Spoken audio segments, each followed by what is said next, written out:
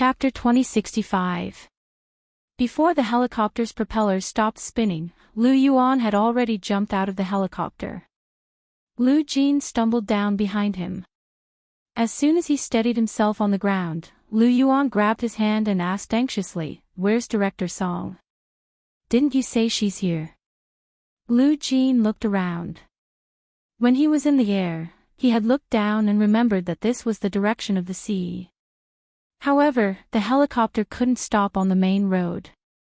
Hu Xiaoheng must have found a flat place near the main road to land, but it was still a distance away from the main road. Lu Jin took out the instrument to check again. He frowned and said, "It's here. Go a little further." Before he could finish speaking, Lu Yuan was already running forward. Lu Jin turned around to look at Hu Xiaoheng, who was walking over from the helicopter, and asked, "How many people did you bring?" Hu Xiaoheng said, "Excluding you and me, there are 4 people." In other words, excluding Gu Nianji, Lu Yuan, Lu Jin, and Hu Xiaoheng himself, there were 4 more people. A total of 8 people. Lu Jin muttered to himself, "Will that not be enough? Do they have a lot of people? Can you think of a way to find their location?"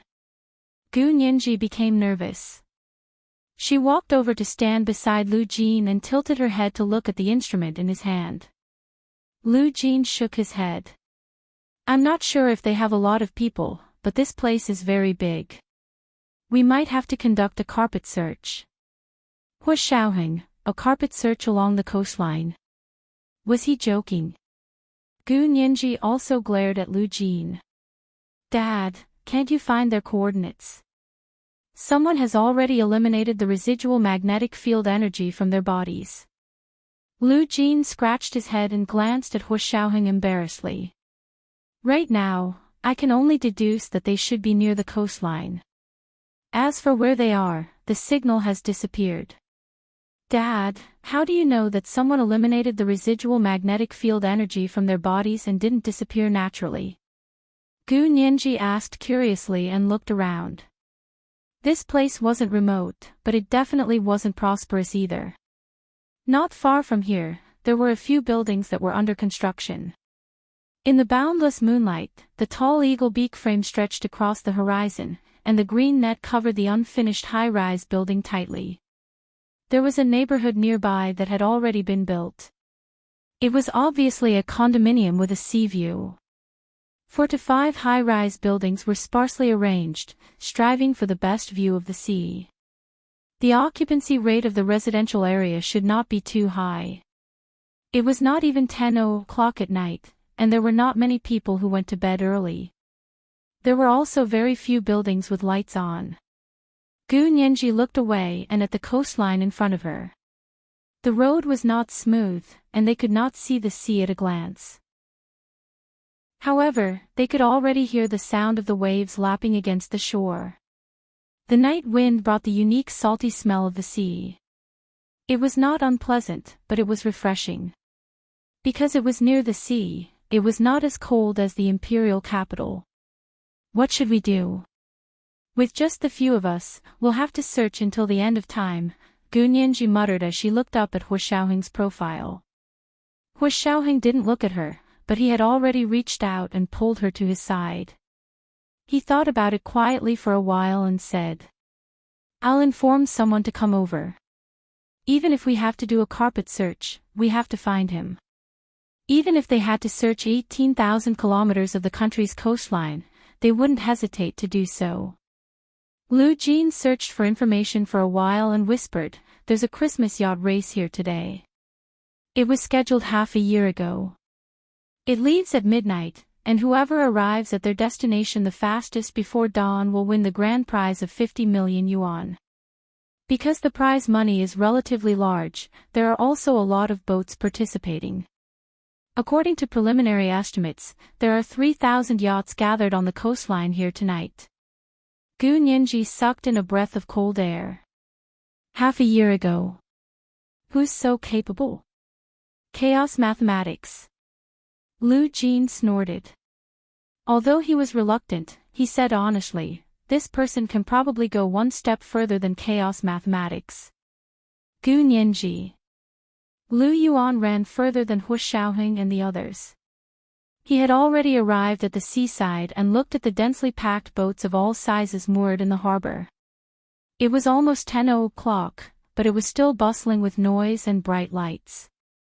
There were many more people than the Seaside View condominium on the shore. His brows furrowed even more. Why were there so many yachts gathered here at this time? According to his intuition, Song Jining should have been taken to one of these boats. But which boat was she on? That was the question. It wasn't impossible to search them one by one, but it would be too eye-catching and alert the enemy. What if the other party got angry and killed Song Jining and threw her body into the sea? Lu Yuan didn't dare to say anything. He took out his phone and sent Lu Jin a text message. Can you find their current coordinates? I'm worried that they've boarded the boat. Lu Jin saw the text message from Lu Yuan and replied helplessly. The residual magnetic field energy has disappeared. The coordinates cannot be correctly determined. Lu Yuan saw it and almost threw his phone into the sea. He stood on the shore and looked at the sparkling dark water. The crescent moon in the sky shone down like a willow leaf. The woman he had been thinking about for more than 30 years was not far from here. Her life and death were unknown, but he couldn't find her. Song Jining's mouth was taped shut by Deputy Director Jia. Her hands were tied behind her back and she was thrown into the cabin of a small yacht. There was another person waiting on the boat. After they boarded the boat, the person scanned them a few times with a handheld scanner. He handed the boat to Deputy Director Jia and got off the boat. Because it was dark, the person was dressed tightly. He wore a hooded sweater, a black mask, and big sunglasses that covered half his face. It was impossible to tell whether he was a man or a woman. Song Jining could tell that Deputy Director Jia was at the end of his tether. He even looked like a bird that was startled by the mere twang of a bow. She wasn't afraid of vicious bad people, but she was afraid of mentally ill people who had lost their minds. Because vicious bad people could still predict their actions, but mentally ill people who had lost their minds could not predict any of their actions. Therefore, Song Jining was very careful to keep quiet and try not to provoke Deputy Director Jia. He had a gun in his hand, and his marksmanship was not good. Song Jining wasn't afraid of being killed, but if she was crippled, she felt that it would be better to die. Song Jining couldn't see the shore. She could only see a row of yachts in front of her. She didn't know if there was anyone on the yachts. Deputy Director Jia was studying the yacht's dashboard in the cockpit with a sullen face. This was a modified yacht. It was much faster than the average yacht. The method of driving was also very simple. After entering the high seas, it could even achieve autopilot. As long as they could enter the high seas, a warship would immediately come to pick them up. Deputy Director Jia looked warily in the direction of the shore. He was sure that those people had not caught up. After entering the sea coordinates that the person gave him into the navigator, Deputy Director Jia set the sailing time. As long as they waited until midnight, thousands of yachts would set off at the same time. By then, even the gods would not be able to find their position. This was the second watch of the day, Chapter 2054, The Fisherman and the Fish, 17. There were 2 watches today. A reminder for the monthly votes and recommendation votes. Chapter 2066. Gu Nianji put her hands to her mouth and rubbed them together. Are you cold? Hu Xiaoheng looked down at her. Why don't you go back to the plane? Gu Nianji shook her head. No need. I want to see if I can help. She turned to ask Lu Jin, who was standing on her other side, Dad, you haven't told me yet. How do you know that the magnetic field energy didn't disappear naturally, but was artificially eliminated? He really touched a sore spot. Lu Jin glared at Gu Nianji. Do you know how long it would take for the magnetic field energy to disappear naturally? If the residual energy disappeared naturally to a place where my instrument couldn't detect it, it would take at least 100 years, if not 1,000. How could it disappear so quickly? Of course, it must have been eliminated by someone. Gu Nianji understood. Just like the half-life of radioactive elements. It's not that powerful. Lu Jin lowered his head and fiddled with his small handheld instrument. But the principle is similar. In short, it suddenly disappeared. It must have been artificially eliminated. Gu Nianji's eyes flashed, and she muttered to herself. In terms of high-energy physics, he's almost the same as the Institute of High-Energy Physics. And he can use chaos mathematics? Isn't this person a genius? Genius? Lu Jin didn't want to admit it, but he had to respect reality. He snorted and said arrogantly, by your standards, of course he's a genius. What he meant was that by his standards, these people weren't geniuses. Gu Nianji's lips twitched. She caught a glimpse of Hua Xiaoheng's serious expression from the corner of her eye, and her heart became even heavier. Song Jining was still in the hands of those people, and according to Lu Jin's analysis, the other party seemed to have some amazing genius. What should she do? Gu Nianji thought about the 7 years she had spent on the internet in this world. Other than Gu Xiangwen, she hadn't heard of any other geniuses. However, Gu Xiangwen was already dead in this world. He was dead. She had seen his body with her own eyes. Thinking of Gu Xiangwen's body in this world, Gu Nianji couldn't help but think of his wife who had died with him. She looked exactly like Qin Yaoguang after plastic surgery. And Qin Yaoguang had plastic surgery based on Qin Suwen's facial bones. Gu Nianji glanced at Lu Jin, and her eyebrows twitched. Hua Xiaoheng stood beside Gu Nianji with his hands behind his back.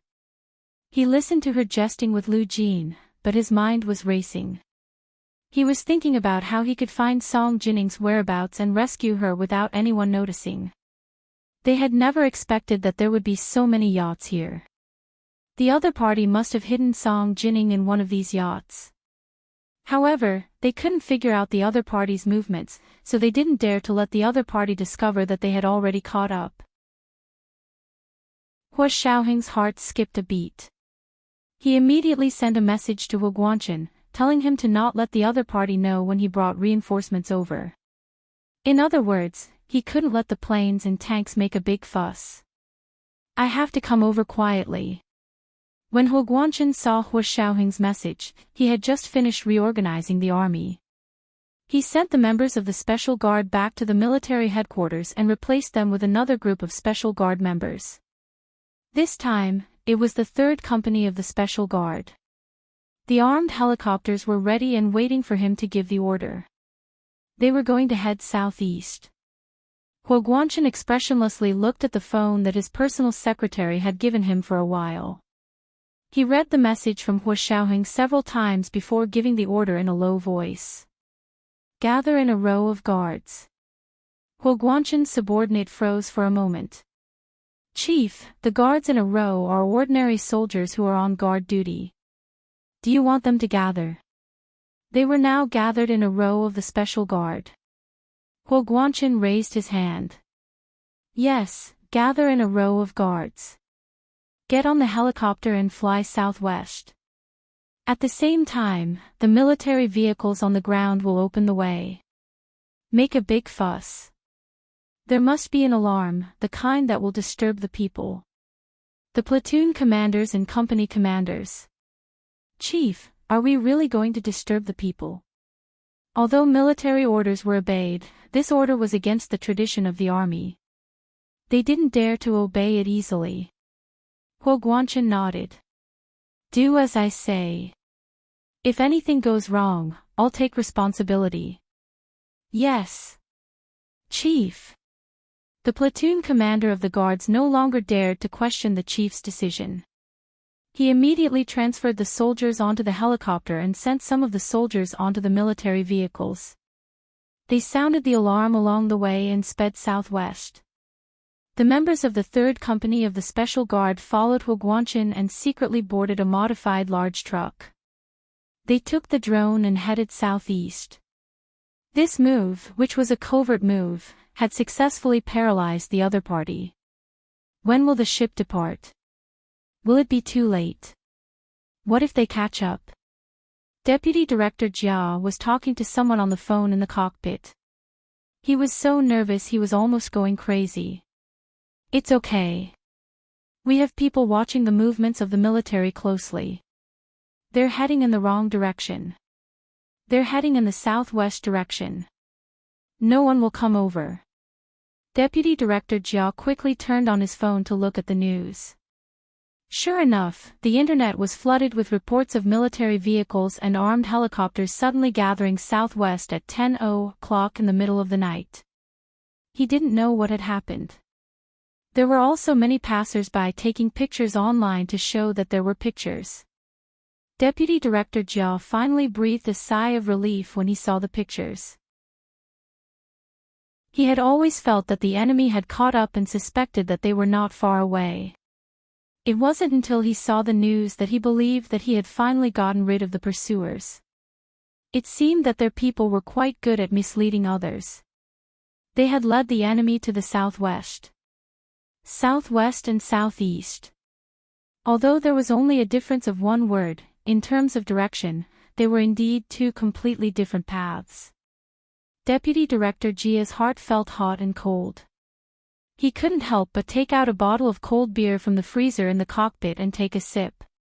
As long as he successfully went out to sea this time, he wouldn't have to worry for the rest of his life. Lu Yuan stood by the beach for a long time before he finally had an idea. He turned back and met up with Hu Xiaoheng, Lu Jin, and Gu Nianji. He said, "Get me a yacht. I want to compete with them."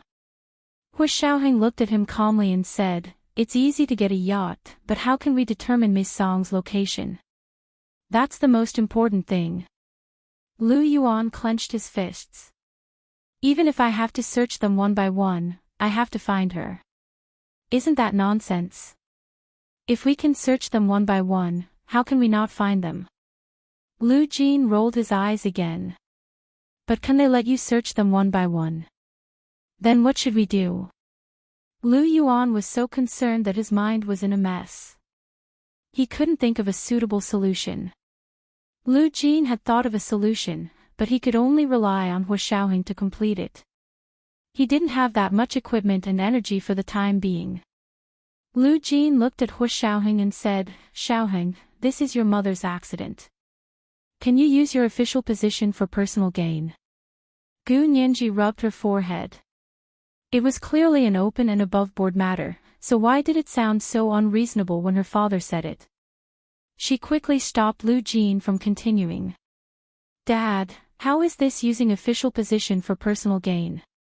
Ms. Song is the director of the Institute of High Energy Physics and the person in charge of the National Key Laboratory. If something happens to her, the country will definitely save her at all costs. Right, Major General Hua?" Hu Xiaoheng nodded. "Yes, as long as we can save people, as long as we can do it, there's no distinction between public and private." "Good." Lu Jin gave him a thumbs up and praised him with a smile. "That's how my son-in-law should be." He liked being flexible and unconstrained in doing things. Gu Nianji, Lu Yuan finally kicked him. "What are you waiting for? Tell me." Hu Xiaoheng blocked Lu Yuan's flying kick in time. Lu Jin dodged to the side and quickly said, "Let Xiaoheng use the weather weapon." Gu Nianji's eyes lit up. She clapped her hands together and said, "That's right. It would be best if the weather weapon could cause a storm on the sea. I dare say that most of the people on these yachts will choose to give up the race and disembark." Lu Yuan also understood and said calmly, "There's no need for them to give up. At that time, the government can step in and announce the rescheduling of the race with the excuse of a storm at sea, and the yachts are not allowed to go out to sea. Then, we can legitimately send people to help everyone evacuate." This is the first chapter for today, chapter 2055, The Fisherman and the Fish, 18. It's 2 o'clock today. At 8:30 p.m. the next night. Let me remind you about monthly votes and recommendation votes. Chapter 2067. Hu Xiaoheng was actually already considering this problem. Uncle Lu's suggestion is very good. I'll ask my superiors for instructions. At the same time, you can also help us see if there are any improvements to our existing weather weapons. As he spoke, he used his Bluetooth headset to connect the phone and called General G. General G's personal secretary immediately went to General G's study after receiving the call. General G was still awake and waiting for news.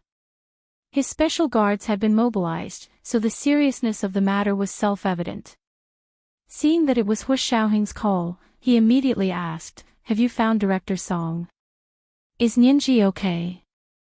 Hu Xiaoheng faced the sea and said in a deep voice, "Nianji is fine, but Director Song's whereabouts are unknown. She's on the thousands of yachts across from me. I want to apply to the military to use the weather weapon." General G was a little troubled and said, "Xiaoheng, the procedures to activate the weather weapon are very cumbersome, and it's not during wartime, when important military targets or leaders' lives are threatened. Xiaoheng, you know better than me that if it's not during wartime, activating the weather weapon does require a complete approval process. This is to prevent people from practicing fraud and endangering the lives of ordinary citizens. Moreover, our country's weather weapons are still immature. If we use them offshore, if we don't control the scale well, it will cause damage to the property of ordinary people. There is a certain risk. Xiaoheng, is there no other way?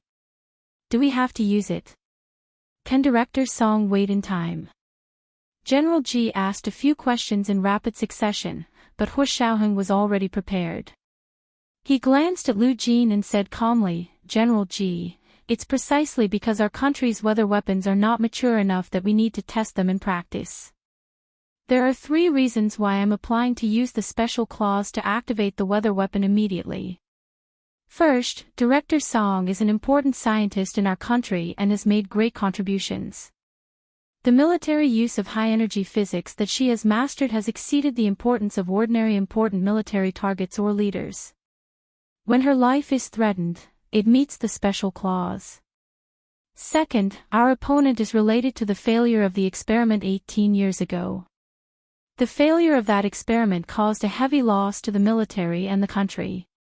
Not only in terms of property, but more importantly, in terms of talent. Our country's most famous high-energy physicist at that time, academician Song Haichuan, the director of the Institute of High-Energy Physics, was sacrificed at that time. At the same time, many outstanding young scientists of that time were sacrificed. It's not an exaggeration to say that their sacrifice caused our country's particle physics research to stagnate for 10 years. Such a huge loss, and now there are signs that it was deliberately done by foreign enemies.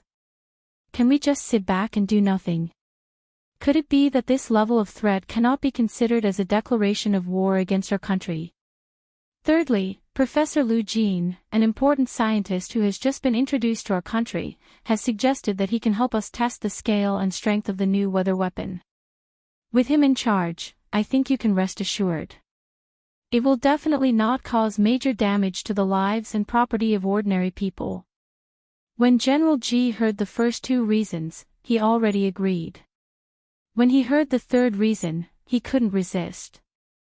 He had only done 2 things in his life. One was to nurture talents for the military, and the other was to create more sophisticated weapons for the country. Talents and weapons were the true weapons of a great nation that could protect its homeland. Do you really have evidence to prove that the failed experiment between the military and the Institute of High-Energy Physics 18 years ago was sabotaged? General G became serious. If this accusation was true, then the investigation that year needed to be restarted.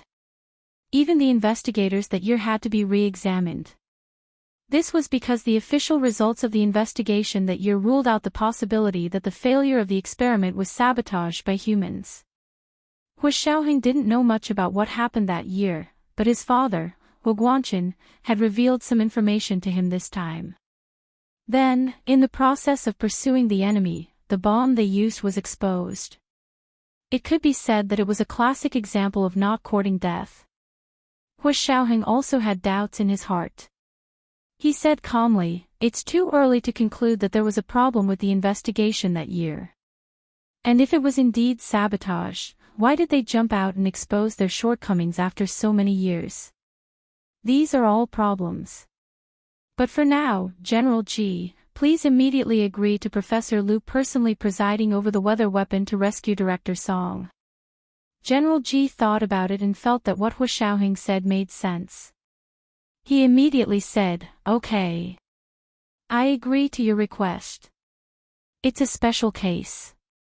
Immediately report the 3 reasons you just mentioned in writing to me.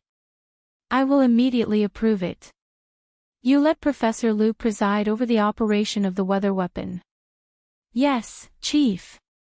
No matter how calm Hu Xiaoheng was, he was still a little happy. He knew that Song Jining would definitely be saved this time. After hanging up the phone, Hu Xiaoheng looked at Lu Jin and Lu Yuan and said seriously, "I've already applied to use the weather weapon. General Ji has agreed, but we need Uncle Lu to personally preside over the operation and evaluate and improve our existing weather weapon. Only then will General Ji have more reason to explain to the people in the military." The military headquarters implemented a collective leadership system. Although General Ji was the head of the Supreme Council, he couldn't cover the truth with one hand. Lu Yuan immediately said to Lu Jin, "Lu Jin, please help us." He was worried that Lu Jin would suddenly act up and make a fuss. Lu Jin snorted. "In your eyes, am I such an unreasonable person?" Hu Xiaoheng, Lu Yuan, and Gu Nianji didn't say anything, but their eyes said the same thing. "You are, childish."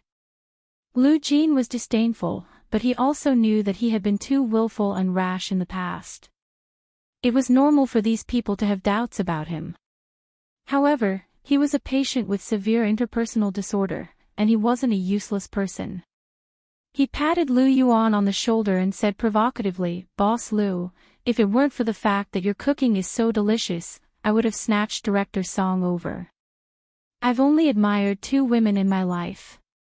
One is Nianji's biological mother. She's no longer around, and the other is Director Song.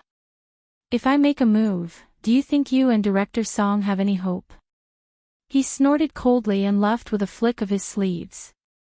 Gu Nianji was dumbfounded. She stomped her feet and quickly chased after him in an attempt to change the topic. She deliberately said coquettishly, "Dad. Where do you put me, then? What happened to me being your favorite girl?" Lu Jin turned to look at her, took her hand, and scratched her straight nose. He deliberately scolded her with a straight face, "What nonsense are you talking about? You're my girl, so of course you're number 1 in my heart. How can you be compared to the woman I admire? To them, I might have feelings for a man and a woman, but to you, I only have feelings for a father and a daughter. How can they be compared? It's just like how some women are brainless and insist on comparing themselves to their daughter-in-law. What do you mean by getting married and forgetting your mother? How brainless. If your son's feelings for his daughter-in-law are the same as his feelings for his mother, then it's disgusting. Let me tell you." The corners of Gu Nianji's mouth twitched from the reprimand, but she calmed down as she held Lu Jin's broad and warm palm. Just as she was about to continue persuading him, she didn't expect Lu Yuan to follow her. Without hesitation, he said to Lu Jin, "As long as you can save Director Song, I'll quit immediately and fulfill your wish. As long as she can come back safely, I'll leave this place immediately and never see her again." This was today's second update, Chapter 2056, The Fisherman and the Fish, 19. There were 2 updates today. Remind me of the monthly votes and recommendation votes. Chapter 2068. Lu Jin was so shocked by Lu Yuan's words that he stumbled and almost fell to the ground. Gu Nianji quickly supported him.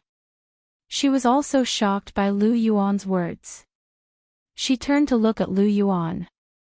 Everything was dark in the dark night sky, but under the hazy moonlight under the navy blue sky by the sea, she could see Lu Yuan's slightly red eyes. She didn't know that a man who almost never showed his true emotions on his face would have such a painful and enduring expression. This expression was too infectious. In that instant, Gu Nianji seemed to have seen this man's entire life. In his entire life, he had hidden all his personal emotions, love and pain, joy and anger, regret and hatred deep in his heart. What appeared in front of everyone had always been peace, cheerfulness, and perseverance and faith that he would not be discouraged no matter what desperate situation he was in. It was also because of this that when she unintentionally sensed this man's emotions, Gu Nianji knew that this man had reached his limit. He couldn't continue to be reserved, and he couldn't continue to be calm. He was like a volcano that was burning inside. Although the magma hadn't erupted yet, the surface of the ground had already begun to loosen. Not only was Gu Nianji shocked by his expression, but even Lu Jin, who liked to joke at the most inopportune times, froze. After a long while, he pointed at Lu Yuan's nose and said, "Are you stupid? Can't you tell if what I said just now was true or not? Would I like another woman? Do you think your director's song is a treasure that everyone wants?" Lu Yuan closed his eyes. "No matter what you say, as long as you save her." Lu Jin was so angry that his nose was crooked. "Boss Lu, you're trying to anger me to death. Not only are you trying to anger me to death, but you're also trying to anger me to death so that I won't have the face to see Nianji's mother. There's no one else in my heart. There's never been anyone else. Boss Lu, you like Ms. Song so much that you can't even push her away. No wonder Ms. Song didn't like you back then. You deserve it." Gu Nianji closed her eyes and screamed, "Dad!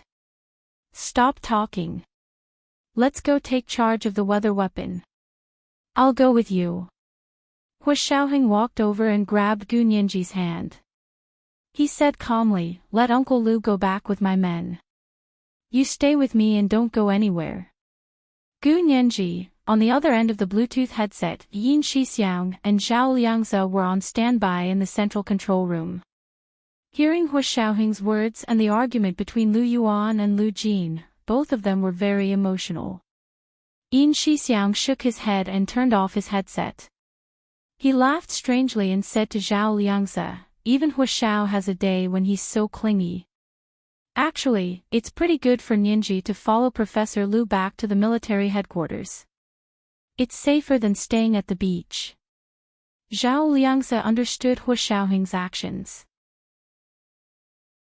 He looked down at the screen in front of him and said dryly, "You haven't lost the person you love the most, so you don't understand Hua Xiao's mentality." After a pause, he said very quietly, "But I understand.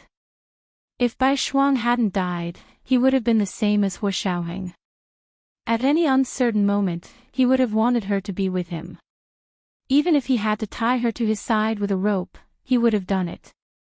Yin Shixiang's heart skipped a beat. He knew that he had stepped on Zhao Liangze's sore spot and felt very guilty. He immediately turned on his headset and pretended to be working hard. He said loudly to Hua Xiaoheng on the other end of the headset, "Hua Xiao, I'll go to the airport to pick up Professor Lu right away and send him to the military headquarters." Hua Xiaoheng held Gu Nianji's hand tightly and said, "I was just about to look for you. Go to the airport to pick him up immediately, then personally send Professor Lu to the military headquarters and bring him back personally. No matter where Professor Lu goes, you have to follow him closely. You can't miss anything. I won't take any chances." "Yes, Chief." Yin Shixiang quickly stood up and saluted. Even though Hu Xiaoheng wasn't by his side, when he gave orders in a deep voice, there was always an indescribable pressure. Even across mountains and rivers, people couldn't help but obey. Lu Yuan looked at Lu Jin anxiously and said sincerely again. Please. Lu Jin sighed and patted Lu Yuan on the shoulder. You win. Boss Lu, promise me one thing, and I'll go save Director Song. Say it. No matter what it is, I'll agree. Lu Yuan let go of all his caution and slyness. If I can't do it, I'll give my life to you. The corners of Lu Jin's mouth twitched. Boss Lu, why would I want your life? I want you to promise me that when Miss Song is rescued, as long as you propose to her, I'll preside over the weather weapon. Lu Yuan, do you agree or not? If you don't agree, then forget it. She has nothing to do with you anyway, so why should I save her? Lu Jin simply crossed his arms and looked up at the starry sky. Lu Yuan understood what Lu Jin meant. He was both touched and nervous. He nodded cautiously again. I promise you, as long as she returns safely this time, I'll definitely propose immediately. That's more like it. Remember it well.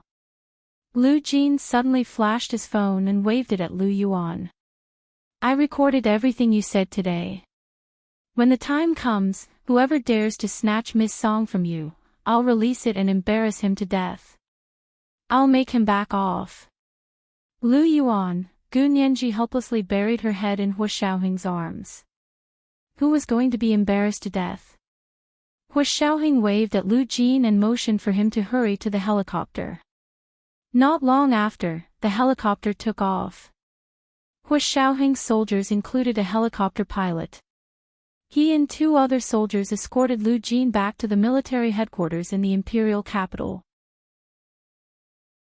At the temporary airport at the military headquarters, Yin Shixiang was waiting for him with the field personnel of the Special Operations Forces. As soon as Lu Jin got off the plane, Yin Shixiang immediately reported to Hu Xiaoheng. Target A has reached its destination. End of report. Hu Xiaoheng, Gu Nianji, and Lu Jin had already brought the rest of the soldiers to a place where they could see the coastline. The place was brightly lit, and more than 1,000 yachts were lined up in a row at the port. The yachts were all decorated with Christmas lights. The lights were shining, and there were many people getting on and off. The entire dock was even more lively than during the day. They quietly arrived here and didn't attract any attention at all. However, they didn't blend into the crowd at the dock. Instead, they found an open and leeward place to hide. They waited for the wind to blow and for reinforcements to arrive. At that moment, Huo Guanchen's 3rd company of the Special Guards had arrived not far from here in a modified truck. Lu Jin got off the helicopter and was taken into a bulletproof car by Yin Shixiang. They drove towards the center of the military headquarters. The windows of the car were very dark, and Lu Jin couldn't see the road outside. Only the driver in the front row could control the direction through his special eyes. Lu Jin only knew that the car made many turns and finally drove deeper and deeper underground. After the car stopped, he got out of the car and saw that he was indeed standing in front of an underground building that looked like a bomb shelter. The door was as tall as 2 people and extremely heavy. It was wrapped in a thick layer of cowhide and there were all kinds of defensive materials inside. Even a hydrogen bomb would find it difficult to blow it up, let alone a normal nuclear bomb. This was probably the most important wartime military command base in the entire Huaxia Empire. Lu Jin's expression was a little strange. He had seen the same place in the other world, but that was before he had fallen out with Yi Qingjian. Yi Qingjian had taken him there to see it, and at the same time, he had asked him to help test their weather weapon. Standing in front of almost the same place, Lu Jin couldn't help but ask Yin Shixiang. Who built this place? Yin Shixiang whispered, it said that this was one of the military projects that the military worked with the Institute of High Energy Physics back then. Lu Jin suddenly understood. It seemed that the failed experiment 18 years ago wasn't the only project that the military had worked with the Institute of High Energy Physics. The gate of the base quietly opened, and Yin Shixiang and Lu Jin walked in together. The other members of the Special Operations Forces didn't have the authority to enter, so they could only stand guard outside the door. After entering, Lu Jin was directly brought to a black oak door by the staff here. On the door, there were two protruding English words stamped in gold: weather. Warfare. This was the most mysterious weather weapon control room in any country. This was the first update of the day, Chapter 2057, The Fisherman and the Fish, 20. It was the third watch today. The second watch was 1:00 in the afternoon, and the third watch was 8:30 in the evening. They were all big chapters with rewards and updates. Because they owed too much, they could only pay it back with big chapters. Remind me of the monthly votes and recommendation votes. Chapter 2069. Yin Shixiang followed behind Lu Jin and walked in. The black oak door behind them immediately closed, separating the inside and outside of the room into two different worlds. Yin Shixiang could be considered someone who had seen the world. The central control room at the headquarters of the Special Operations Forces was also one of the most confidential places in the Empire's military, but compared to this place, it seemed to be lacking something. This should be a hall, but at first glance, it looked like a library. There were many bookshelves densely packed together. However, what was on the bookshelves were not books, but computer mainframes. Perhaps they weren't mainframes, but computer mainframes. Yin Shixiang wasn't sure what these things were called. It was as if he had walked into the basement of a supercomputer center and was surrounded by computers everywhere.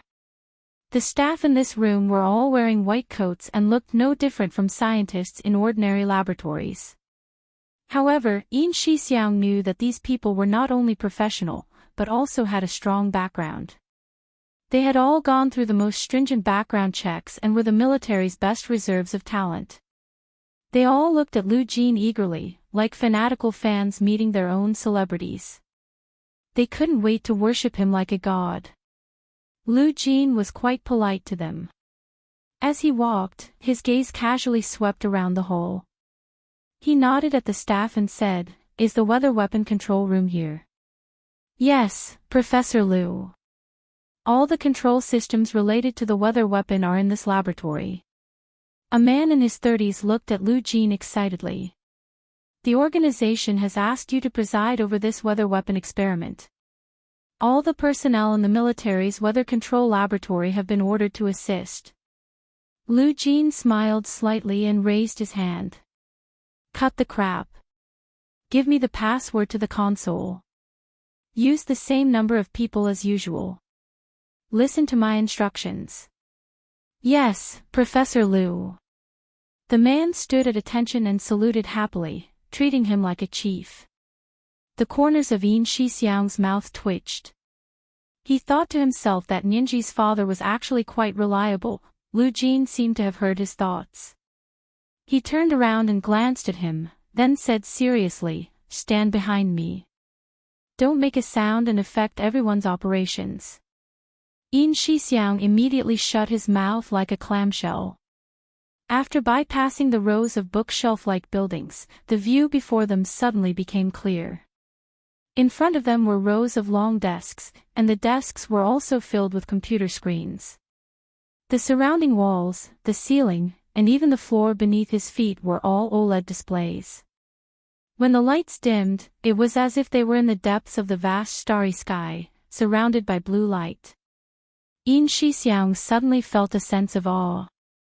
Lu Jin said with a sigh, "Weather weapon." From the name, you can tell that it's man-made manipulation of the weather for military purposes. Actually, we have long been able to control the weather in a small area. The most common methods are sprinkling dry ice and rain, artificially dispersing clouds and fog, and even controlling lightning. There's also a thermobaric bomb that can be used in actual combat. It uses high temperature and high pressure to quickly consume the oxygen around a semi-enclosed target. It's especially useful for attacking targets in caves or tunnels.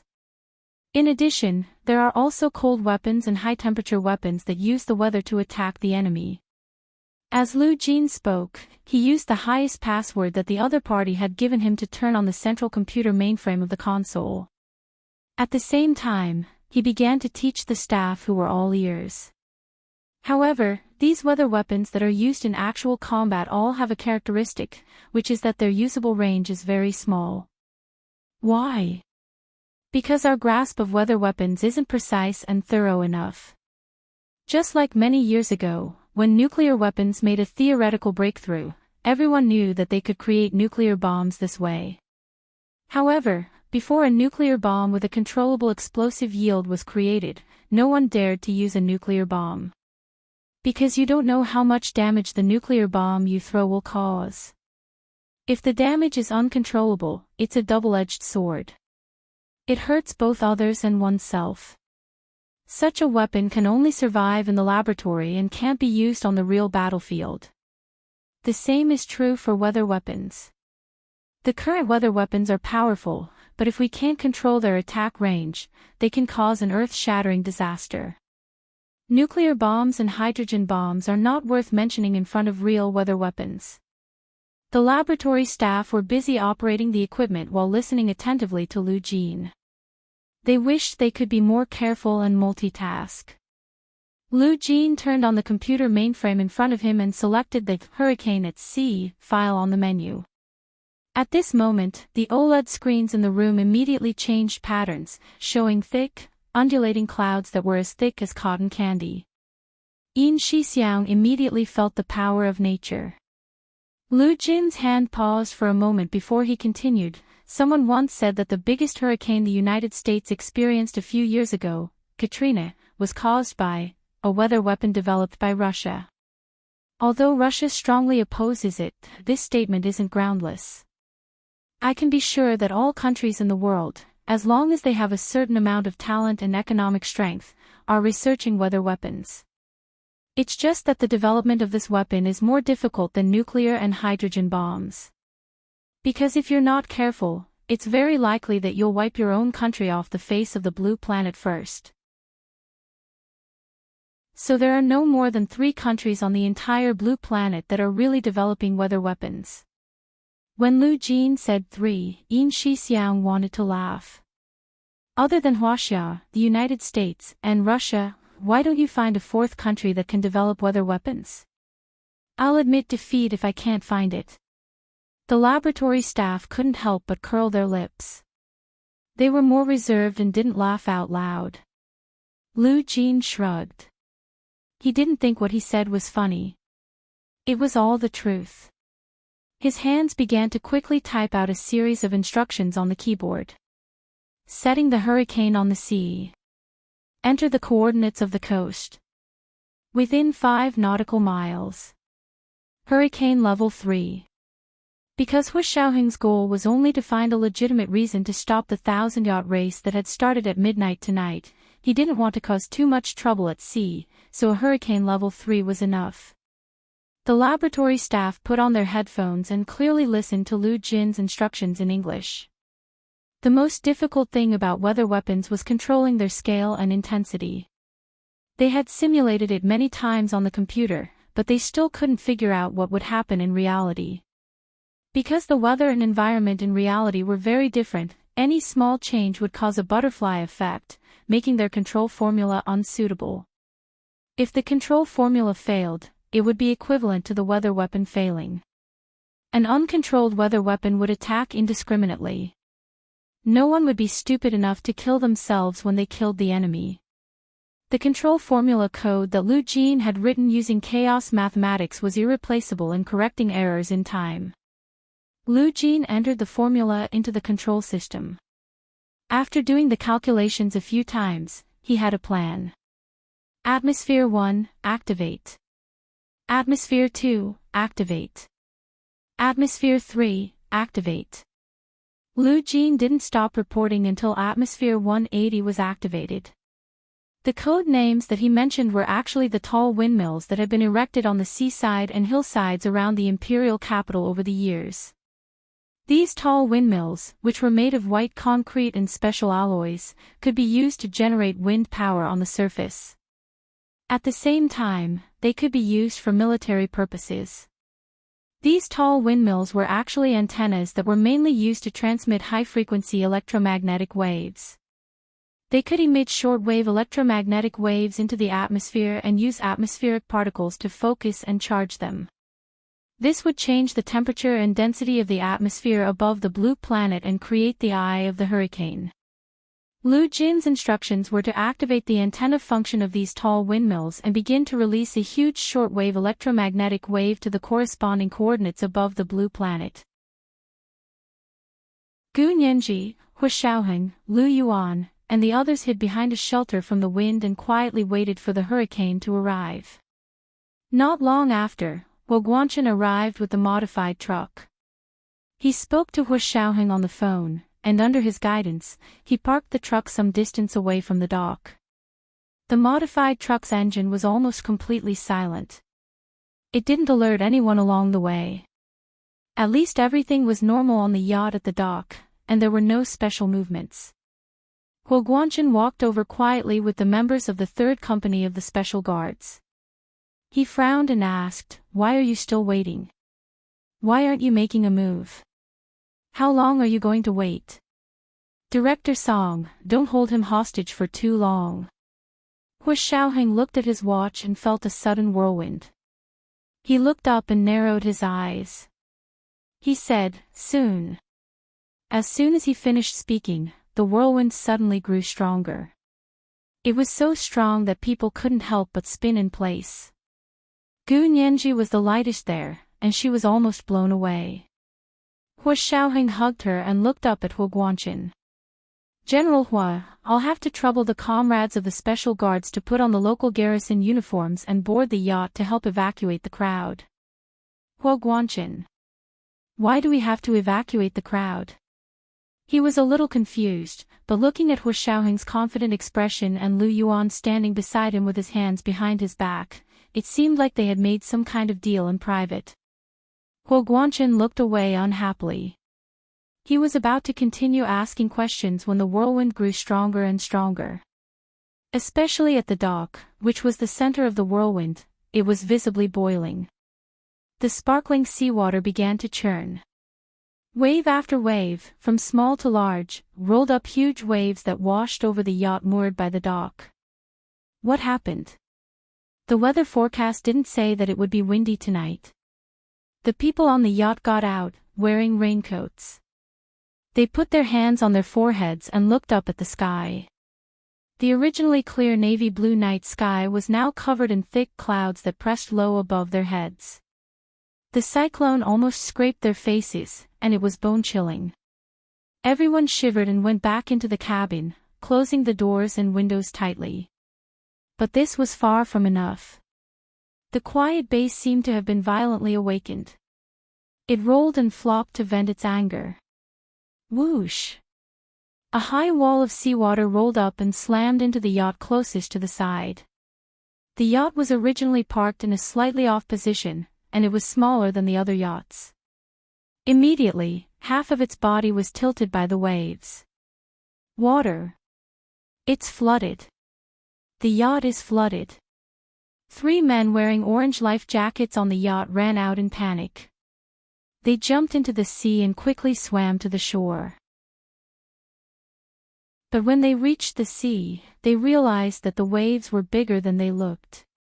The tumbling whirlpool on the sea almost squeezed their internal organs out. A few members of the sea guards jumped down from somewhere and dragged the 3 of them ashore. After they got ashore, heavy rain fell from the sky. This time, the rain was a little strange. It was not like the usual rain, which started with small raindrops and then turned into a downpour. This time, it started with a rainstorm. It was as if the sky had been smashed by a waterfall. The rain poured down, heavy and urgent. The wind howled, the rain was heavy, and the seawater was rolling. When the sky was angry, it was really chilling. Many people hid in the yacht to check the weather on their phones. It turned out that there had suddenly been a hurricane in this area of the sea. It was said that the cold current from Siberia had merged with the tropical clouds from the south and north. The cold and heat collided, causing the hurricane on the sea. Immediately after, the local government began to issue an emergency notice, asking everyone in the hurricane area to evacuate. Because it was said that the hurricane this time would last for a longer time, and the intensity would increase. For the sake of the people's lives, the local government decided to send out military soldiers for disaster relief. Huo Guangchen finally understood Hu Xiaoheng's intentions. He smiled slightly, and the deep wrinkles at the corners of his eyes curved. They were strangely similar to Lu Yuan's. "General Hua, it's your turn now." Hu Xiaoheng had been wearing a Bluetooth headset to keep in touch with Zhao Liangze. He and Gu Nianji were both wearing raincoats and stood by the side of the truck to take shelter from the rain. Huo Guangchen nodded. "I'll bring the soldiers of the 3rd Company of the Special Guards with me." Lu Yuan immediately said, "I'll go too." Huo Guangchen glanced at him. He wanted to refuse, but Hu Xiaoheng said, "President Lu knows the situation over there better. He's seen the kidnappers with his own eyes." Huo Guangchen pursed his lips. "Then let's go together." In the storm, a neat group of people trotted to the dock. A soldier in a black raincoat and holding a yellow megaphone shouted at the yachts, "Ladies and gentlemen, please disembark immediately. Please disembark immediately. Level 3 hurricane warning. It's very likely to be upgraded to level 4. For the sake of your safety, please disembark immediately. Our troops will send you back to the city in a military vehicle." He stood at the top of the dock and repeatedly used the yellow megaphone to shout loudly in the wind and rain. Huo Guangchen quickly boarded the yachts with the members of the 3rd Company of the Special Guards. As they evacuated the crowd, they searched for traces of Song Jining. Deputy Director Jia had been restless since the wind and rain started to blow on the sea. They were only an hour away from setting off, but suddenly, something went wrong. He picked up his phone and contacted his own people.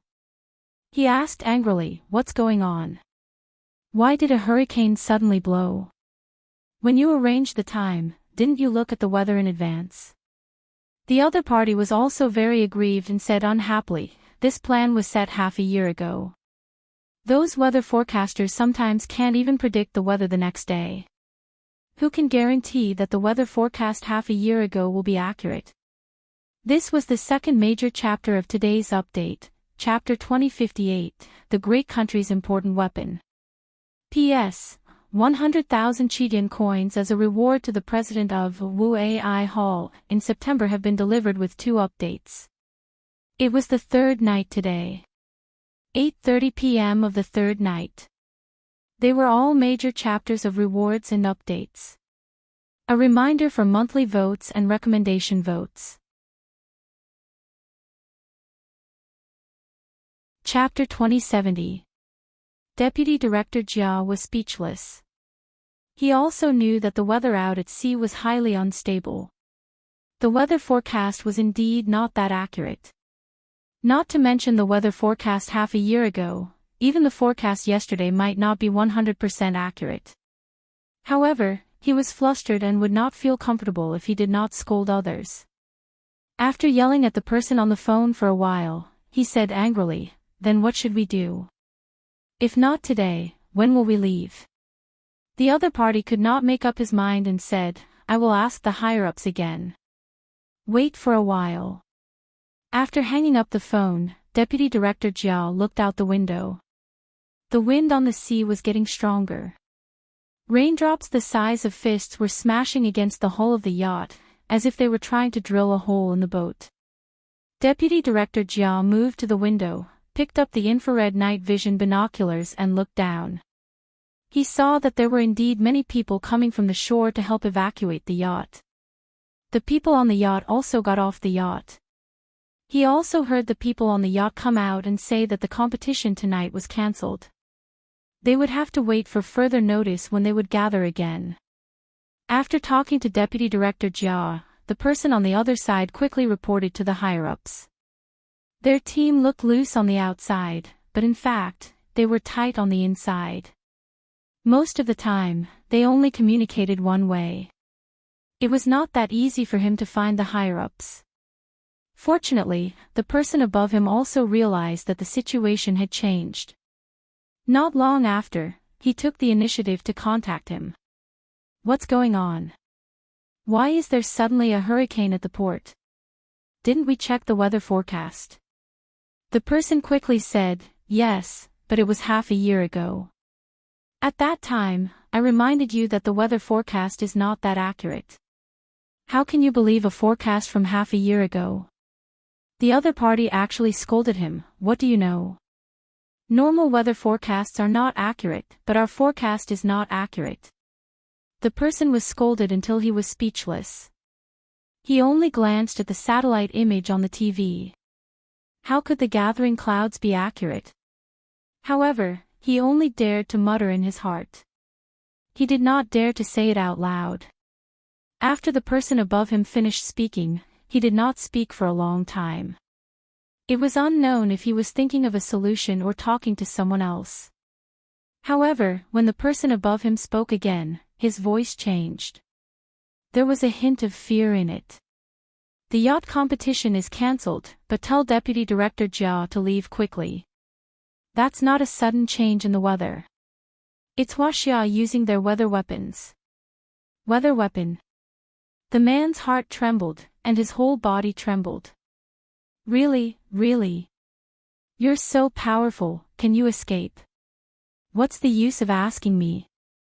Hurry up and let him go. Don't wait. They were coming for him. But don't worry, the weather weapon is not so easy to control, so the boss's analysis is that it will only be near the sea. If it goes further, it should not be so powerful. I didn't expect that the director of the Institute of High Energy Physics could make Huaxia want him to stay at all costs. The person above him had a ferocious look on his face. Boss, you're the best. You've chosen a good target. After hanging up, the man immediately called Deputy Director Jia and said anxiously, you better leave. This was not an ordinary hurricane, but a weather weapon. The warship is still in international waters. Don't disembark. Leave now while they don't dare to act rashly. Deputy Director Jia immediately understood. He was angry, afraid, and terrified.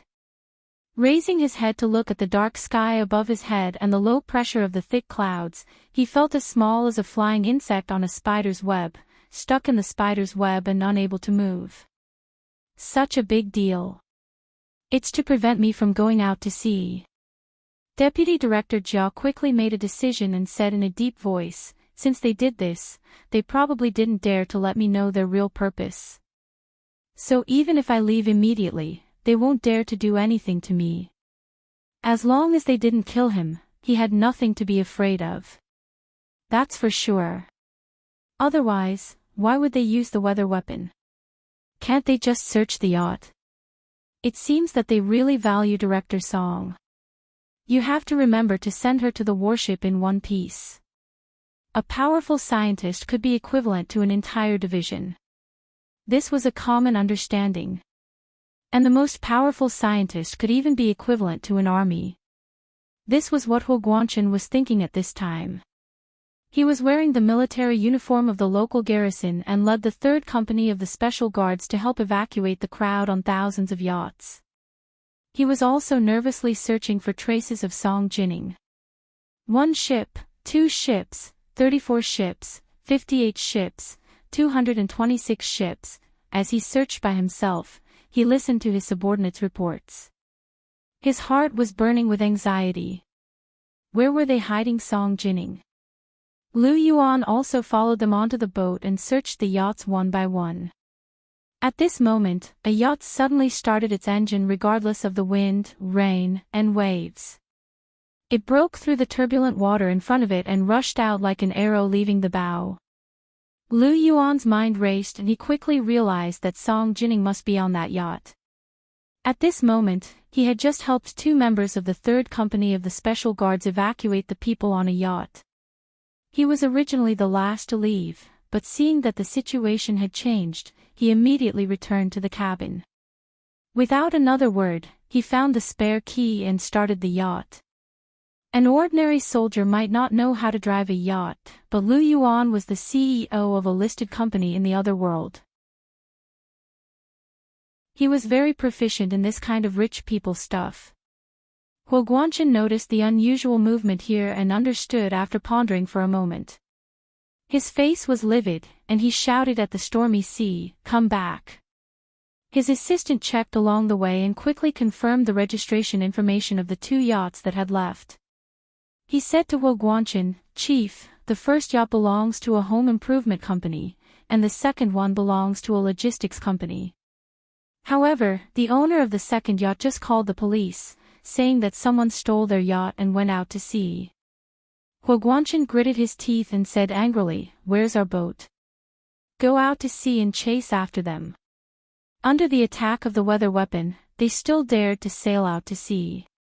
It seemed that not only had the other party figured out the truth of the sudden hurricane this time, but they were also fearless. They were certain that they couldn't directly control the weather weapon to make them suffer. Hua Xiaoheng held his binoculars and looked out at the stormy sea. He also saw the 2 yachts suddenly sail out one after another. Huo Guanchen's request for the military to send out military ships to chase after them was sent to Hua Xiaoheng. He calmly expressed his objection, "No, sending out military ships to chase after them will confirm the other party's guess.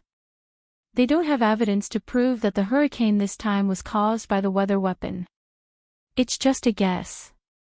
We can't give the other party an opportunity." Huo Guanchen almost stomped his feet when he found out. "So what if it's true? We're not afraid of them." Chief, General Ji said that weather weapons are internationally known as weapons of mass destruction and are prohibited by many international conventions. Although we haven't joined any international conventions that restrict the use of weather weapons, we still have to show compliance on the surface. If we fall out now, we can't maintain a tacit understanding. It will make the country very passive internationally. Huo Guanchen was so angry that he threw away the Bluetooth headset and shouted, "I don't want to listen to this nonsense. If they don't send a warship, I'll do it myself." As he spoke, he rushed to one of the yachts and started sailing. Unfortunately, there were too many people around him. When they saw that the chief was confused, they rushed up without hesitation and forcibly pulled Huo Guanchen away from the cockpit. When he returned to Hua Xiaoheng's side, Huo Guanchen said with a cold expression, "Xiaoheng, that's your biological mother. You're just going to sit back and do nothing. If it was her, would you still be so calm?" Huo Guanchen pouted at Gu Nianji. Hua Xiaoheng frowned and said unhappily, "Miss Song is Miss Song, and Nianji is Nianji. How can these 2 be mentioned in the same sentence? General Hua is too tired today, so he's talking nonsense. Why can't they be mentioned in the same sentence? One is your mother, and the other is your fiancé. Can't they be compared?" Huo Guanchen's heart was burning with anxiety, but he could only force Hua Xiaoheng to speak up. "Of course not." Hua Xiaoheng recalled what Lu Jin had just said and didn't know whether to laugh or cry.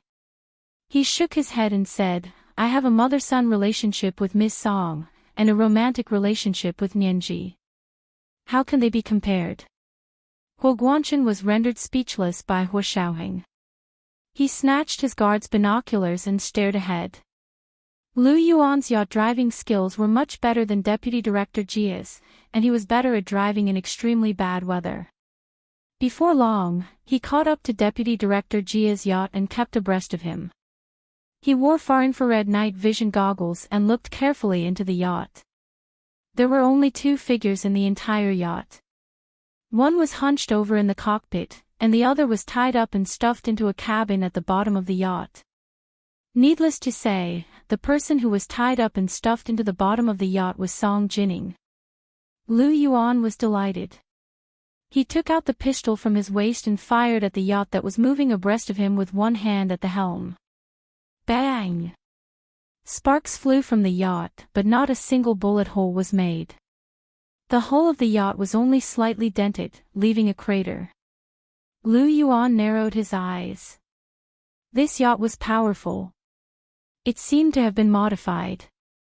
Otherwise, how could it be bulletproof? This also showed that the enemy had been scheming and had already made thorough preparations. Lu Yuan held the rudder and gritted his teeth. He suddenly turned the rudder and slammed it into Deputy Director Jia's yacht. Deputy Director Jia's yacht driving skills were very average to begin with, and he didn't have actual combat training like Lu Yuan's. In addition, the weather was not good. It was already good enough that he could drive so far. How could he withstand being hit by other yachts? With the collision, his entire body fell into the cabin. The entire yacht instantly lost its direction and spun around a whirlpool on the sea. Lu Yuan panicked when he saw this. He didn't expect the other party to be so useless. The yacht was about to capsize after just one collision. He steeled his heart and drove the yacht into the whirlpool on the sea. The two white yachts chased each other in the ink-black whirlpool on the sea. After the yacht in front lost control for a while, it actually slowly kept up with the rhythm of the whirlpool. The situation of the yacht chasing behind wasn't much better. It had to try its best to control it so that it wouldn't be brought deeper into the sea by the whirlpool. Lu Yuan couldn't possibly keep chasing behind the yacht in front of him. He set his yacht to automatic driving and then came to the deck. The seawater in front of him had become a funnel that was crazily pouring in. He stood at the edge of the funnel, carrying the yacht's spare grappling rope on his back. His eyes were bright as he looked at the back side of the yacht in front of him. Clang! He suddenly reached out and threw the grappling rope in his hand, which happened to catch the white railing on the back side of the yacht in front of him.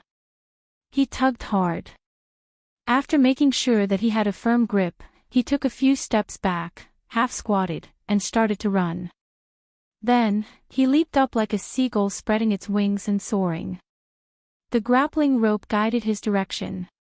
He passed through the waves in the wind and rain and landed on the back side of the yacht in front of him with a bang. Lu Yuan rolled forward on the spot to remove the inertia of the impact. He crawled on the deck of the yacht and moved forward. Only then did Deputy Director Jia stand up from the ground and quickly grab the rudder to start the yacht. At that moment, he realized that someone was already piloting the yacht remotely. He put on his headphones and heard the person above him say anxiously, "Don't worry about the yacht. We've already got someone to take over. Hurry up and keep an eye on Song Jining. Don't let anything go wrong." Deputy Director Jia heaved a sigh of relief, then said angrily, "Since you can drive it remotely, why didn't you do it earlier? I'm not an expert. What are you complaining about? Who knew that you'd be so useless?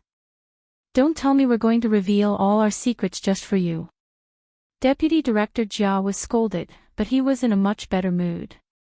He knew that he should be saved. The organization he had joined was said to be led by high-tech and very powerful. After leaving the cockpit, he walked towards the spiral staircase that led to the bottom of the yacht and went all the way down. At that moment, Lu Yuan had just found the spiral staircase. He looked around and found that Deputy Director Jia was not in the cockpit. The cockpit was empty. Lu Yuan's heart skipped a beat. He immediately realized that Deputy Director Jia might want to perish together with Song Jining. Without hesitation, he chased after him from the spiral staircase. In the bottom cabin of the yacht, Deputy Director Jia's face was flushed red. He picked up Song Jining, who was tied up, from the ground and pointed a gun at her head. He smiled sinisterly and said, "We're about to go out. We have nothing to do now. Either we die or we live, and you, only death awaits. How about it? Before you die, have some fun with me. You won't be resentful when you die." Song Jining pursed her lips and said, "You touched me. I'll probably vomit all the way to my death. You're still so stubborn. Deputy Director Jia's face darkened from Song Jinning's mockery. He smashed the butt of his gun at her. Song Jinning tilted her head. Her face wasn't hit, but her shoulder was hit hard and didn't feel good either. How dare you dodge? Deputy Director Jia grabbed her hair and pulled it back. Song Jinning was forced to raise her head, which happened to be aimed at the middle of Deputy Director Jia's body. Ugh! Song Jinning did as she said and vomited. Deputy Director Jia flew into a rage out of humiliation. He was about to use force when he suddenly heard footsteps behind him. He suddenly shrank his neck and quickly turned behind Song Jinning. He used her as a shield and pointed the gun at her head. He looked up just in time to see the door being kicked open and someone barging in. This is the third chapter of today's update, Chapter 2059. P.S. The second 100,000 Chidian coins awarded to the leader of Wu AI Hall in September has been sent with 2 updates. It's the third update today. A reminder for monthly votes and recommendation votes. Chapter 2071. Song Jinning had a gun pointed at her temple, and the back of her neck was tightly gripped by Deputy Director Jia. She had no choice but to raise her head. When Lu Yuan rushed in, this was what he saw. He felt his mind buzz, and he almost couldn't maintain the expression on his face. Deputy Director Jia looked at the person who rushed in. He was dripping wet and looked very disheveled. He was not wearing the military uniform of the local garrison. He immediately raised his hand and shot, but unfortunately, he missed. He could only shout awkwardly, "Who are you? What are you doing on our yacht?" Lu Yuan forced himself to calm down as his mind raced. He thought to himself that there were clearly only 2 people on the yacht, and both of them were in the lower cabin, but the yacht was moving normally now, which meant that someone was remotely controlling the yacht. Since even the yacht could be remotely controlled, then this modified yacht must have surveillance cameras everywhere. Perhaps someone was watching everything that was happening here. In a flash, Lu Yuan gave up on his plan to end the battle quickly and deliberately said frivolously, "What can I do? I like the woman you brought up. Can we make a deal? Give her to me." Song Jinning stared at the man in front of her with wide eyes, her heart pounding. At first, she didn't recognize who this person was. It wasn't until this person spoke that she realized it was Lu Yuan. It seemed like he had disguised himself. She had long felt the strong wind and waves outside, and the yacht was shaking violently. However, she didn't think in any other direction.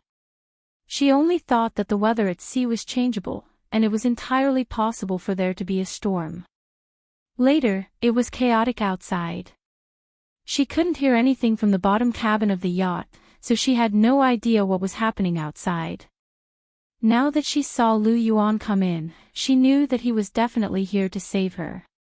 She silently shut her mouth, but her pair of perfectly shaped willow leaf eyes stared at Lu Yuan without blinking.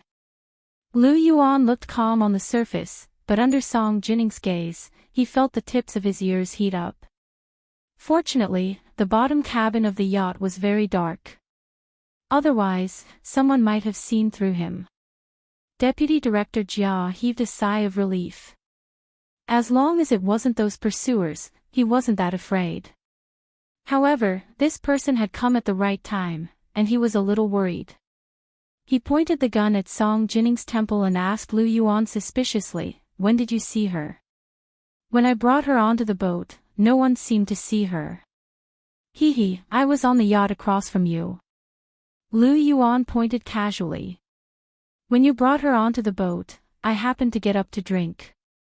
I saw her through the window." As he spoke, he revealed an incomparably covetous expression. "I've never seen such a beautiful woman before." "You're so lucky. Where did you kidnap her from?" "I've never seen such a beautiful woman before." Deputy Director Jia saw that she was not a good person. And of Lu Yuan of Lu of family. Deputy Director Jia was relieved when he saw that this person wasn't a good person. He was afraid that those passers-by with a strong sense of justice would want to play the hero and save the damsel in distress. He still had to kill another person. Deputy Director Jia rolled his eyes and said, "That's none of your business." Lu, Jia said, of, Lu. Hi, and, God, to Lu of, kid of, he of Wei. Lu, Hua, and of, Luo of Wang of Huatu. Lu, to of Lu, T Lu of man, T Lu, T with, of Lu, to longer.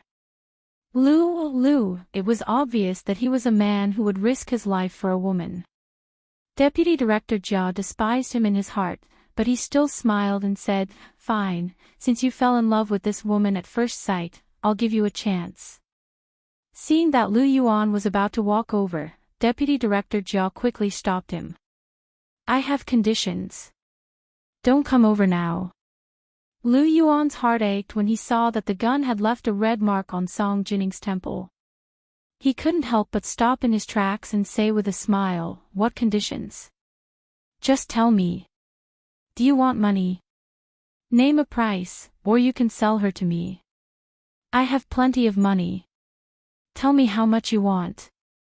Deputy Director Jia chuckled and touched Song Jinning's face. He said, "How many of such peerless beauties have you seen in your life? You're still asking for a price. This is a rare resource that can't be bought with money. Do you think I'll sell it to you?" Lu Yuan revealed a greedy expression. He took 2 steps forward and said, "Even if you don't sell it, you can at least retail it, right? How much do you want? I'll transfer it to you right away." Deputy Director Jia was the most greedy person. He thought for a few seconds and was about to offer a price when someone suddenly spoke from the Bluetooth headset he was wearing. "This person's background is fishy. Let's stabilize him first, then bring Song Jinning into the motorboat. Give him this yacht and let him be the scapegoat." Deputy Director Jia's heart skipped a beat, but he still had a smile on his face. He tightened his grip on Song Jinning's neck. Song Jinning was caught off guard and let out a soft hiss. Lu Yuan didn't have time to defend himself, and his eyes couldn't help but reveal a pained expression. Deputy Director Jia immediately understood that this was a fake. This person was here to kill him. Deputy Director Jia's hands were unsteady. He grinned sinisterly and pulled Song Jinning up to block in front of him. As he retreated, he said slowly, "Where do you want to do it? Why don't I do it first, and then you do it? Just transfer me 10 million in cash to my bank account." As he spoke, he gave his bank account number. Lu Yuan looked at Deputy Director Jia speechlessly. He thought to himself that this guy was really greedy. He gave out his bank account number so casually. He took out his phone from his trouser pocket and said with a smile, 10 million just once. Aren't you being too ruthless? How about 1 million? Okay. 1 million it is. Deputy Director Jia said readily. At the same time, he kicked back with one foot, and a door suddenly opened behind him.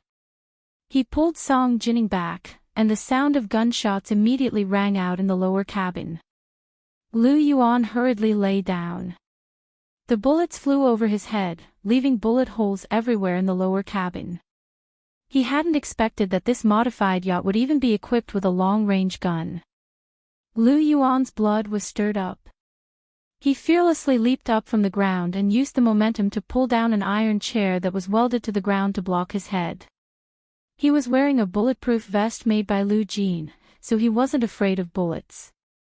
However, he didn't wear a hat on his head, so he could only rely on the small iron chair to block his head. But in this 3-minute delay, when he kicked open the small door that Deputy Director Jia had taken Song Jinning to hide in, he found that they were already gone. If he continued forward, he would reach the opposite deck. There were a few small motorized lifeboats hanging on the edge of the deck, one of which was already missing. When he turned back, the deck of the previous room had been broken by a long-range gun, and seawater was pouring in. Lu Yuan made up his mind and rushed up to untie a motorboat. He used a special key to start it and quickly went out into the sea. The sea was still stormy, and the rain was so dense that it was hard to open one's eyes. It was dark again, and visibility was almost zero. Lu Yuan put on his far-infrared night vision goggles and finally saw a motorboat speeding not far ahead. He held the motorboat with both hands and turned the engine to the maximum. He raced a snow-white waterway on the sea at night and chased after it without a care for anything else. Behind him, Guanchen quickly caught up with the military's motorboat team. This was the first update of the day, Chapter 2060, The Rooster Crows Incessantly. It was still the third watch today. The second watch was 1:00 in the afternoon, and the third watch was 8:30 in the evening. They were all big chapters with rewards and updates. Because they owed too much, they could only pay it back with big chapters. Remind me of the monthly votes and recommendation votes. Chapter 2072. Lu Yuan received a message from his Bluetooth headset and knew that Guanchen had brought the motorboat fleet over. This was a good thing, because the more people there were, the better the ability to deal with all kinds of possible situations. From the modified yacht, he could tell that the person behind Deputy Director Jia was very powerful. To be able to remotely control a yacht and an automatic rifle, the other party's forces were not to be underestimated. He was worried that there would be more powerful obstacles waiting for him and Song Jining. However, he was also very anxious. He was worried that if Deputy Director Jia found out about such a big scene, he would go all out and kill him. Therefore, after thinking about it, he decided to catch up with Deputy Director Jia, divert his attention, and delay as much time as possible, so that the motorboat team could have a chance to capture all the people behind Deputy Director Jia. Having made up his mind, Lu Yuan drove the motorboat to its maximum speed. It was almost flying on the sea, creating a long mist that blocked his line of sight. In fact, after leaving the modified yacht, it was difficult for Deputy Director Jia to contact his superiors. Because the yacht had been modified and had a radio signal receiver, they could command and control it remotely. But now that he came out of the yacht, he was only driving a motorboat, and he was getting closer and closer to the high seas. The network signal was already very weak. This was also China's territorial waters, so the people behind Deputy Director Jia did not dare to use satellites to contact him. Therefore, their connection was intermittent, which made Deputy Director Jia very anxious. He kept shouting, "Hey! Hey! Can you hear me? Can you hear me? Where is the warship? Which country is this warship from? I can hear you, speak slowly, the warships are temporarily unable to approach." The other party's words came out of the earpiece in fragments. "What do you mean we can't get close for now? I'm about to reach the international waters." Deputy Director Jia looked at the distance displayed on the motorboat and was extremely excited. As long as he reached the high seas, he would be able to shake off the person chasing after him. He was sure that the person who had broken into the yacht was most likely a plainclothes policeman. Song Jining was still tightly bound by him, and even her mouth was gagged. She was tied to the motorboat and stood behind Deputy Director Jia, acting as a shield for him again. If someone fired from behind, she would be the first to be hit. Song Jining kept turning back, but the wind and rain were so heavy that she couldn't even open her eyes. How could she see what was happening behind her through the dense rain? She was almost in despair when she suddenly felt the sea become even more turbulent. There was even a rumbling sound behind her, which was completely different from the sound of the heavy rain. Song Jining turned back again. This time, she finally saw it clearly. It was Lu Yuan who was chasing after her in the motorboat. Just like how Moses led his people out of the Red Sea, he opened a channel in the Dark Sea. Deputy Director Jia also heard the rumbling sound coming from behind. His hands almost couldn't hold the motorboat. He was not very proficient, so he could only use the autopilot function to drive. He was that he jinxing, so he that the speed of Jia increased, and Shin. To Lu. That he was to Lu, he. Lu Yuan's eyes were bloodshot. He crouched on the motorboat again and crashed into it from the back. Lu. He. With. I'm taking this peerless beauty away. Lu Yuan no longer hesitated.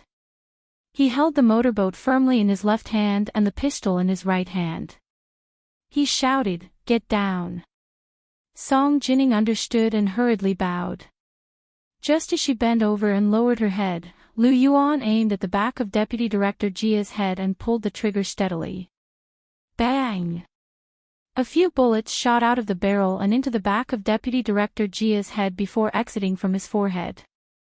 Deputy Director Jia stared at the shadow of the warship in front of him, screamed, and rolled off the motorboat into the sea. The motorboat that he and Song Jining were on suddenly turned upside down in the sea like a headless fly. Song Jining was tied up, and her whole body flipped over in the cold sea with the motorboat. Lu Yuan plunged into the sea and quickly swam to the side of the overturned motorboat. He took a military knife and untied Song Jining from the bindings. After being tied up for a few hours, Song Jining's hands and feet were numb. As soon as the rope loosened, she sank into the water. Lu Yuan quickly grabbed her arm and pulled her up, hugging her tightly in his arms. Although the sea in winter hadn't frozen, it was still much colder than usual. Song Jining's lips were black from the cold. Her teeth chattered as she stammered. "Are you okay?" Lu Yuan lifted her out of the water and swam to the side of his motorboat. Just as he was about to put her on, drones the size of eagles suddenly flew over from the high seas. They were remotely controlled. They stepped closely on the high seas line and descended from the sky. They started shooting at Song Jining and Lu Yuan. Lu Yuan hurriedly pulled Song Jining down, and the two of them sank into the sea together. The sound of bullets entering the water could be heard above their heads, creating a large splash. Lu Yuan held Song Jining in his arms and swam underwater. He circled around the motorboat and swam to the other side to hide. The two of them held their breath in the sea for a long time. Lu Yuan could still hold on, but Song Jining couldn't. She was almost suffocating. Lu Yuan felt Song Jining's body in his arms getting heavier and heavier, and his heart tightened. With the sudden light from the sea above his head, he saw that Song Jining's face was purple. It turned out that she was short of oxygen. He lowered his eyes. In the deep blue sea, she looked at him with a smile. She didn't say anything, nor did she complain. It was as beautiful as a dream. However, her hand gradually loosened, and her smile gradually blurred. Even her clear eyes were about to close. Lu Yuan pursed his lips, slowly lowered his head, and leaned towards Song Jining. Just as he was about to reach her lips, Lu Yuan said hoarsely, "It's an emergency." Then, he kissed her lips. Her lips were even more beautiful than he had imagined.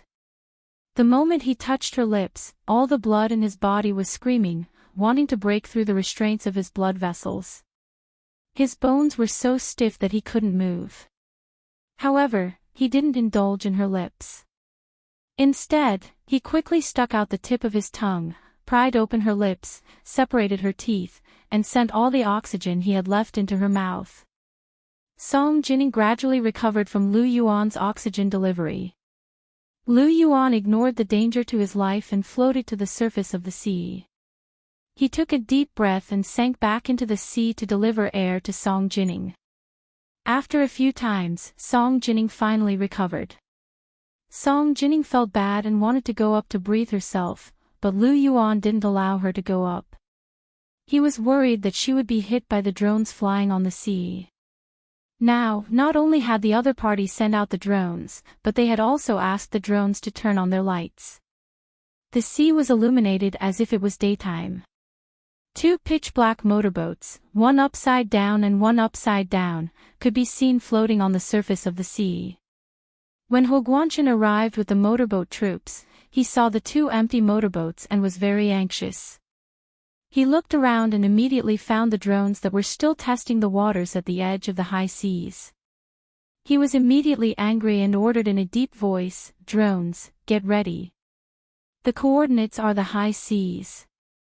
He reported the coordinates of the waters where the drones were located on the high seas, even including the warships not far away. Anyway, nothing that happened on the high seas was illegal, so Huguanshan didn't care. He wouldn't fight with the other party on the high seas. He was used to attacking directly, and it was best if he hit the other party's nest. Not long after, the drones Huaxiaoheng sent swarmed over.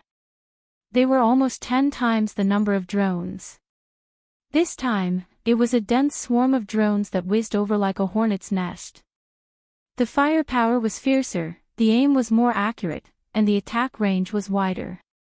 Soon, the other party's drones hovering near the high seas were all shot down by the drone swarm sent by Huaxiaoheng. He even deliberately let go of a few drones and then drove his own drone army to chase the other party's warships. When the other party's warships saw that the Huaxia Empire military didn't tolerate it and actually attacked in one go, they immediately panicked. They quickly set sail on the sea, turned into an extremely large S-shaped waterway, and fled in panic. The other party fled too quickly. The drones commanded by Huaxiaoheng only had time to drop a few small bombs around their waterway, causing a splash. This made the other party think that they were really going to fight, so they didn't dare to fight. Huguanshan led the motorboat troops to fire warning shots at the border between the high seas and the Huaxia Empire's exclusive economic zone to supervise the other party's departure. After the other party had completely evacuated, Lu Yuan brought Song Jining to the surface. Huguanshan saw them at a glance and quickly sent someone to fish them out of the sea.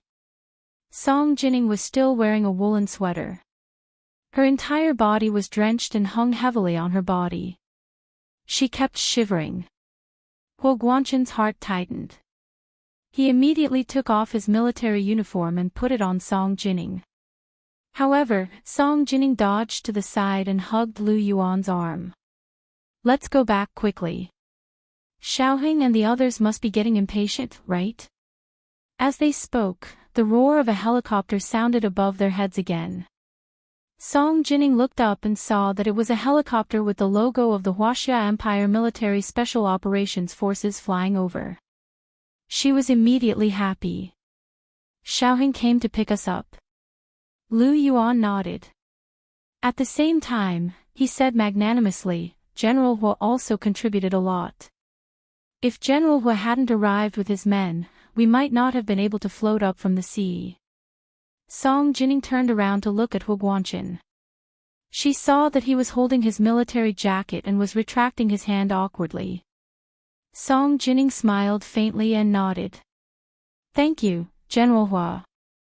If it weren't for you, I wouldn't have ended up like this."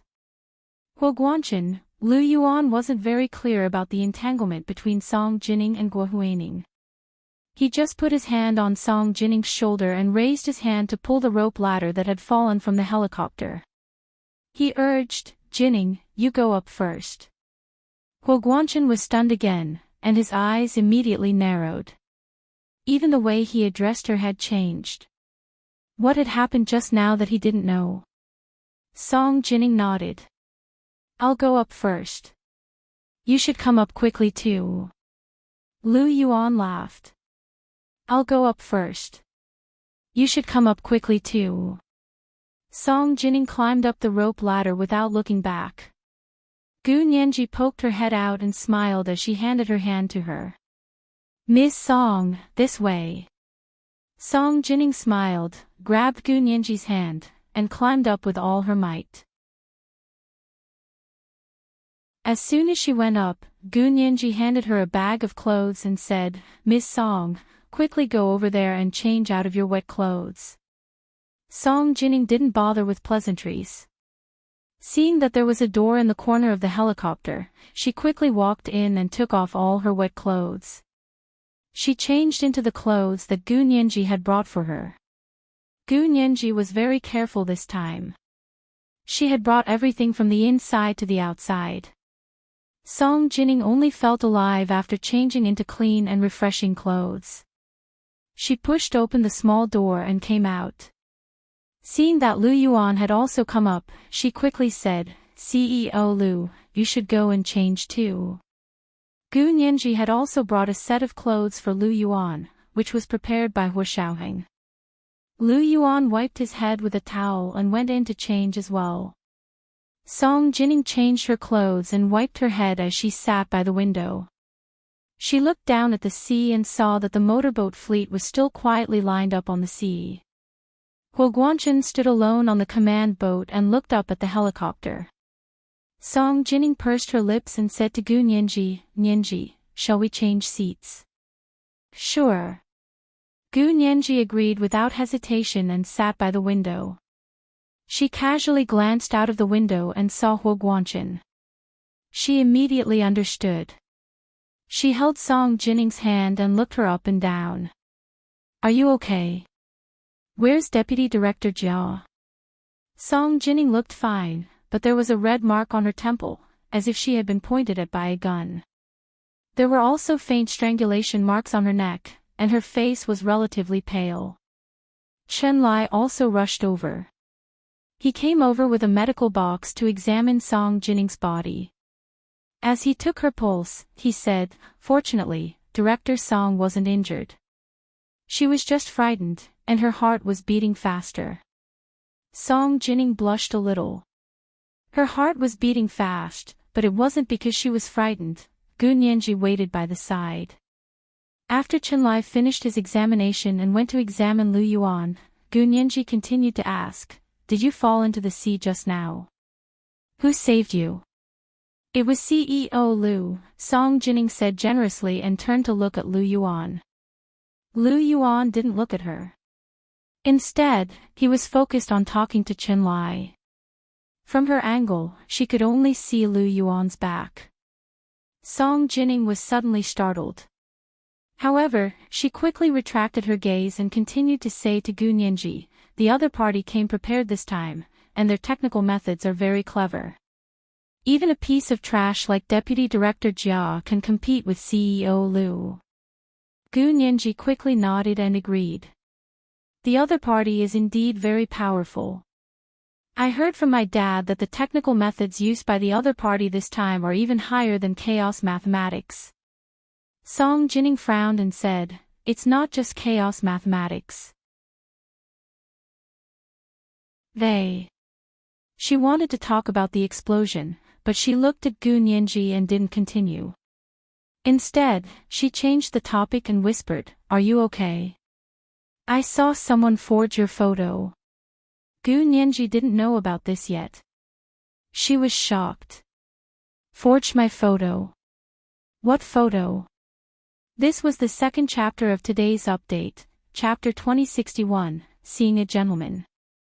P.S. The third 100,000 Chidian coins as a reward to the president of Wu AI Hall in September has been delivered with 2 updates. It was the third watch today. 8:30 p.m. on the third watch. They were all big chapters of rewards and updates. A reminder for monthly votes and recommendation votes.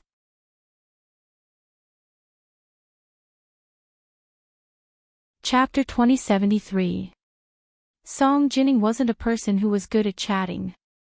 Seeing Gu Nianji's shocked expression, she wanted to shut up again. However, Gu Nianji could hear the hidden meaning in her words and wouldn't let her off so easily. "Miss Song, why were you captured by them?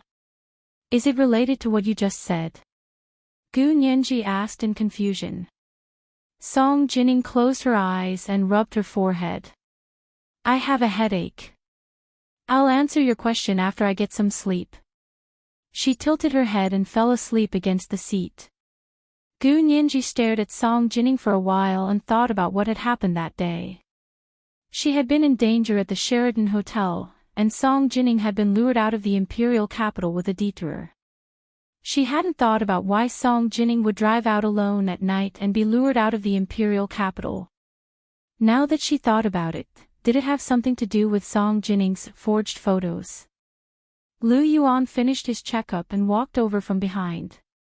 He sat on the other side of the aisle next to Song Jining. Chen Lai sat behind him with the medicine box.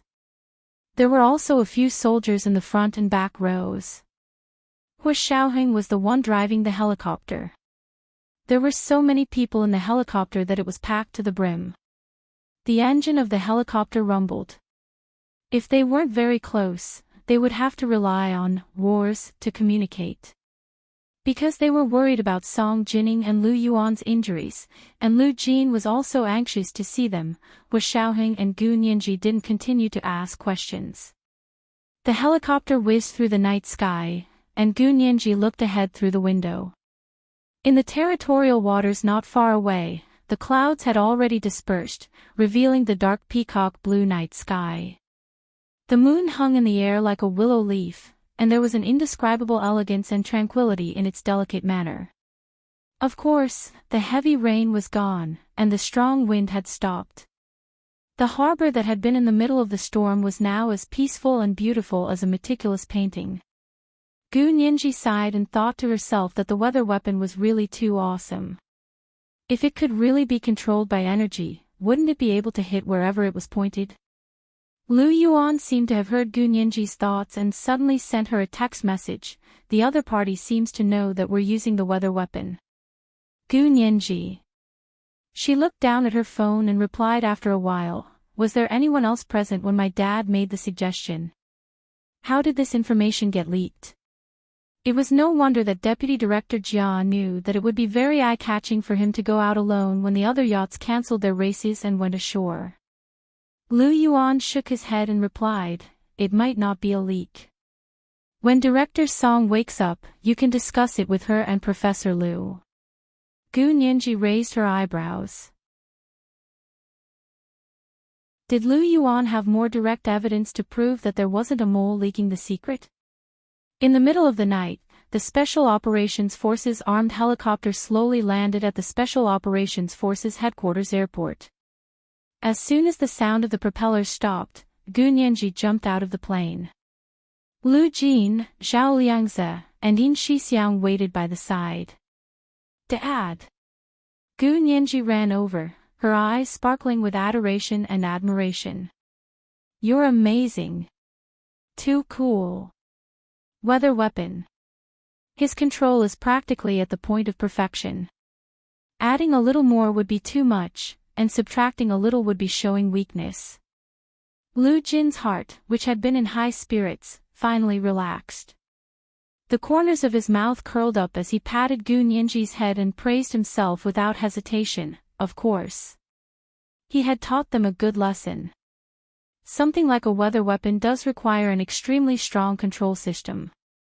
Their hardware equipment is not bad, but the software system is too poor. I casually changed it for them. Although it's not as perfect as I thought, it's already much better than the weather weapons of the other countries on Blue Planet. Lu Yuan walked over at this moment. When he heard Lu Jin boast shamelessly about himself, the corners of his lips twitched and he said lightly. Maybe it was because you changed so perfectly that you attracted the attention of those people. Gu Nianji blinked. Only then did she understand what Lu Yuan meant by, it might not be a leak. Lu Jin had always been stubborn, especially when it came to scientific research. He immediately said, Boss Lu, what do you mean? Is it wrong to be too perfect? Dad, let's go back and talk. You're not going to argue with President Lu here, are you? Gu Nianji glanced around and hugged Lu Yuan's arm. Lu Jin snorted. Let's go back and talk. I'm not afraid of him. As they spoke, Song Jining also came over. When she saw Lu Jin, her eyes lit up like Gu Nianji's. She said, Professor Lu, are you here to pick up Nianji? At the airport of the headquarters of the Special Operations Forces, the bright street lamps shone silver light. The surrounding night was even darker, but it was as bright as day here. Lu Jin looked at her, then at Lu Yuan, who acted as if nothing had happened, except that the tips of his ears were a little red. He sneered and said, "Boss Lu, what did you promise me? Do you want me to show you the evidence?" Lu Yuan, he quickly glanced at Song Jining and said to Lu Jin, "We'll talk when we get back. This is the airport." "Ha, don't even think about going back on your word." Lu Jin snorted. Yin Shixiang had followed Lu Jin all the way from sending him to the weather weapon control room in the courtyard of the military headquarters, to returning from there, and then to the airport here. He had never left Lu Jin's side. Zhao Liangzi had received the news from Hu Shaoheng, so he had brought his men over to welcome them. The last to get out of the helicopter were Hu Shaoheng and Chen Lai. One was tall and the other short, the other fat and the other thin, but they were surprisingly harmonious. "What are you standing here for? Let's go to my place." Hu Shaoheng strode over and held Gu Nianji's hand. Gu Nianji had no choice but to jog to keep up and was pulled to the car next to her by Hu Shaoheng. It was Hu Shaoheng's private car, and the driver was his chauffeur, Fan Jian. After Gu Nianji sat in the car, she wanted to talk about what had happened tonight, especially the forged photos that Song Jining had just mentioned. However, when she saw that Fan Jian and Zhao Liangzi were still in the front passenger seat, she swallowed her words and greeted them with a smile. "Brother Zhe, I'm so sorry to disturb your sleep so late." However, there was no hint of embarrassment in her tone. "Do you have times when you're embarrassed?" Zhao Liangzi laughed and turned to look at her. He looked at her carefully and nodded. "Fortunately, you're not injured." "I'm not only not injured, I didn't fall into a trap at all." Gu Nianji beamed with joy as she crossed her arms and leaned against the back seat. She chatted with Zhao Liangzi and waited for Hu Shaoheng to get into the car. She looked at Fan Jian and greeted him with a smile. Fan Jian was acquainted with her, so he turned back with a smile. "Hello, Miss Gu." Gu Nianji continued to make conversation. She leaned forward and clung to the front seat. She asked curiously, "Fan Jian, that's an interesting name. I've been curious about it for a long time. Why did your parents give you that name?" Fan Jian immediately understood what Gu Nianji meant. He huffed and puffed for a long time before saying, "I changed my name, but it's better than my old name." This was a changed name. What kind of weird name was it before? Gu Nianji's eyebrows nearly shot up. Zhao Liangzi's shoulders shook with laughter. Gu Nianji turned to look at him. "Brother Zhe, do you know about it?" "A lot of people know about it. It's not like it's something shameful." Fan Jian laughed at himself. "My dad's surname is Fan, and my mom's surname is Hao. They used to name me Fan Jian Hao." Gu Nianji was speechless. In that case, the name Fan Jian was better, although not by much. Gu Nianji patted his seat sympathetically. "Little Fan has a hard time." The people in the car chatted and laughed until Hu Shaoheng opened the car door and got in. Gu Nianji didn't see Lu Jin follow her, so she quickly asked, "Where's my dad?" "Professor Lu wants to be in the same car as President Lu and Ms. Song. He said he has something to ask," Hu Shaoheng said with a smile as he sat down beside Gu Nianji. This was the third update of the day, Chapter 2062, Cloudbeard is not happy. P.S. Sent to the leader of Wu AI Hall, the leader of September Shing. It was the third update today. Remind me about the monthly votes and recommendation votes.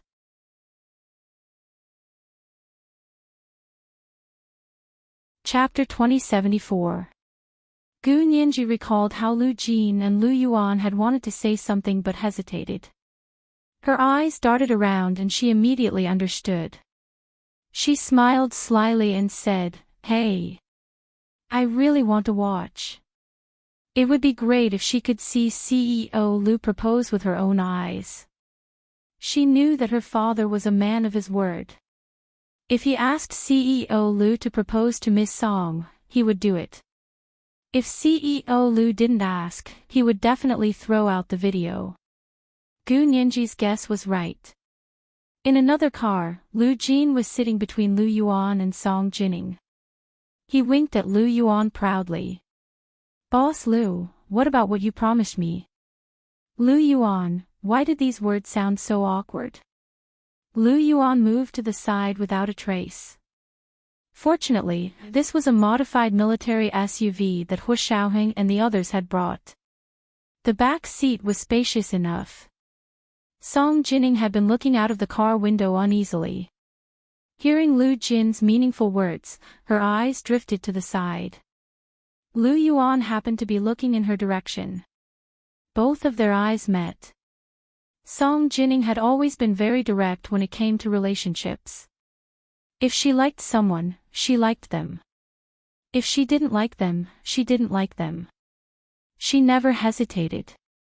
However, Lu Yuan's eyes were too deep, and his emotions were extremely restrained.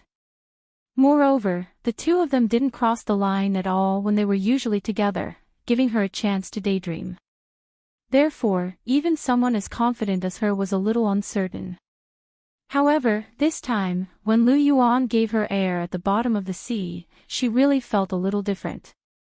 However, she still couldn't make up her mind whether this difference was because she was overthinking or because artificial respiration was done like this.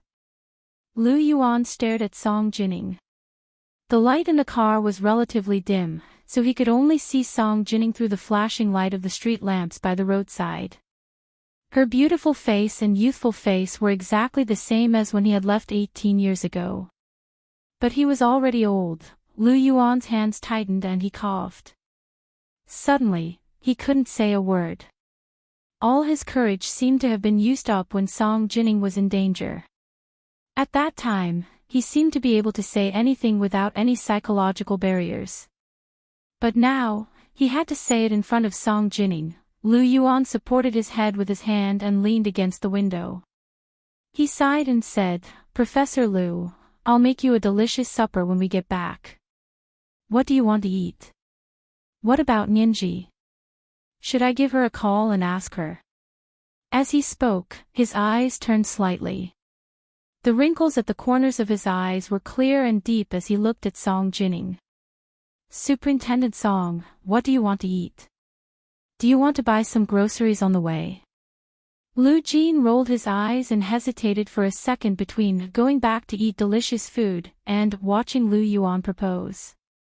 He lowered his head and took out his phone. He sent Gu Nianji a text message and asked her, "What do you want for supper?" Boss Lu said to go back and do it. After sending one message, he sent another one. "It's a pity that I can't watch Boss Lu propose. He threatened me with making delicious food." Gu Nianji saw the message Lu Jin had sent her in the car in front of her. She was instantly delighted and replied with a smile, "Of course I'll cook something delicious first. And then propose. Please postpone it. I want to watch too." When Lu Jin saw the reply, he also laughed. He thought to himself that it was better to have fun together than to have fun alone. If there was such a good show, he would definitely drag his girl along to watch it. He immediately became confident and said to Lu Yuan, "It's too late. I'm afraid I don't have that much time to cook. Why don't we each have a bowl of your famous chicken soup noodles? I remember you were cooking a pot of chicken soup in the kitchen." Lu Yuan glanced at him. "You have a good memory. You even remember the things in the kitchen so clearly. That's for sure. I can forget anything, but I won't forget the kitchen." Lu Jin smiled and nudged Song Jining's arm. "Superintendent Song, do you like noodles?" Song Jining smiled and said, "I'm not picky about food. It's good to have some noodles tonight. I've been hungry all night. At most, I'll eat it and lose weight tomorrow." Lu Jin gave her a thumbs up. Superintendent Song is so open-minded. Unlike some people who don't keep their word and only know how to change the subject. He winked at Song Jining. Superintendent Song, after you finish the chicken soup noodles, I'll show you something nice. I guarantee it'll help with digestion. Song Jining smiled and nodded. Okay, you really can't sleep immediately after eating. It'll cause indigestion. Lu Yuan was a little nervous at the side. His palms were sweating, but he was looking forward to it. The military vehicle opened the way and sped down the highway at night. Soon, it entered the imperial capital's third ring highway. Because Lu Jin and Gu Nianji both said they wanted to go to Song Jining's house for supper, Wu Xiaoheng asked Fan Jian to send them to Song Jining's apartment complex. Yin Shixiang, Zhao Liangze, and Chen Lai followed Fan Jian back to the Special Operations Forces headquarters base. Wu Xiaoheng brought Gu Nianji into the elevator. Lu Jin, Lu Yuan, and Song Jining soon returned. For safety's sake, Wu Xiaoheng still sent people to monitor the entire neighborhood. It was loose on the outside but tight on the inside, in case the other party had any more tricks up their sleeves. As soon as Lu Jin entered the door, he saw Gu Nianji and Wu Xiaoheng sitting on the sofa in the living room. He immediately shouted, "Why are you guys so fast? Nianji, are you hungry?" Gu Nianji stood up and blinked at him. "I'm so hungry I can eat a cow." "Then let Boss Lu fry you another steak," Lu Jin quickly suggested. Gu Nianji rolled her eyes. "Okay, fry a steak, but it's not for me, it's for Major General Hua." Wu Xiaoheng stood up and said politely to Lu Jin, "Thank you for the reminder, Uncle Lu." Lu Jin choked for a moment. He thought to himself, the steak is for my girl. Who asked for it for you?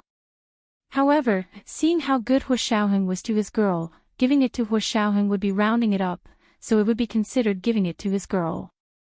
After Lu Jin's reasoning, he quickly turned around and said to Lu Yuan, "Boss Lu, 4 bowls of chicken soup noodles and a special steak, medium well."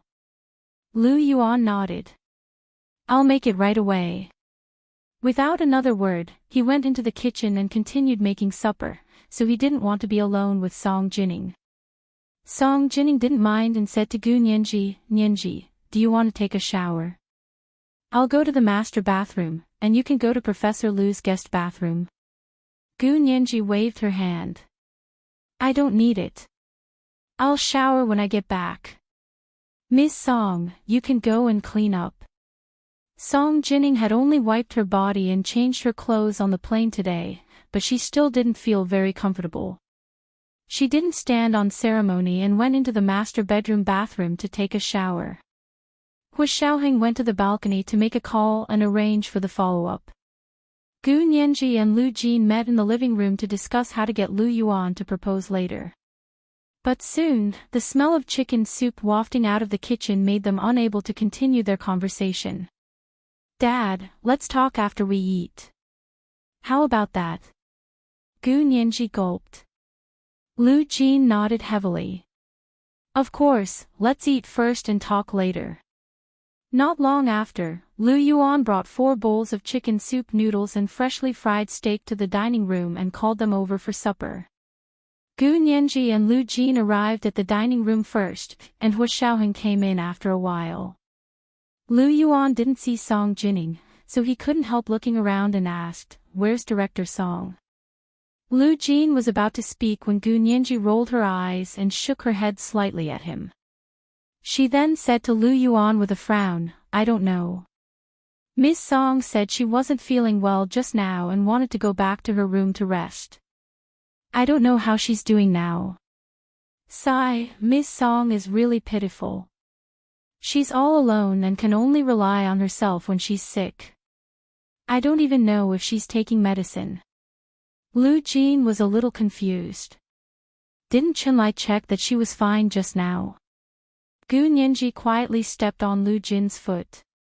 While he was lowering his head, she quickly said to Lu Yuan, I think Director Song has a mental illness. Lu Yuan narrowed his eyes and put down his chopsticks without batting an eyelid. He said, I'll go take a look. Gu Nianji was almost smiling like a little fox. If Hu Xiaoheng hadn't stopped her, she would have really run over to watch. This was the first update of the day, Chapter 2063, It's Better to Be Happy Alone. There were 2 updates today. 8:30 p.m. the next night. Remind me of the monthly votes and recommendation votes.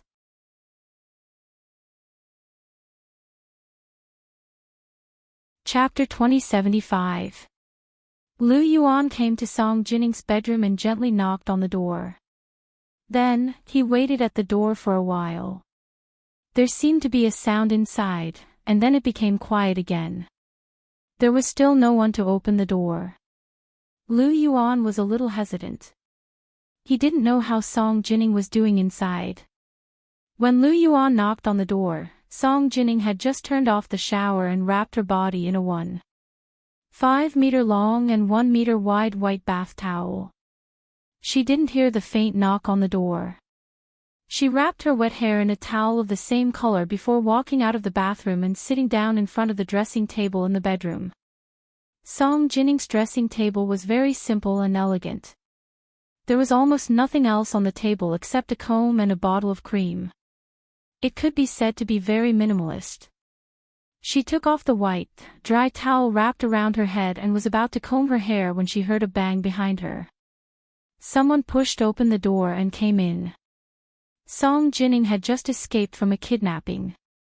Her nerves were still slightly relaxed after being extremely nervous, but she was still extremely vigilant. Hearing someone barge in, she suddenly turned around and stared in the direction of the bedroom door. Because she turned too fast and used too much force, the bath towel wrapped around her chest actually loosened and was about to fall off. Song Jinning didn't notice the danger of the bath towel on her chest, but Lu Yuan saw it clearly. Her exposed skin was still stained with sparkling water droplets. It was as white as mud and fat jade. No, it was even more flawless than mud and fat jade, because it was alive and warm. Her white and plump breasts were set off by the hanging bath towel into a perilous valley. It made one's heart skip a beat, but they couldn't bear to look away. Song Jinning twisted her body and stood in front of the dressing table. Her S-shaped curves were even more obvious. Her face was slightly red because of surprise. Her rosy lips were slightly open, revealing a little bit of snow white inside her lips. It was her braided teeth that he had just tasted not long ago, lively and fragrant. These 4 words popped up in Lu Yuan's mind. Then, he took a big stride forward. His movements were faster than his mind, and he pressed down on Song Jinning's bath towel that was about to fall off. At this moment, Song Jinning's mind buzzed. It was as if fireworks had bloomed all over the sky. All her rational thoughts were on holiday to watch the fireworks. She couldn't think at all, let alone react. Lu Yuan pressed down on her bath towel with his hand, not daring to use too much force. He lowered his eyes to look at her and found that on her white jade-like face, a trace of red slowly climbed up her cheeks, and then from her cheeks to her flawless white face, that bright color seeped out from the bottom of her skin, like old wine, making people drunk just by smelling it. Song Jinning had just taken a shower. Her eyes were clear like the clear sky after the rain. Only the corners of her eyes were slightly red, but it wasn't because she had cried. Instead, it was because peach blossoms had fallen from the branches and stained the corners of her eyes and eyebrows. Lu Yuan's eyes darkened, and he said hoarsely, "Your bath towel isn't tied properly. It's about to fall. Do you want me to tie it for you?" His gaze was no longer repressed, no longer reserved. He looked at her with unbridled longing. Song Jinning had just snapped out of her daze when she fell into Lu Yuan's affectionate gaze. Her rational mind was still looking at the fireworks, and her subconscious answer was pure linear thinking. Yes. Lu Yuan's heart skipped a beat when he saw that not only did she not refuse, but she was also unguarded against him. It was as if there was a little person in his mind constantly nagging, "Tell me, tell me, tell me." Before he could think of what to do, his nimble fingers had already tied the bath towel for Song Jining. His gesture was extremely gentle, and he was very careful to avoid arousing suspicion. He didn't touch the skin on Song Jining's chest at all, but it was this kind of faint force that made a woman's muscles and bones go limp. Song Jining really couldn't stand anymore. She was already exhausted today, and now even her emotions were about to be overdrawn. Her soft and beautiful body was on the verge of collapse in front of Lu Yuan. Lu Yuan tied the bath towel for her. A strong arm crossed her willow-like waist and picked her up. Song Jining leaned against his arm to prevent herself from collapsing to the ground. Lu Yuan looked at her deeply. He slowly bent down and approached her bit by bit. Finally, he stopped 0.1 centimeters away from her trembling lips. A hoarse voice came out of his lips. Can I kiss you?" He was so close that Song Jining could clearly feel the hot aura when he spoke. He smelled so good. Song Jining thought vaguely and blinked. Her long eyelashes, which were like crow's feathers, fluttered like 2 rows of small fans. To Lu Yuan, Song Jining's blink was like a butterfly flapping its wings above the Amazon River in South America, setting off a torrential storm on the other side of the blue planet. All his caution and forbearance were completely destroyed by the storm. He no longer hesitated and gently touched forward. He pushed the distance of 0.1 centimeters closer and pressed his lips against her moist and soft lips. This feeling was completely different from when he had transferred air to her at the bottom of the sea not long ago. It was hundreds, thousands, and tens of thousands of times better than that. It was something he hadn't dared to think about in the past 18 years, nor could he think about it. He tasted her lips over and over again. His arms locked tightly around her and held her in his arms. Song Jining felt like the air in her chest was about to be squeezed out, but she didn't feel uncomfortable. Lu Yuan's kiss made her heart beat faster and her consciousness blur.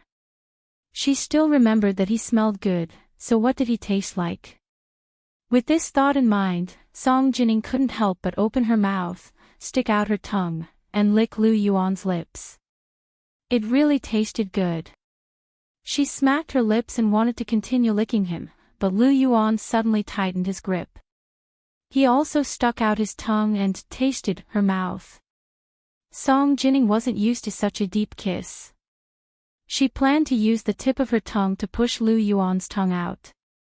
However, as soon as the tip of her tongue came over, it was wrapped by Lu Yuan's tongue. It was as if it was wrapped in supreme honey. He sucked and smashed it over and over again. Song Jining felt like her tongue was about to be sucked out by Lu Yuan. She couldn't help but clench her fists and knock on his hard shoulder. She mumbled indistinctly. "Be gentler." Lu Yuan stiffened for a moment and relaxed slightly. But then, the kiss became even more ferocious, and he almost folded her down. Song Jining's rational thinking had completely left home. She could only rely on her instincts to snuggle into Lu Yuan's arms and let him do whatever he wanted. After an unknown period of time, Lu Yuan finally let go of her lips slightly and looked down. Her full lips seemed to be smeared with rouge. They were dazzlingly red, and her swollen lips were pursed. Lu Yuan smiled slightly. Every line in the corner of his eyes contained unspeakable affection. He kissed her again and said hoarsely, "Jining, marry me." This was the second chapter of today, chapter 2064, The Wings of a Butterfly. There were 2 chapters today. Tomorrow, there would be the 3rd chapter to pay off the debt. _hahaha, he finally proposed. Remind me of the monthly votes and recommendation votes.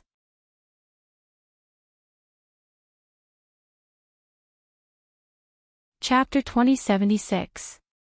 When Lu Yuan said this, he didn't use an imperative tone, nor did he use a question. Instead, he directly said, "Marry me." He was resolute and straightforward. He didn't beat around the bush, nor did he leave any suspense. It was very different from his usual style. It was really too different. And this style was surprisingly accepted and agreed with by Song Jining. Her attitude towards relationships was the same as her attitude towards scientific research. It was straightforward, without beating around the bush, and without leaving any suspense. It wasn't that she was unaware of Lu Yuan's feelings for her, but because of her personality, she wouldn't agree with that kind of natural relationship. She needed to be very frank, and she also needed to be very clear. Just like what Lu Yuan had said just now, "Jining, marry me." In Song Jining's concept, this was a very perfect proposition. Now, it was time for her to throw out the question. She looked at Lu Yuan emotionally and asked, "Why do you want me to marry you?" Lu Yuan's smile became deeper and deeper. He thought to himself that only a genius could understand a genius's train of thought. Lu Yuan had never even dared to think of such a straightforward question before. His hand gradually moved up and grabbed the back of Song Jining's neck. He whispered, "Of course it's because I love you."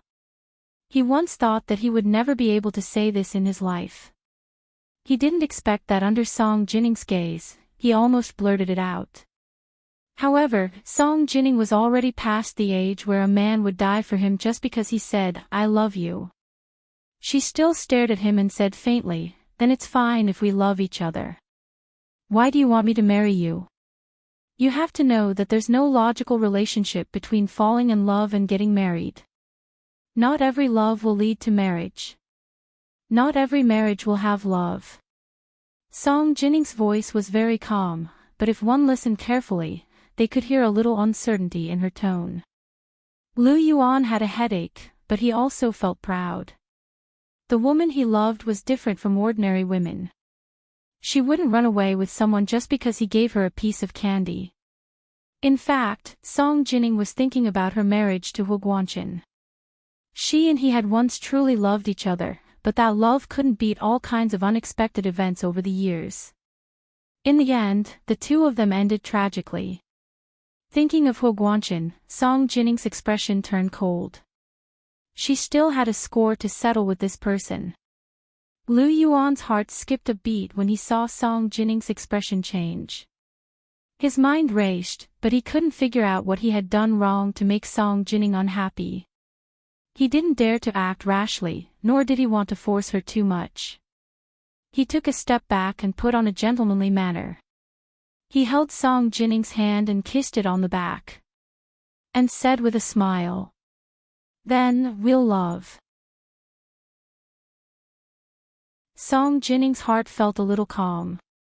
And nodded with a smile. She, S-I-T-U.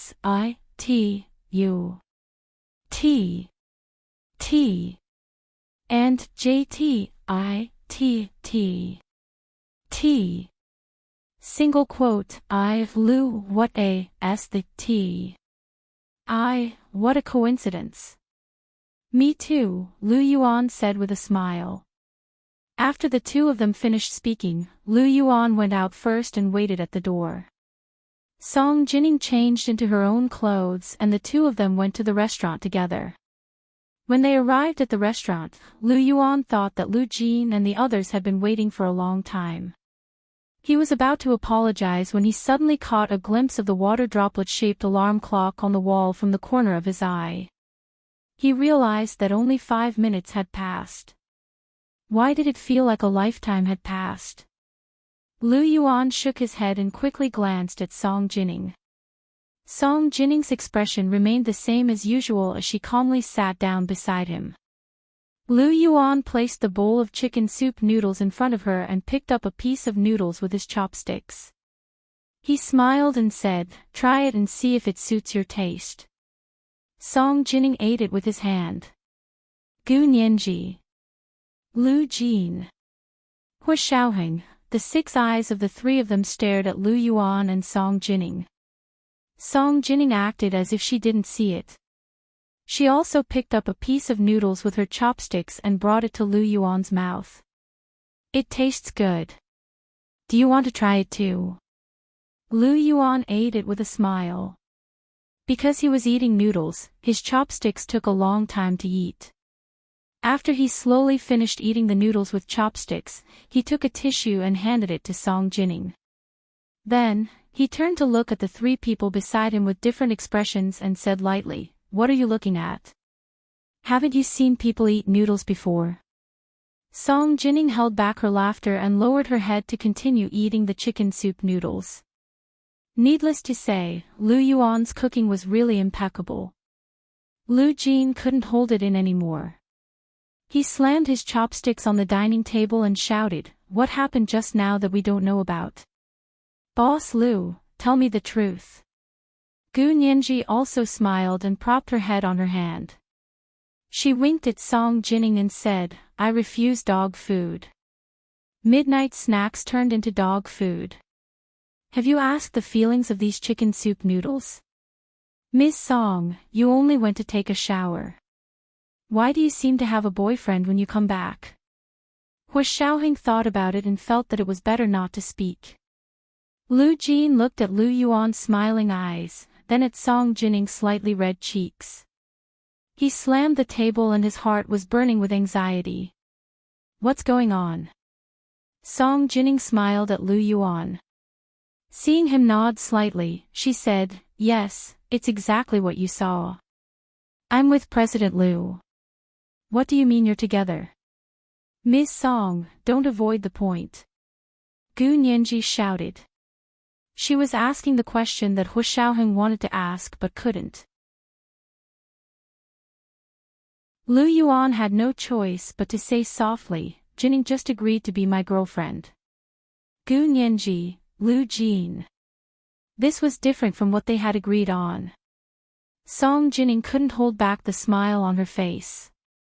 She held Lu Yuan's hand under the dining table and said, "I'm lucky to be with such a good man like President Lu." Gu Nianji felt that something was wrong. She glanced at Lu Yuan and then at Song Jining. She said carefully, "Together. Are you guys getting married?" Lu Yuan's expression was slightly restrained. Song Jining smiled and waved her hand. She said bluntly, "At my age, I already have a daughter-in-law. I might even have a grandson soon. Why would I get married?" Of course, more importantly, in Song Jining's mind, marriage was really not a necessity. She knew that she had feelings for Lu Yuan.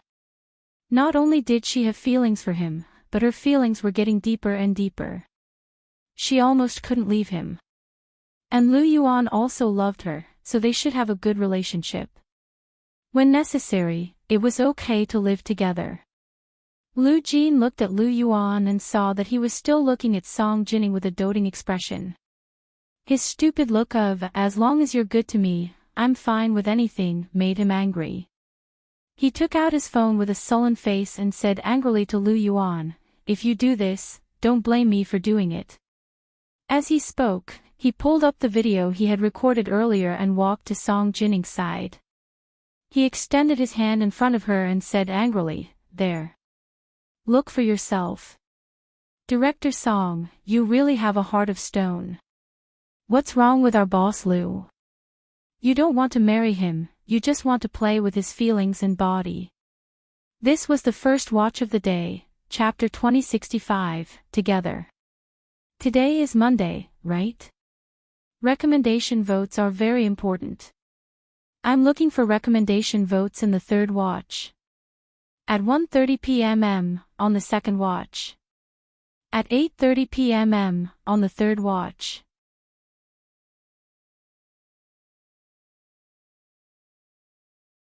Chapter 2077.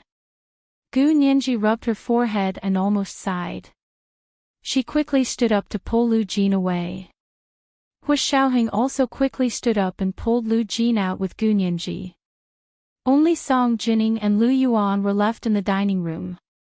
Lu Yuan looked awkwardly at the backs of the few people leaving and sighed in his heart. Fortunately, He was also old and had seen a lot of the world. He had also cleaned up a lot of messes for Lu Jin, so he wasn't particularly embarrassed. He was just a little embarrassed and fidgeted in his seat. Several times, he wanted to stand up and leave with Lu Jin and the others. When he finally stood up and was about to leave, Song Jining grabbed him. Lu Yuan didn't lower his head. He smiled and said, "Don't mind it. It was an emergency. I was just saying. Otherwise, it's not like you don't know Lu Jin. He's stubborn." Song Jining had just finished watching the video, and her whole body was immersed in great shock and daze. At the bottom of the sea, on the plane, and in the bedroom, the feeling that had made her flustered came back.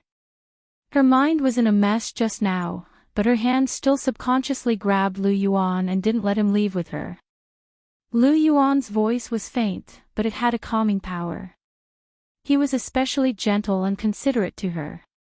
"It's good that you're back safely now. I'm already very lucky to be my girlfriend."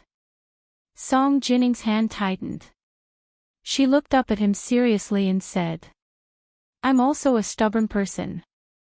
Lu Yuan's heart skipped a beat. He was suddenly afraid to listen to Song Jining continue. What if she said that she and Lu Jin were a couple? Although he knew that the possibility was very small, people who were in the middle of it would always think more.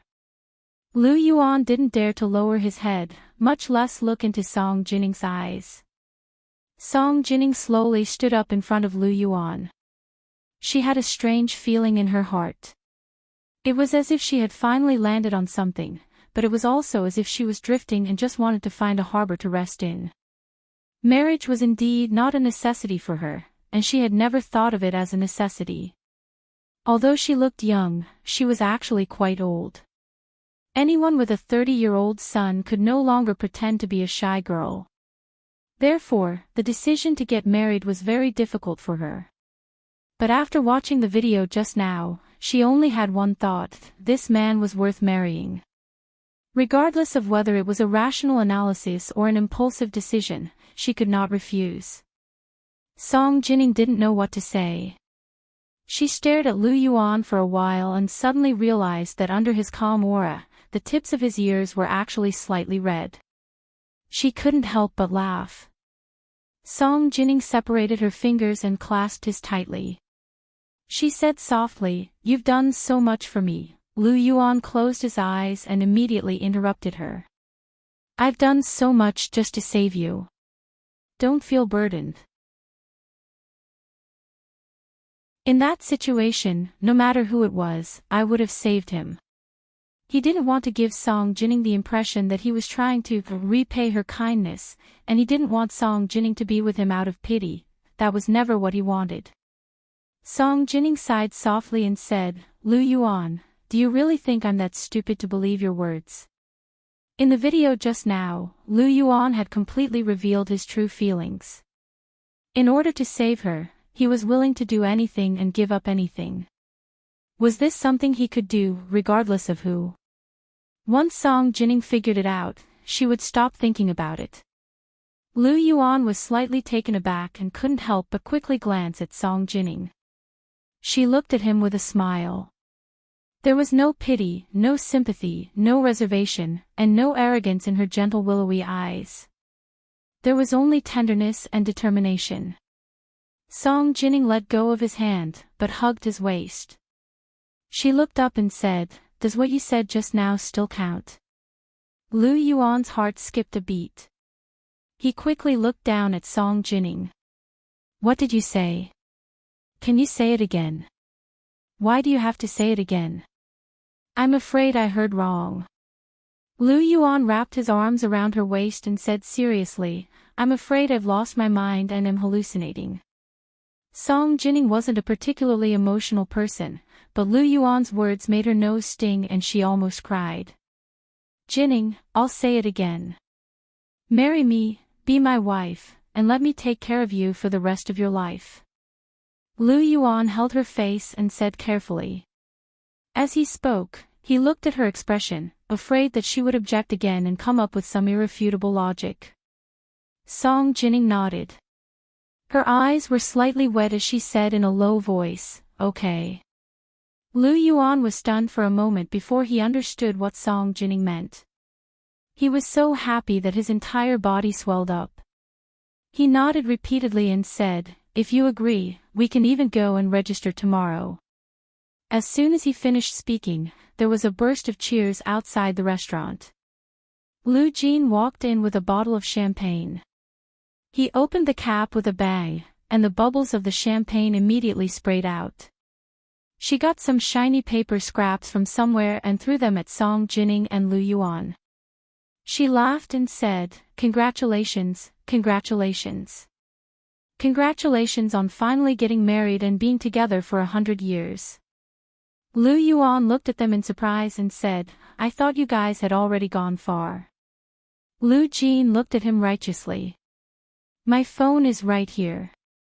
It was broadcasted the whole time. There's nothing I can do." Lu Yuan, Hu Xiaoheng was the last to walk in. He calmly extended his hand to Lu Yuan and Song Jining and said, "Congratulations, both of you." This was considered approval of Song Jining's remarriage. Song Jining smiled and said, "As soon as possible.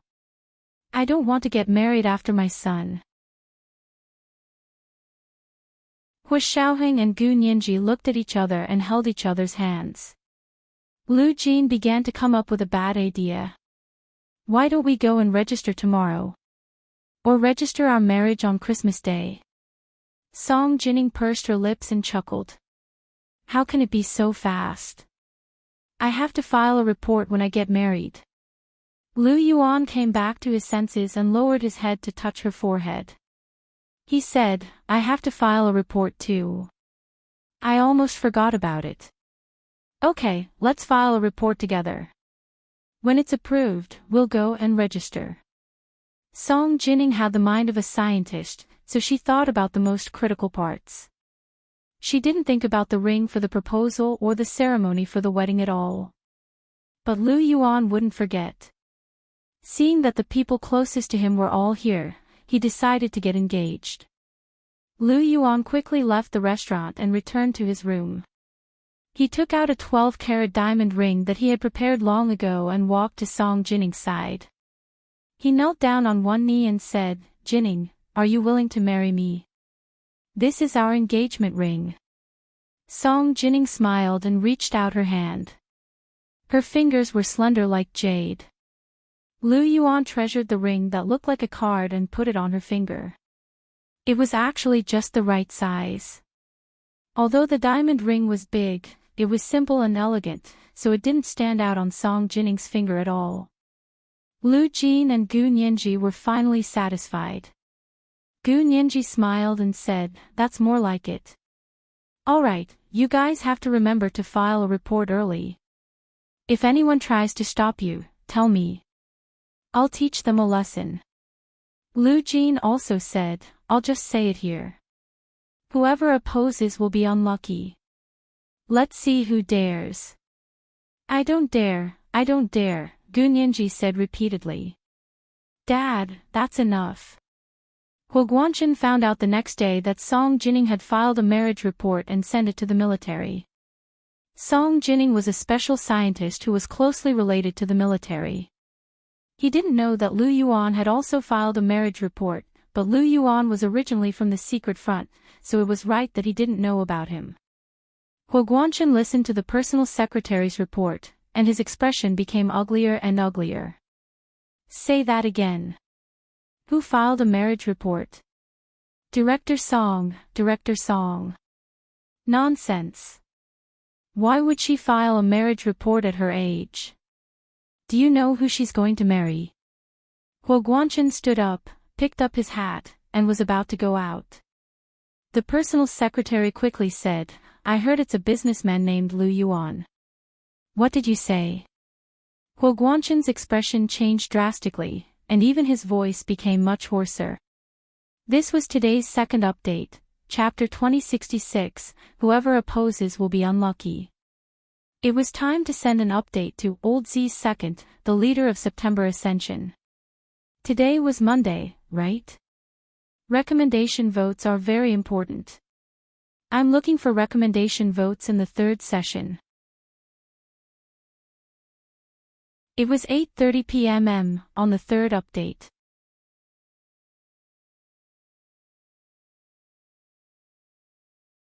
Chapter 2078. Lu Yuan's identity and experience were top secret even in the highest organization of the Huaxia Empire's military. If Huo Guanchen wasn't Lu Yuan's younger brother, he wouldn't have known about this. Of course, his personal secretary wouldn't have known either. Lu Yuan was still in the 2-year period of being kept secret, so all they knew was that he was a businessman. Although Huo Guanchen was mentally prepared, he still couldn't accept the news. Is his name really Lu Yuan? Are you sure? Huo Guanchen almost grabbed his personal secretary's neck and asked. The personal secretary nodded. His name is indeed Lu Yuan. Chief, is this person not good? Why was his expression so scary? Huo Guanchen used all his self-control to calm himself down, but it was only on the surface. He slowly raised his hand and waved. Got it. You can leave. After the personal secretary left, he sat alone in the office for a long time. When it was time to get off work, he made a decision. After coming out of the office, he didn't go home directly. Instead, he got someone to drive to Song Jinning's apartment complex. He knew that Song Jinning had bought a house in this complex, but she had never been here before. The property management of the complex didn't let them in. Huo Guanchen didn't say anything and only glanced at his personal secretary. The personal secretary understood and took out his ID. He said, Our chief is here to see Ms. Song Jinning, who lives here. She's our chief's ex-wife. When the property management heard this, they didn't dare to stop them anymore. They quickly opened the fence and let Huo Guanchen's car in. They called Song Jinning's apartment and said, Miss Song. Your ex-husband, Chief Hua, is here to see you. Song Jinning went to the Institute of High Energy Physics today to submit a marriage application. She and Lu Yuan had just confirmed their relationship yesterday, so it was still a little awkward today. She didn't want to go home for a while. However, Lu Yuan still went to the Institute of High Energy Physics to pick her up like before. She had thought that she would be embarrassed to see Lu Yuan, but when she saw him standing high in front of the car, next to the gate of the Institute of High Energy Physics, behind him was a wide road, and there were trees with fallen leaves, she actually calmed down.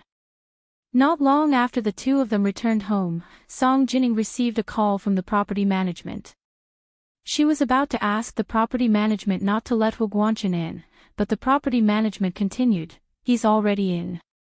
Song Jinning was a little angry and said, Don't let him in next time. Property management, the other party was the bureau chief and the ex-husband. The court did not issue a restraining order. How could a small property management company like him dare to? Song Jinning was still fuming when the doorbell rang. She immediately knew that it was Huo Guanchen. All right, let's settle the score together. She walked over with a solemn expression and looked through the peephole. It was indeed Huo Guanchen. Lu Yuan and Lu Jin poked their heads out and asked, Who is it? Are Nianji and Xiaoheng here? Song Jinning shook her head and said casually, It was General Hua. Lu Yuan pursed his lips and immediately walked to Song Jinning's side and asked, Why is he here? Do you want me to send him away for you? There's no need for that. I was just about to settle the score with him. Song Jinning opened the door in a fit of pique.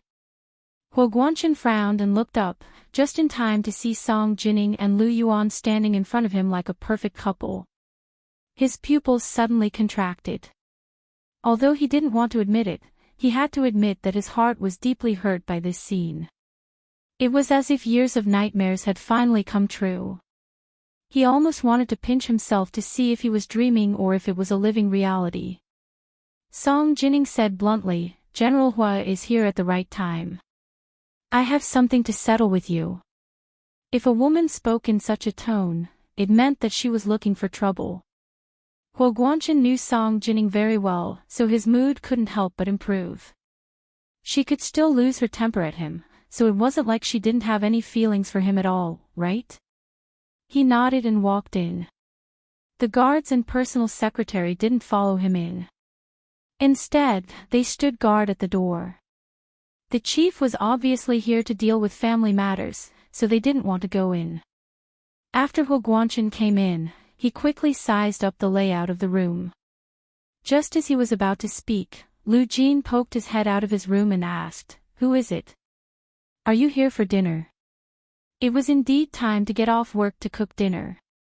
Lu Yuan had just been in the kitchen discussing what to eat today with Lu Jin. Although Lu Jin didn't know how to cook, he was still very knowledgeable about what to eat. Huo Guanchen didn't mind Lu Jin's tone, but he was a little surprised to see that he was familiar with the place. He turned to look at Song Jining and said, "You're treating President Lu and Professor Lu to dinner today." Song Jining smiled and said frankly, "They're the ones treating me to dinner, not the other way around. But this is your house. If they're treating you to dinner, shouldn't you go to their house, or go out to a restaurant or a hotel?" Huo Guanchen felt even worse. He had to come to Song Jining's house to treat her to dinner. How thick-skinned was Lu Yuan? But they live here. Song Jining sat down as if nothing had happened. "Of course I have to treat them to dinner here." "What did you say?" Huo Guanchen felt like his high blood pressure was about to explode. He pointed at Lu Yuan and glared at Song Jining. "Why are they staying at your house? Don't they have their own place to live?" Huo Guanchen knew that Lu Yuan and Lu Jin lived in this neighborhood, and Gu Nianji had provided them with 2 houses. Why didn't they live in Gu Nianji's house but Song Jining's? No wonder he could coax someone like Song Jining into thinking about remarrying. It was really the case of a strong woman is afraid of a pestering man. Song Jining raised an eyebrow. Their house is being renovated, so they don't have a place to live. "I have a big place and a lot of rooms here, so I'll let them stay for a few days." "What's wrong?" She crossed her arms and said unhappily, "Besides, what does this have to do with you, Chief Hua? I make the decisions about my room. Don't be too shameless." Huo Guanchen finally understood Lu Yuan's trickery. He was angry and regretful. He snapped, "What nonsense. You're a single, divorced woman. If others find out that you're letting 2 men live in your house, do you still want your reputation?" Without waiting for Song Jining to retort, he continued, "Even if you don't think about your own reputation, you have to think about Xiaoheng's. How old is he? If you still want to remarry, are you going to give him a younger brother or sister who's more than 30 years younger?" Song Jining hadn't thought about having children yet. When Huo Guanchen said this, her face darkened. She said coldly, "Even Xiaoheng isn't against it. Who do you think you are? You're also against me. How many times have I said it, Chief Hua? We're already divorced. If you continue to pester me like this, I'm going to apply to the court for a restraining order." Lu Yuan sat next to Song Jining and put his arm around her shoulder. He said to Huo Guanchen, "Chief Hua, if I remember correctly, you divorced Jining when she was seriously ill and established a relationship with Bai Jini. You even got engaged to her 2 years ago. If it weren't for Bai Jini's murder case, you would have married her according to normal procedures, wouldn't you? If you can remarry, why can't Jining?" Lu Yuan asked in return. Huo Guanchen suppressed his anger and took a deep breath. How could it be the same? I can remarry, but she can't. This was today's 3rd update, chapter 2067, I can, she can't. Today was Monday, right? Recommendation votes are very important. I'm looking for recommendation votes in the 3rd session.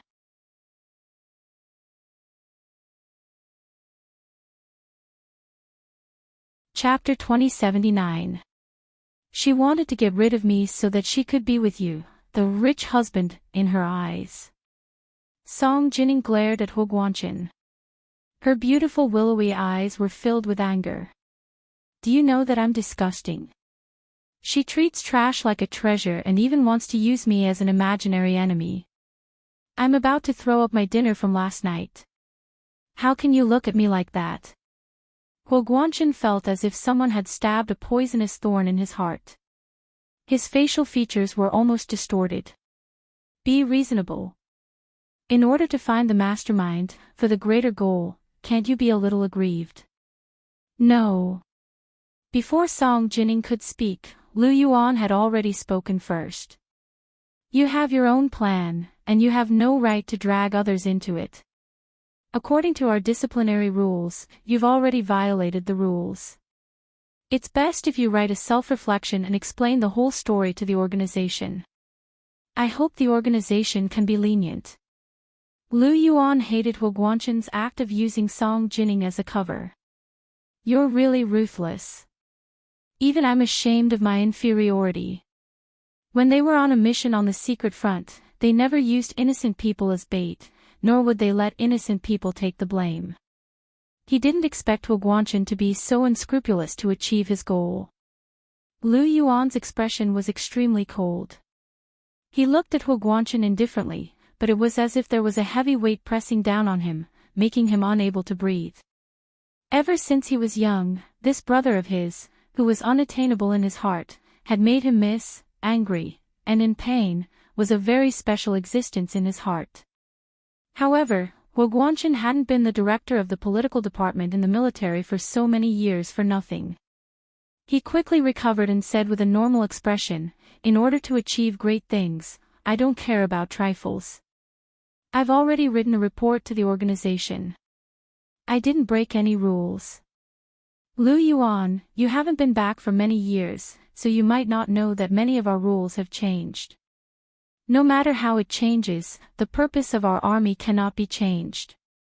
If it changes, our army will completely change, Lu Yuan said lightly and put his hands behind his back. S3, he looked really scary when he was serious. Song Jining thought quietly and rubbed the hand that had held Lu Yuan's hand behind her back. Her palm was sweaty just now. She didn't know if Lu Yuan noticed. You don't have to worry about that. Huo Guanchen planned to leave with his military cap in hand. He said coldly, I don't care how many boyfriends you have, but don't even think about remarrying. Stop right there. Song Jining was furious. You can't leave without making things clear. She hadn't expected Huo Guanchen to be so stubborn after all that she had said. Song Jining was fuming when Lu Jin walked out of the room with drooping eyelids and an unhappy expression on his face. He drawled. Why aren't you done yet? Are you trying to starve me to death?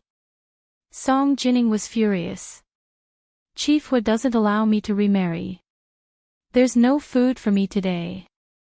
Lu Jin perked up and rolled up his sleeves. What? If he doesn't allow you to remarry, I won't have food to eat. Who said that? Lu Yuan glanced at him indifferently. Jinning's meaning is my meaning.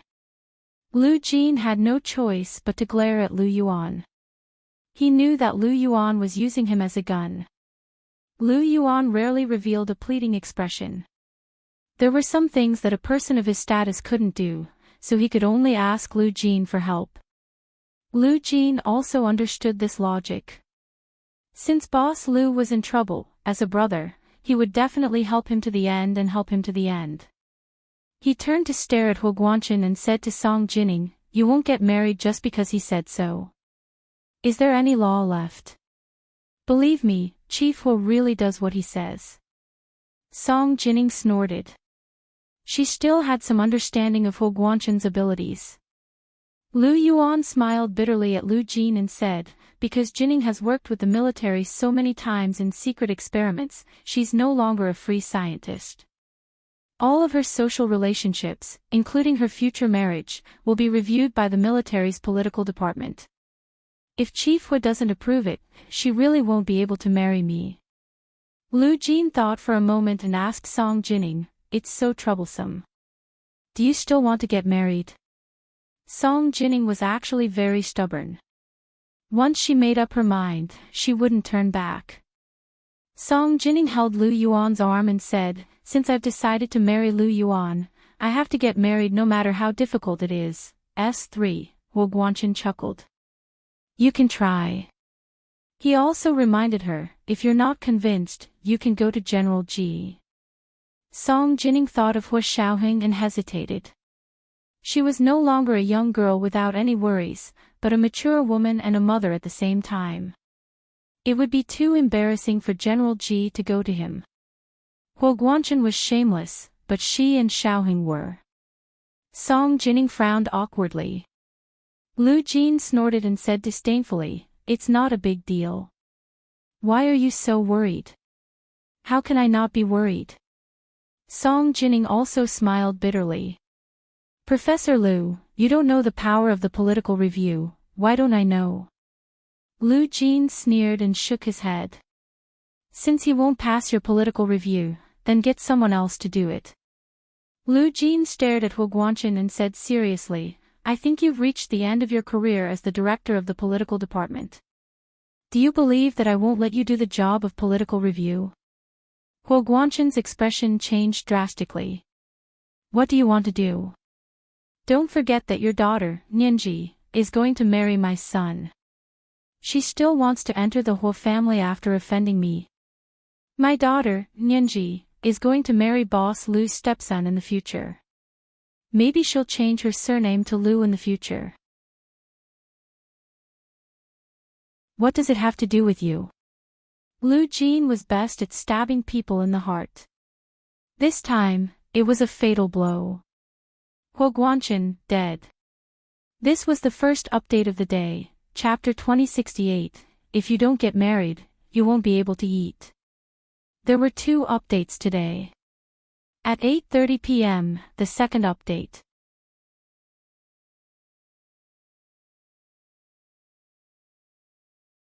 Chapter 2080. Although Huo Guanchen thought so, he knew that he couldn't say it out loud. He looked at Song Jining and changed the topic. His tone was especially sincere as he said, Ah Ning, I know you. When we were husband and wife, the most important thing in your heart was your research work, followed by our son Xiaoheng, and then me. I completely understand, and I have no complaints at all. Later, we got divorced. You simply made the laboratory your home and devoted yourself to your work. I think that's very good. As Huo Guanchen spoke, he glanced at Lu Yuan, intentionally or unintentionally. Lu Yuan, on the other hand, was able to control himself. His expression was very calm and completely unmoved. Huo Guanchen sneered in his heart and continued, Ah Ning, now that you're divorced from me, you do have the freedom to date a new boyfriend. I won't stop you, but I'll help you check. Although you're extremely smart, you still have too little experience in relationships. Be careful not to be deceived by someone with ulterior motives. The corners of Song Jining's mouth twitched. Thank you, Chief Hua. Although I didn't have good taste and recognized the wrong person, I don't want to blame you because I have to bear most of the responsibility. So, for Xiaoheng's sake, we'll forget about that debt. No matter how experienced Huo Guanchen was, he couldn't help but blush.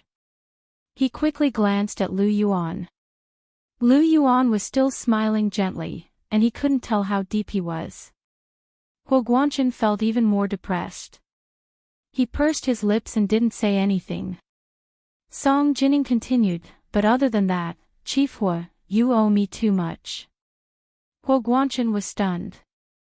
I owe you? When did I owe you? You don't owe me. Song Jining raised an eyebrow. You divorced me when I was seriously ill and had no self-consciousness. Then, you left me in by Jeannie's hands and let her and Luo Zhelan abuse me. How should we settle this debt? Huo Guanchen couldn't help taking a step back and said.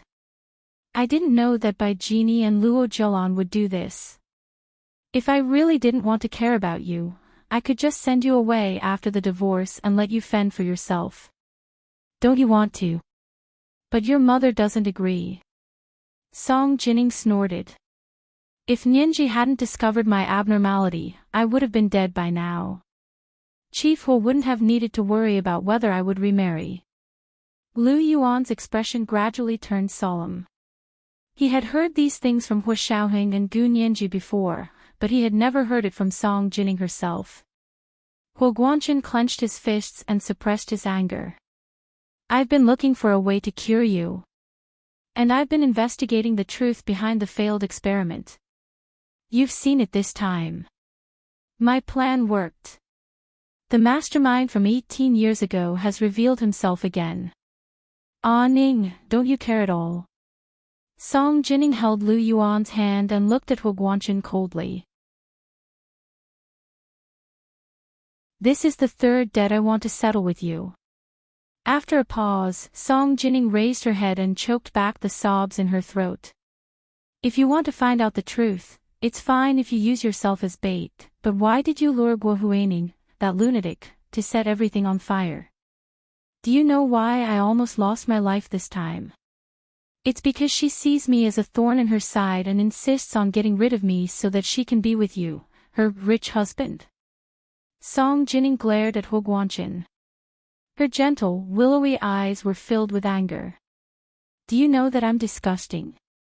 She treats trash like treasure and even wants to use me as an imaginary enemy. I'm about to throw up my dinner from last night.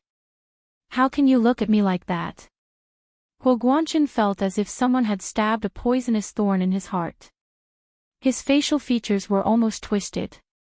Be reasonable. In order to find the mastermind, for the sake of a bigger goal, can't you suffer a little? No. Before Song Jining could speak, Lu Yuan had already spoken first. Your own plan has no right to drag others into it. According to our disciplinary rules, you've already violated the rules. It's best if you write a self-reflection and explain the whole story to the organization. I hope the organization can be lenient. Lu Yuan hated Hu Guanchen's act of using Song Jining as a cover. You're really ruthless. Even I'm ashamed of my inferiority. When they were on a mission on the secret front, they never used innocent people as bait, nor would they let innocent people take the blame. He didn't expect Hu Guanchen to be so unscrupulous to achieve his goal. Lu Yuan's expression was extremely cold. He looked at Hu Guanchen indifferently, but it was as if there was a heavy weight pressing down on him, making him unable to breathe. Ever since he was young, this brother of his, who was unattainable in his heart, had made him angry, and in pain, was a very special existence in his heart. However, Hu Guanchen hadn't been the director of the political department in the military for so many years for nothing. He quickly recovered and said with a normal expression, in order to achieve great things, I don't care about trifles. I've already written a report to the organization. I didn't break any rules. Lu Yuan, you haven't been back for many years, so you might not know that many of our rules have changed. No matter how it changes, the purpose of our army cannot be changed. If it changes, our army will completely change, Lu Yuan said lightly and put his hands behind his back. S3, he looked really scary when he was serious. Song Jining thought quietly and rubbed the hand that had held Lu Yuan's hand behind her back. Her palm was sweaty just now. She didn't know if Lu Yuan had noticed. You don't have to worry about that. Hu Guanchen planned to leave. He held his military cap in his hand and said coldly to Song Jining, I don't care how many boyfriends you have, but don't even think about remarrying. Stop right there. Song Jining was furious. You can't leave until you've made yourself clear. She didn't expect Hu Guanchen to be so stubborn after talking for so long. Song Jining was furious when Lu Jin walked out of the room with drooping eyelids and an unhappy expression. He drawled. Why aren't you done yet? Are you trying to starve me to death? Song Jining was furious and said angrily, Chief Hu doesn't allow me to remarry. There's no food to eat today. Lu Jin perked up and rolled up his sleeves. What? If he doesn't allow you to remarry, I won't have food to eat. Who said that? Lu Yuan glanced at him indifferently. Jinning's meaning is my meaning. Lu Jin had no choice but to glare at Lu Yuan. He knew that Lu Yuan was using him as a gun. Lu Yuan rarely showed a pleading expression. There were some things that a person of his status couldn't do, so he could only ask Lu Jin for help. Lu Jin also understood this logic.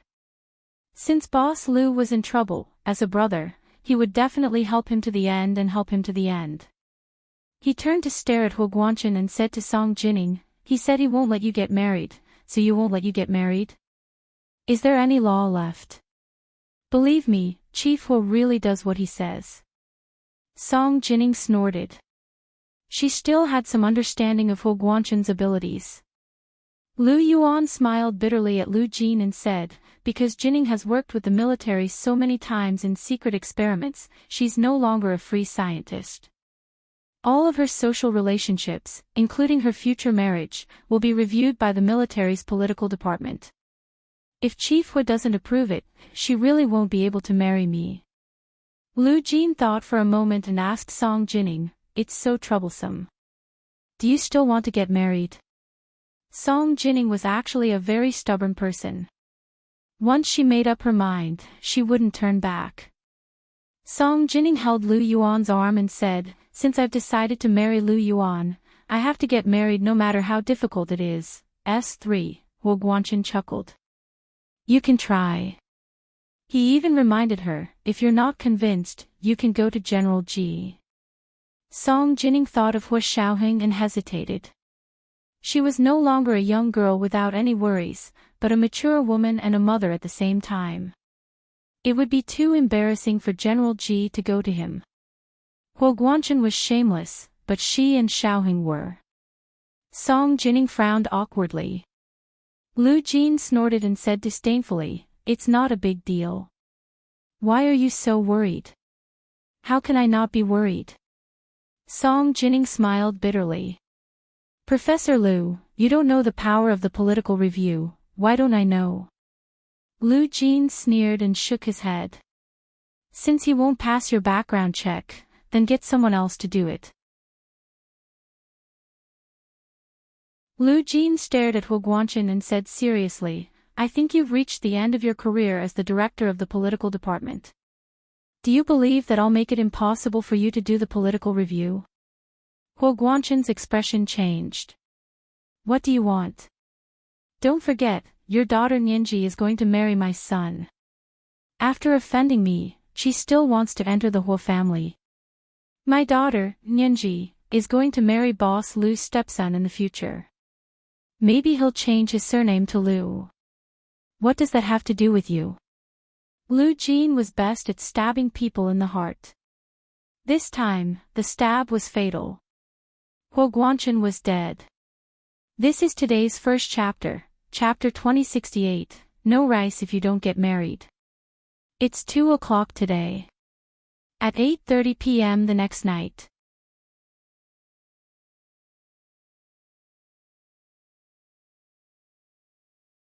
Chapter 2081. You still want Xiaoheng to change his surname. Huo Guanchen's anger was all directed at Song Jinning. He was no longer as calm as before. His hands were clenched into fists, and the veins on the back of his hands were bulging. It was obvious that he was extremely angry. Not only did you embarrass yourself, but you also want Xiaoheng to embarrass himself. His career will definitely be ruined by you. Changing his surname makes you so angry. Lu Jin looked at Huo Guanchen as if he was an idiot. You took me seriously. Do you think Xiaoheng will let others manipulate him? He doesn't even know what kind of person his son is, and he still wants to interfere with his ex-wife's freedom of marriage. His IQ is really worrying. This was another knife. Huo Guanchen felt like he had been killed twice today. His face was livid, and his lips were trembling. He turned around and left in a huff. However, Lu Jin recklessly said loudly behind him, General Hua, I'm not joking about the background check. Just you wait. Huo Guanchen thought to himself, I want to see how you can stop me from going through the background check. After Huo Guanchen left, Lu Yuan and Song Jining looked at Lu Jin without saying a word. Lu Jin had been very happy to talk big against Huo Guanchen just now, but now that the two of them were looking at him, he felt a little guilty. He shrunk his neck and chuckled. When is dinner? I'm so hungry that I can't speak. Lu Yuan knew his personality. He shook his head and went to the kitchen to prepare dinner. Song Jining looked at him hesitantly. She also wanted to beg him. Lu Jin had no choice but to use his brain. He scratched his head and said, I'll go take a look at your department's regulations and see if there's anything I can do. With that, he went back to his room and turned on his computer to search. He found a lot of information about the background check of marriage applications, as well as the relevant regulations, policies, and the department's workflow. He studied it carefully. There were simply too many regulations, and almost all aspects were included. However, it was much simpler than the professional literature that Lu Jin had read before. He read almost 10 lines at a glance. He had a good memory and a strong understanding, so he quickly became an expert in the background check. By the time Lu Yuan finished cooking dinner and called him over to eat, he was already confident and felt that he was worthy of the meals Lu Yuan had cooked for him for so many years. Returning to the dining table and sitting down, Lu Jin smiled at Song Jining, who was obviously not in high spirits. Director Song, how could you be intimidated by that person? What do you mean by intimidate? Song Jining couldn't eat anymore, mostly because she was angry at Huo Guanchen. Why can he do it, but I can't? What right does he have to block my marriage application?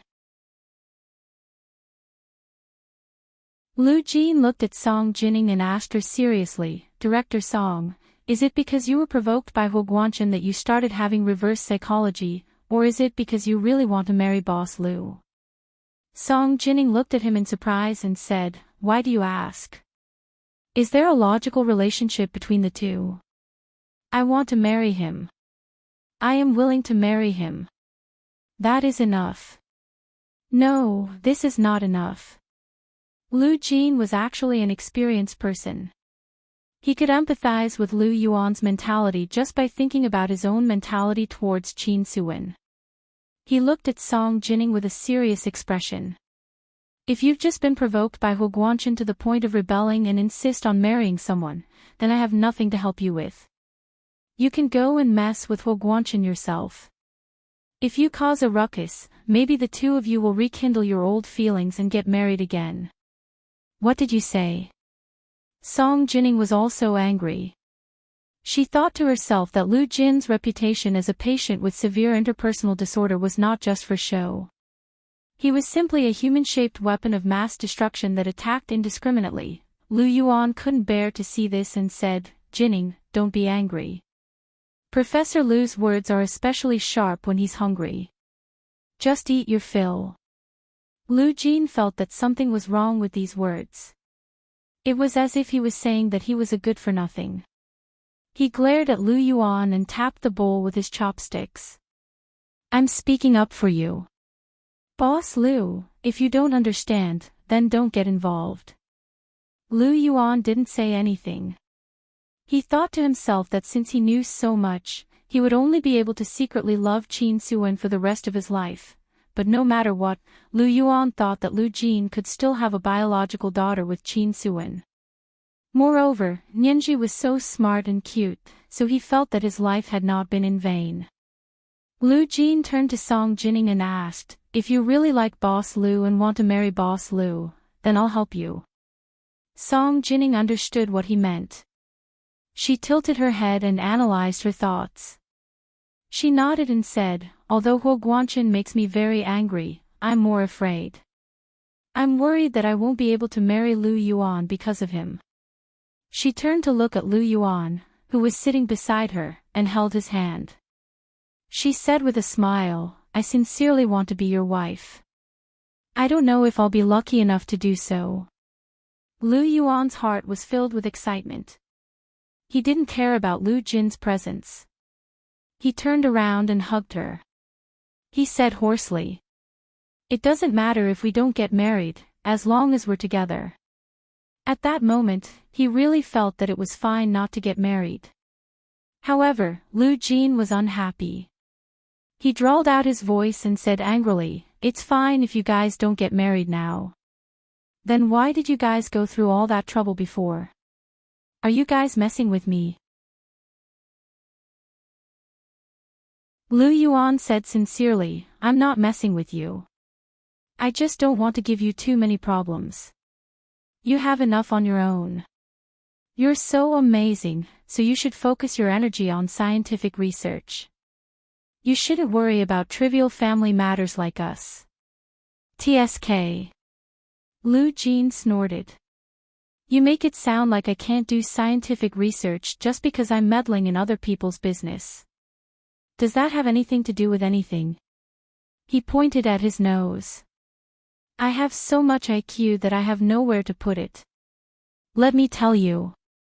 It's not bad to occasionally compete with people like Huo Guanchen in terms of wits and courage, and it can also increase my literacy in the humanities. Don't think that people who study science can't understand those official documents. I'm going to use my scientific thinking to analyze the official documents and teach him a lesson in minutes." Judging from his tone, it seemed like he had really found something amazing. Lu Yuan and Song Jining looked at each other and said in unison, "I'd like to hear more." Lu Jin smiled. He wanted to keep her in suspense, but he remembered that it was really not easy for the two of them. They had been separated for 18 years, but they were still together in the end. He would help them achieve their dreams. It could be considered as accumulating merit for his girl. He looked at Lu Yuan and said, "First, when you become my girl's father-in-law, remember to treat my girl better. You can't just protect Hua Xiaoheng when something happens." "Of course." Song Jining was surprised. "I've always felt sorry for Nianji." "I'm not talking about you. I'm talking about him." Lu Jin stared at Lu Yuan and asked persistently. Lu Yuan nodded slowly. "I love Nianji very much too. Now, for your sake, I treat her as my own daughter." "That's more like it." Lu Jin nodded in satisfaction. He trusted Boss Lu's character. Every word that Boss Lu spoke was worth 1,000 taels of gold. Lu Jin took out the summary of the information he had just done and said, "Look, these are the terms of marriage in your country. It's not a lot, but there are hundreds of pages of rules and regulations." Lu Yuan, Song Jining, the corners of their mouths twitched, but they didn't say anything to interrupt Lu Jin. Lu Jin continued, "I've read so much and found a problem. Actually, the political review of marriage also has to avoid arousing suspicion. Asking related parties to avoid arousing suspicion was suggested by the applicant. We will ignore it if we don't sue." Lu Yuan smiled when he said, "Avoid arousing suspicion," because he already understood what Lu Jin meant. Song Jining didn't know as much about this as Lu Yuan. She asked curiously, "What do you mean avoid arousing suspicion? You mean Huo Guanchen?" "Yes." Lu Jin pointed at a hidden clause that he had painstakingly found and said, "You and Huo Guanchen are divorced. Originally, you weren't related, but because you have a common son, Hua Xiaoheng, and he holds a high position, from this point of view, Huo Guanchen is inseparable from you. He's a special related person. If you mention avoid arousing suspicion, he won't be able to interfere with your marriage review. We can apply for someone else to do the review. Huo Guanchen should avoid arousing suspicion." She added, "This clause is very hidden, and very few people have used it. It falls under the category of ignore arousing suspicion." At this point, Lu Jin said cunningly, "Then, we can remind the person who will take over the political review in advance not to be affected by Huo Guanchen. If he rejects your application because of this, we will file an administrative lawsuit and let the court decide if he colluded with Huo Guanchen to seek personal gain." Lu Yuan smiled and nodded. That's the principle. Even if the court can't convict him, the career of a person who goes to the administrative court will end. The person who can take over Huo Guanshan's political review shouldn't ruin his career just to cater to Huo Guanshan's selfishness. The reason why they dared to do this was because they didn't break any rules. They were firm without desires. Ha! That works. I've learned. Lu Jin cupped his hands. He really didn't know that people who went to the administrative court could no longer be promoted. They might even lose their original positions, even if the court ruled that there was no responsibility. This was a tacit move that could not be found in any of the laws and regulations. Therefore, it was reasonable that Lu Jin didn't know. But it was enough for Lu Yuan to understand. He smiled at Lu Jin and picked up his chopsticks. Let's eat. Huo Guanshan rushed home angrily. He didn't eat dinner and didn't sleep for almost the entire night. The next day, he went to his office and personally found Song Jinning's marriage application. He read it word by word. In his position, he actually wouldn't personally manage trivial matters like marriage applications and political review, but if he wanted to, he could still manage it. This was the power of a county official being inferior to a local official. He pursed his lips and read the entire application without saying a word. Just as he was about to give his approval, a colleague of the same rank knocked on the door and said with a smile, "General Hua, Director Song has applied for an associated person to avoid suspicion. Her marriage application is now being taken over by me." This was the second update of the day, Chapter 2069, Too Much IQ to Put It Anywhere. There were 2 updates today. Remind everyone of the recommendation votes and monthly votes.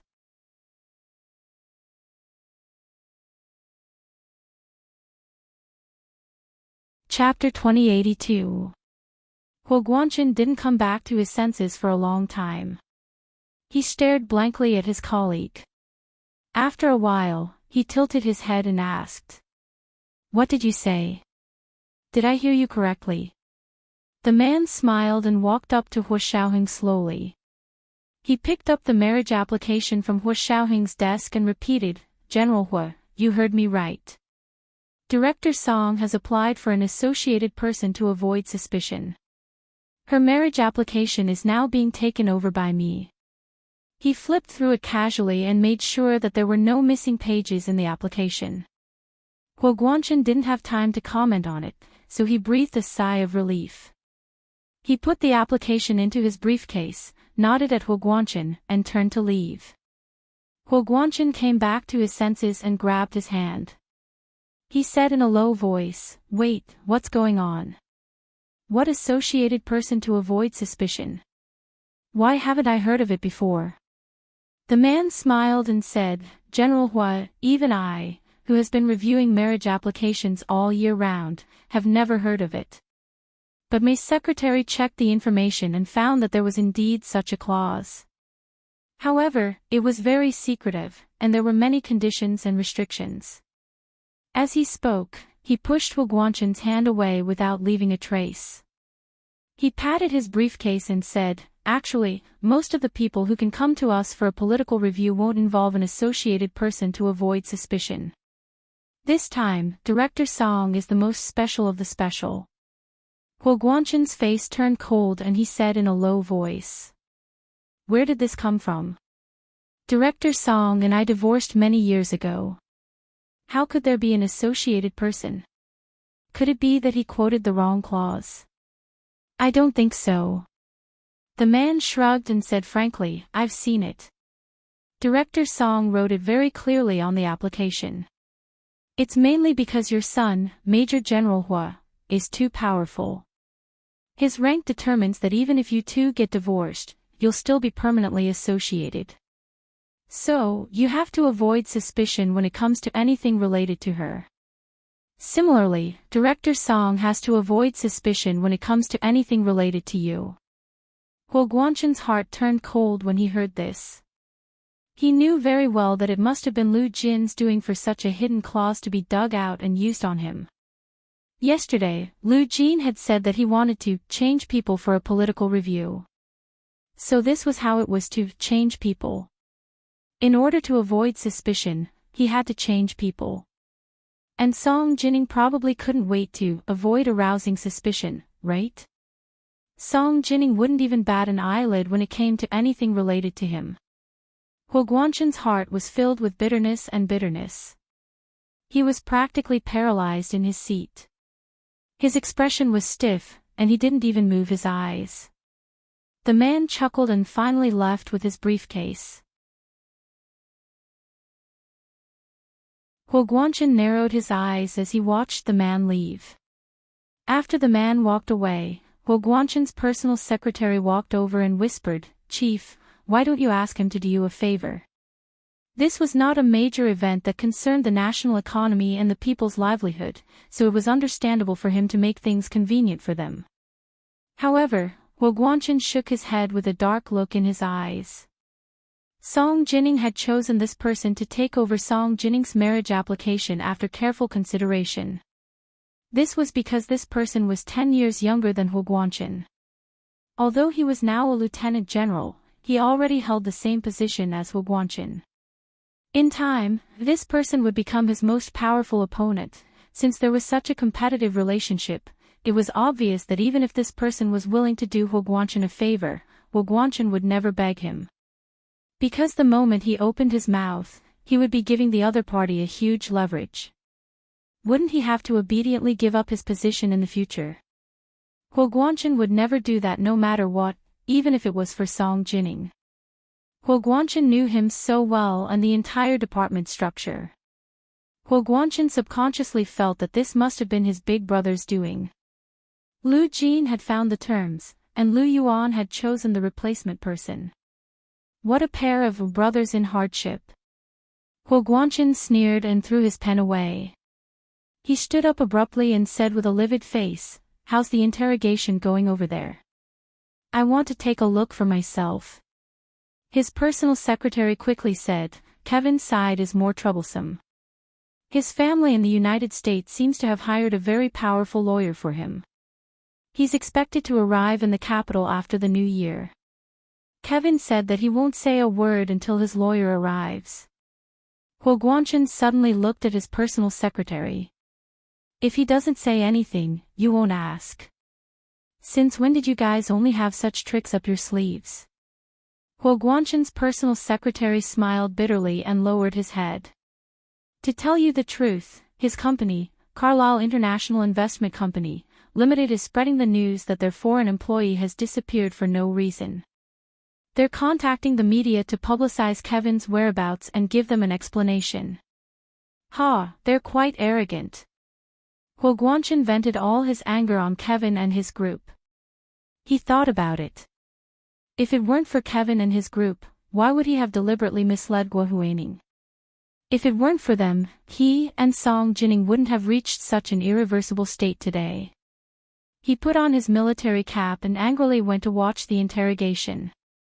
After the examiner was changed, Song Jining's marriage application was approved in only half a day. Lu Yuan was even faster. He directly took it to General Ji to sign and seal it. He didn't accept any refutation at all. When General Ji saw that the person he was applying for marriage was Song Jining, he was stunned speechless for a long time.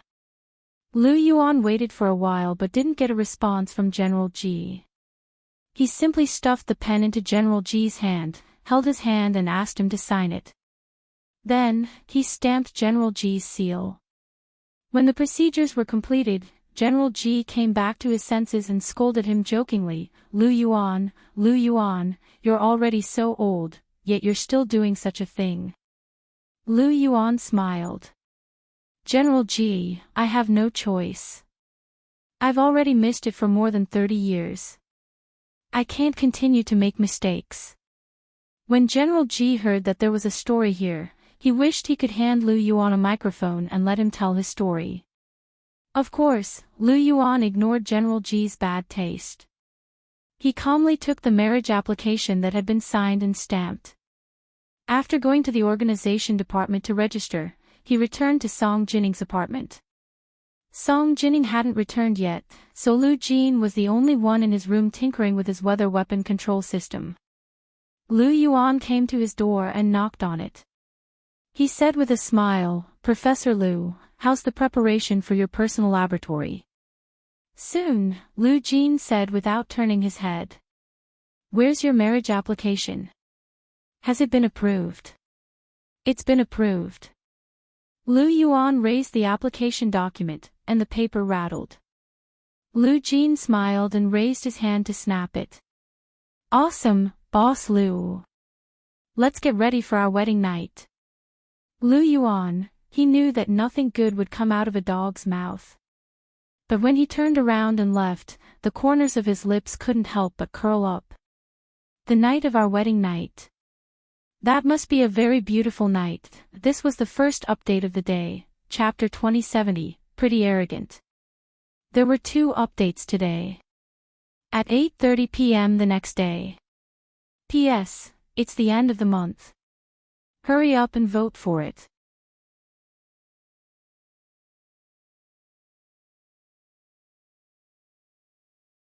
Chapter 2083. In the afternoon, Song Jinning's marriage application was approved and sent back to Song Jinning's office at the Institute of High Energy Physics. She was so happy that she excitedly took the marriage application and spun around the empty office several times. She even struck a few classic ballet poses. When she came out of the office, a smile was on her face, and her eyes were astonishingly bright. She was already beautiful even in white and plain clothes. Now that she was in a good mood, her beauty radiated from the inside out, as if it was glowing. Everyone who saw her would be firmly attracted to her, and their eyes would not be able to see anything else. It was a long time after she left that everyone could wake up from their days and start gossiping. Did Director Song have some good news? I was stunned just now. How can someone be so beautiful? This is no longer so beautiful that she has no friends. She's so beautiful that you forget to breathe. Good Lord Longdi Dong. I know how those incapable emperors felt back then, who didn't hesitate to set fire to the vassals for the sake of a beauty smile. Right? We just don't have the right to be the emperor. If I really became the emperor, I would definitely be an incapable emperor for the sake of Director Song's smile. On this day, everyone in the Institute of High Energy Physics who saw Song Jinning expressed that Director Song's beauty had gone up another level. Although everyone knew her age, seeing that she was so young, someone had once secretly spread rumors that Song Jinning had undergone plastic surgery. However, her appearance, figure, and even expression were too natural. There were no signs of plastic surgery at all. She was completely different from those plastic surgery faces that would collapse in 2 or 3 years. After today, everyone realized that she was beautiful. This kind of beauty had nothing to do with age. Back at her apartment, Song Jinning saw Lu Yuan sitting in the living room reading a magazine as soon as she entered.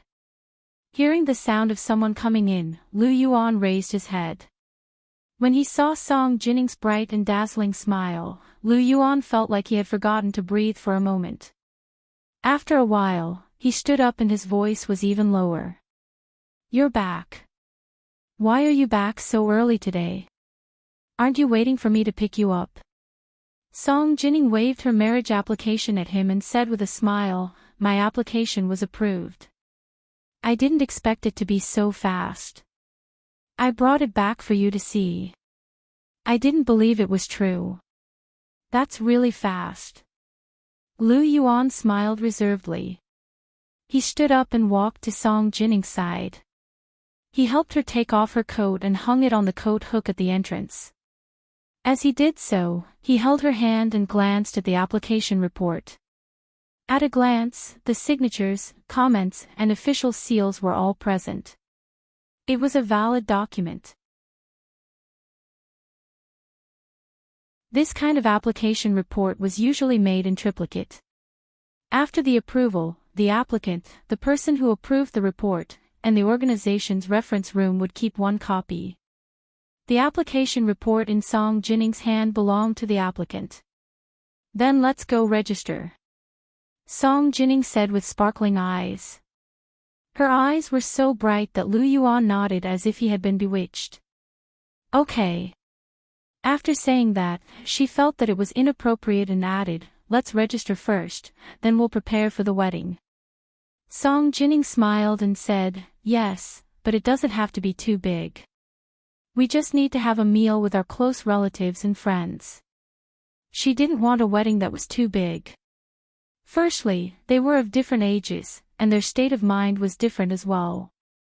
Besides, her and Hu Guanchen's wedding had been very grand back then. There had been 1,000 tables and thousands of guests. So what? In the end, it still ended tragically. Lu Yuan understood her intentions. Moreover, he didn't attend Song Jinning and Hu Guanchen's wedding back then. At that time, he just happened to be out on a mission. Only he knew that it wasn't just happened, but that he did it on purpose because he didn't want to see his sweetheart get married. When he went home to face reality, it was after Song Jinning and Hu Guanchen's son, Hu Xiaoheng, was born. At that time, he was out on a mission. Because he was absent-minded, he was almost shot to death. It was his comrade who protected him and sacrificed his life for him. That comrade's fiancée was Luo Xinxue, who was already pregnant at that time. In that era, if a woman got pregnant before marriage, she would really be ridiculed by others until she committed suicide. He had been entrusted by his comrade to take care of Luo Xinxue and her next life. In addition, his parents and the organization hoped that he could get married and have children as soon as possible and settle down, which would also help his future career. Back then, he wasn't young anymore, but in this life, he had never planned to let any other woman be his wife other than Song Jinning. Although he had registered his marriage with Luo Xinxue, it wasn't a real marriage. From beginning to end, he hadn't even touched Luo Xinxue's finger.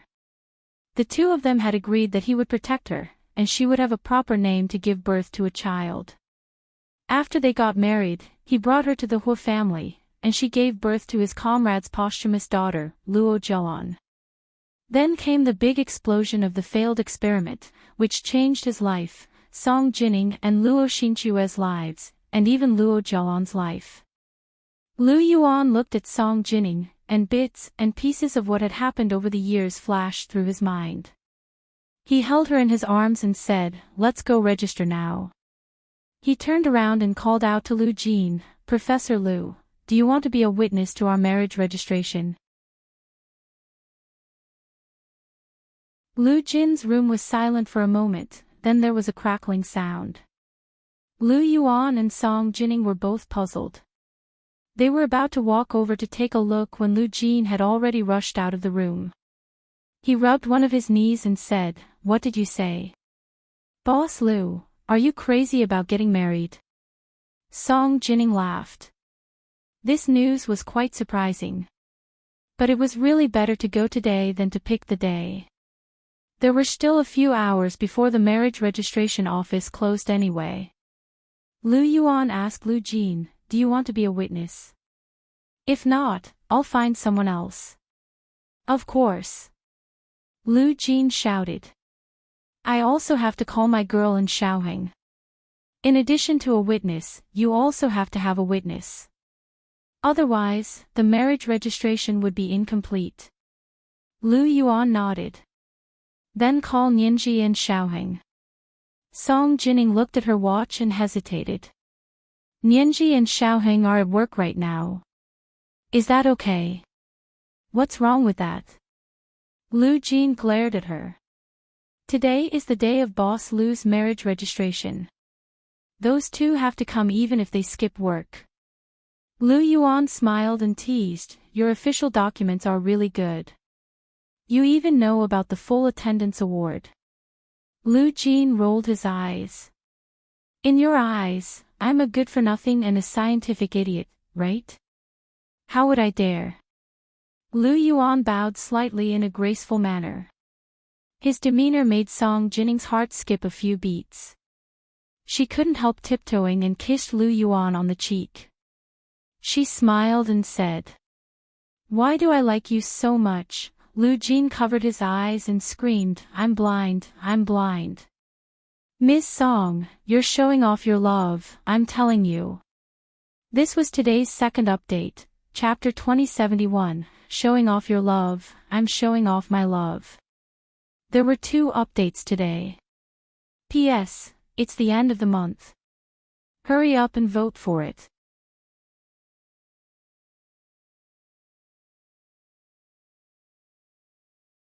Chapter 2084. Lu Jin was too exaggerated. Lu Yuan shook his head helplessly at Song Jining and said, "Ignore him. Great Professor Lu is good at insulting people, so he definitely won't speak nicely." "What did I say wrong?"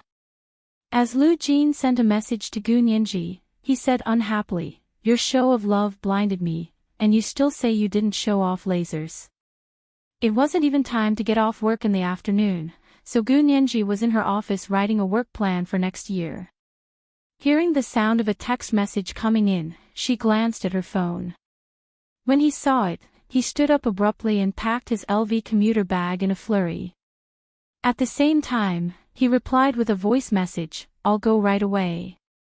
"Where is the marriage registration office?" Lu Jin turned on the voice. Lu Yuan and Song Jining heard it. The 2 of them smiled awkwardly. Song Jining said to Lu Jin, "It's in the Civil Affairs Bureau near the Institute of High Energy Physics." This was the place that the 2 of them had discussed when they submitted the marriage report. Lu Jin quickly sent the address to Gu Nianji and forwarded it to Hua Xiaoheng. Hua Xiaoheng had just finished his meeting and walked out of the conference room. He was talking and laughing with Yin Shixiang and Zhao Liangze. The Special Operations Forces had gotten involved in Kevin's case, but they were investigating it overseas. From the looks of it, they had found a lot of interesting things. Today's meeting was to summarize the results of the current stage of the case and start writing a report for reference by the relevant domestic agencies. He was in a good mood. When he returned to his office, he saw that his personal phone on his desk was vibrating, and several text messages popped up. He picked it up and opened it. His mind instantly went blank. Although he really hoped that his mother and uncle could be happy, when the day really came, he found that his mood was very subtle. Of course, he wouldn't object, but his uncle would become a stepfather. He shouldn't think too much about it. Hua Xiaoheng's expression remained calm as he replied, "I'll be there soon." He picked up the car keys and said to Yin Shixiang and Zhao Liangze, "I have something to do, so I'll be leaving now. If there's nothing else, you can get off work early." Yin Shixiang laughed. "Hua Xiao, are you going to spend Christmas with Nianji too?" Hua Xiaoheng froze. "Christmas? I never celebrate foreign festivals." "Oh, right." Yin Shixiang scratched his head in embarrassment. "But it's Christmas Eve today. Chi-Chi asked me to pick her up early." Seeing Hua Xiaoheng's expression change, Yin Shixiang hurriedly said, "We're not going to celebrate Christmas." "But Christmas. I'll tell Chi-Chi that we're going out for dinner." He chuckled and ran out like a wisp of smoke. Zhao Liangze shook his head with a smile and tried to smooth things over. "Mr. Hua, Big Xiong just likes to have a party. He didn't mean anything else. He won't celebrate foreign festivals." No one in the military knew about foreign festivals. Although there were no written rules, everyone had a tacit understanding. Even if someone wanted it, they would only secretly celebrate it with their close friends and family. No one would say it out loud. Hua Xiaoheng didn't hate foreign festivals, he just wasn't interested.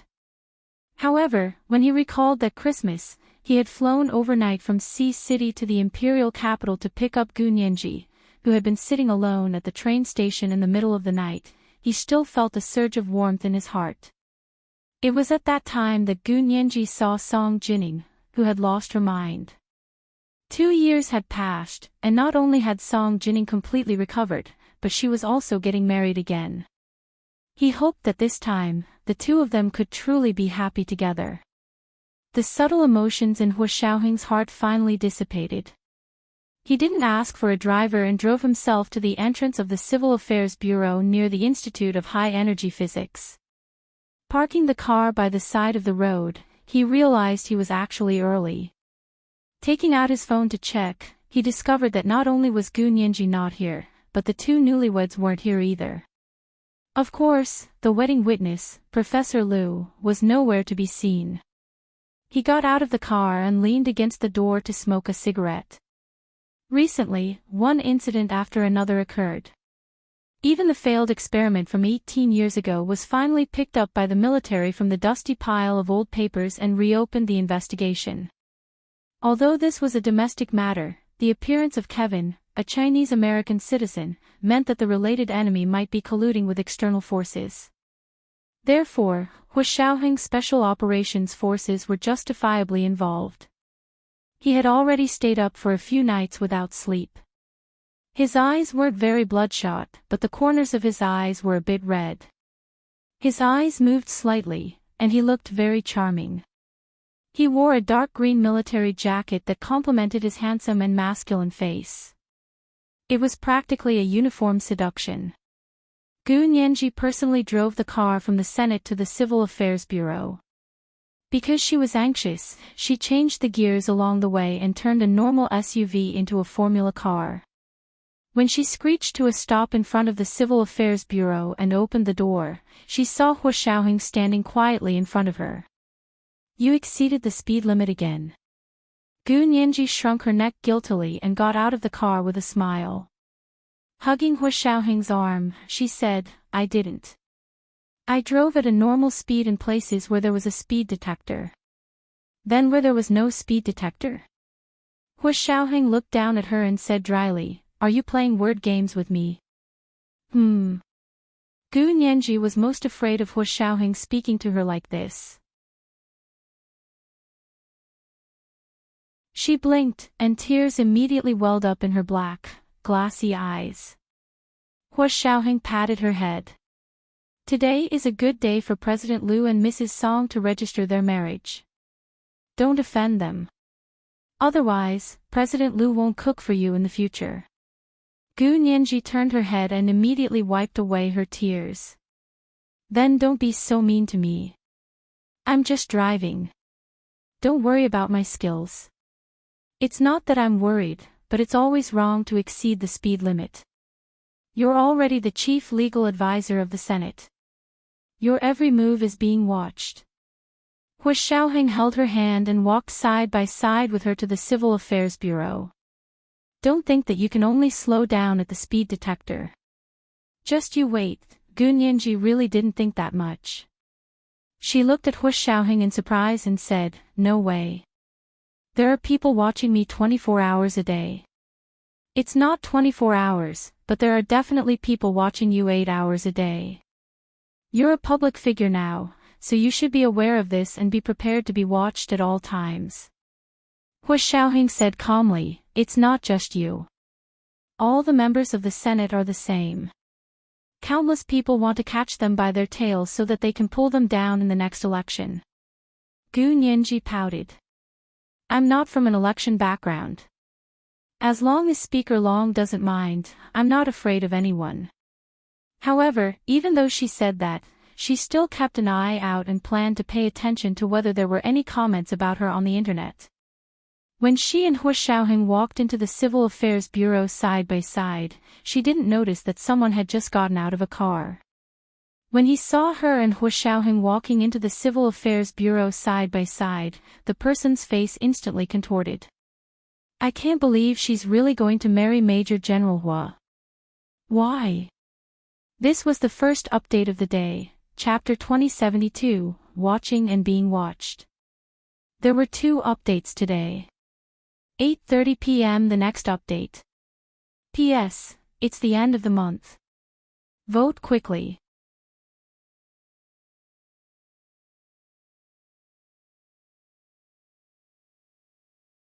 Chapter 2085. The woman muttering to herself wasn't very old. She was elegantly dressed and beautiful, but now her face was twisted with madness. It looked a little horrifying. The monstrous anger almost made the woman lose control of her emotions. She almost pounced on Gu Nianji, but the person behind her stopped her in time. "Miss, this has nothing to do with you. Let's hurry up and pick up Miss." The assistant beside her wasn't a young person, but a middle-aged woman in her 40s, so she was much calmer. The woman took a deep breath. She still had a lot to do, so she would let Gu Nianji run wild for a while. She finally calmed down and walked to a residential area near the Civil Affairs Bureau. Although the location was good, the residential buildings were commercial buildings from the early days of the imperial capital. They looked very old now.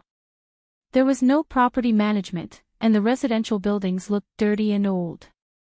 The residential buildings were about 8 stories high and didn't have elevators. The lighting in the corridors wasn't good, and it was very dark during the day. She took her assistant up to the 8th floor and stood in front of an old-fashioned security door that looked like an iron railing. She rang the doorbell. Not long after, a haggard woman with turbid eyes opened the security door. She looked at the 2 people in front of the door in confusion and asked, "Who are you looking for?" The young woman became excited and stepped forward to reach out to the gap in the security door. She held the hand of the haggard woman behind the door, tears streaming down her face. "Sister, it's me. I'm here to take you home." Gu Nianji and Hu Xiaoheng didn't know about such a coincidence at all. But even if they knew, they probably wouldn't take it to heart. They'd deal with it when it came. If one came, they'd catch one. If 2 came, they'd catch both. They couldn't seal themselves off and completely cut off contact with the outside world just because they were worried about these bastards. Or would they have countless people protect and monitor them all the time just to guard against that tiny possibility? No, not only was Gu Nianji unwilling, but Hu Xiaoheng was also unwilling. He protected Gu Nianji so that she could live among the crowd like ordinary people. And excessive protection was actually a form of losing personal freedom. The 2 walked side by side into the marriage registration office of the Civil Affairs Bureau. Gu Nianji couldn't help glancing at Hu Xiaoheng. Her fingernails dug into his palm and she said softly, "You didn't even bring me here to register." At that time, when the 2 of them had registered their marriage, it had been done in secret at the Special Operations Forces headquarters. Because of the series of conspiracies, Gu Nianji suffered a huge blow. She hated Hu Xiaoheng's behavior and decided to break up with him. However, whether it was for business or personal reasons, Hu Xiaoheng would never break up with her. He made a prompt decision and almost forced her to marry him. However, their marital status was a top secret, and only a few people knew that they were married. The whole world's memory stopped at the grand engagement ceremony of the 2 in Russia. Russian President Vladimir Putin even said that he would attend their wedding. Hu Xiaoheng's heart skipped a beat when he thought about this. He couldn't care less about the fact that everyone in the hall was staring at him. He bent over to cup Gu Nianji's face and kissed her on the lips. Fortunately, they were in the hall of the marriage registration office. Everyone was there to get married, and most of them were couples who were deeply in love. Hu Xiaoheng kissed the woman next to him passionately from time to time, so it didn't seem out of place. However, this pair was so beautiful and pleasing to the eye that someone couldn't help but take out their phone to take a picture. However, before the phone could be aimed at Hu Xiaoheng and Gu Nianji, someone suddenly walked over from the side and reached out to stop it. He said kindly, "You're not allowed to take pictures here. If you want to take pictures, please go outside." "Oh, I'm sorry, I didn't mean to." The person quickly put the phone away. Not long after, another couple walked into the hall. The man was handsome, and the woman was, wow. No one knew how to describe this woman. She looked to be in her early 30s, the most mature, beautiful, and attractive age of a woman's life. Compared to when she was in her teens and 20s, she was more mature, as if she had seen through the world. However, compared to women in their 40s and 50s, she was less worldly. She had the delicate beauty of a young girl, but also the charm of a mature woman. Coupled with her beautiful facial features and elegant temperament, she was so beautiful that one would lose their soul and lose their mind at a glance. She was so beautiful, moreover, because the difference between this kind of beauty was too great, people couldn't be jealous. Just looking at it made them feel that it was beautiful. Although the man beside her looked gentle and harmless, the aura he exuded made people not dare to get within 3 feet of him.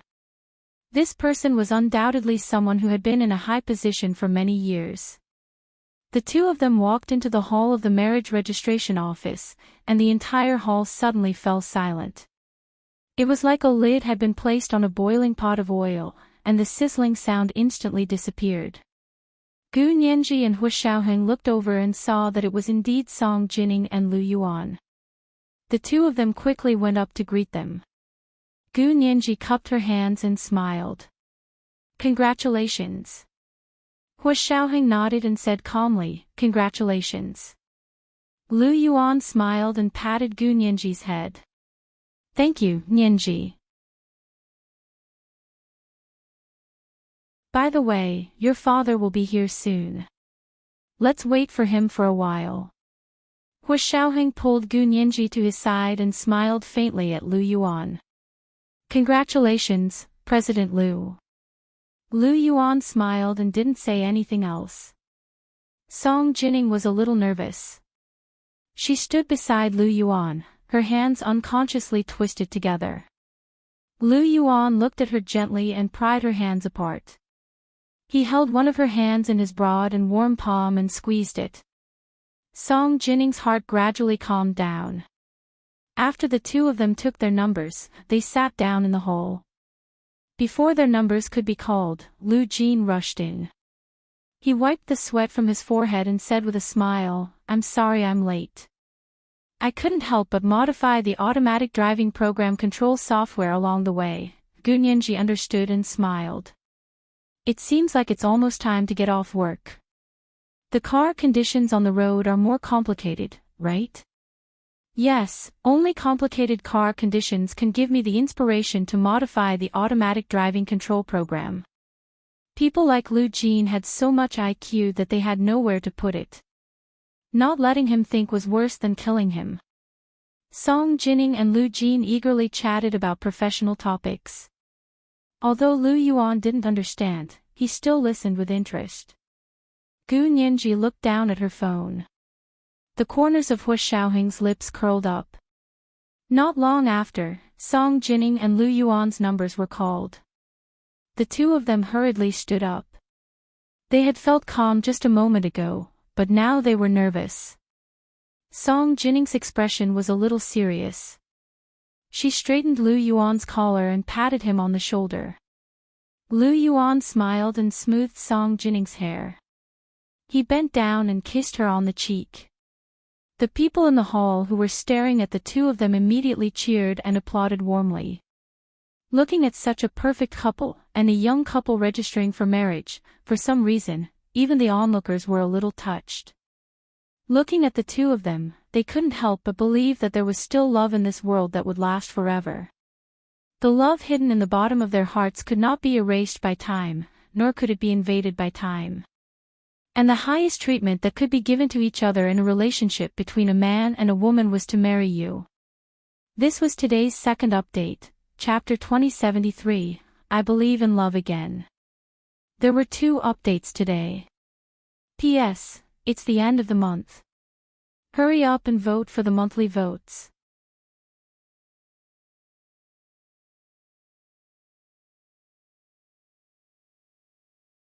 Chapter 2086.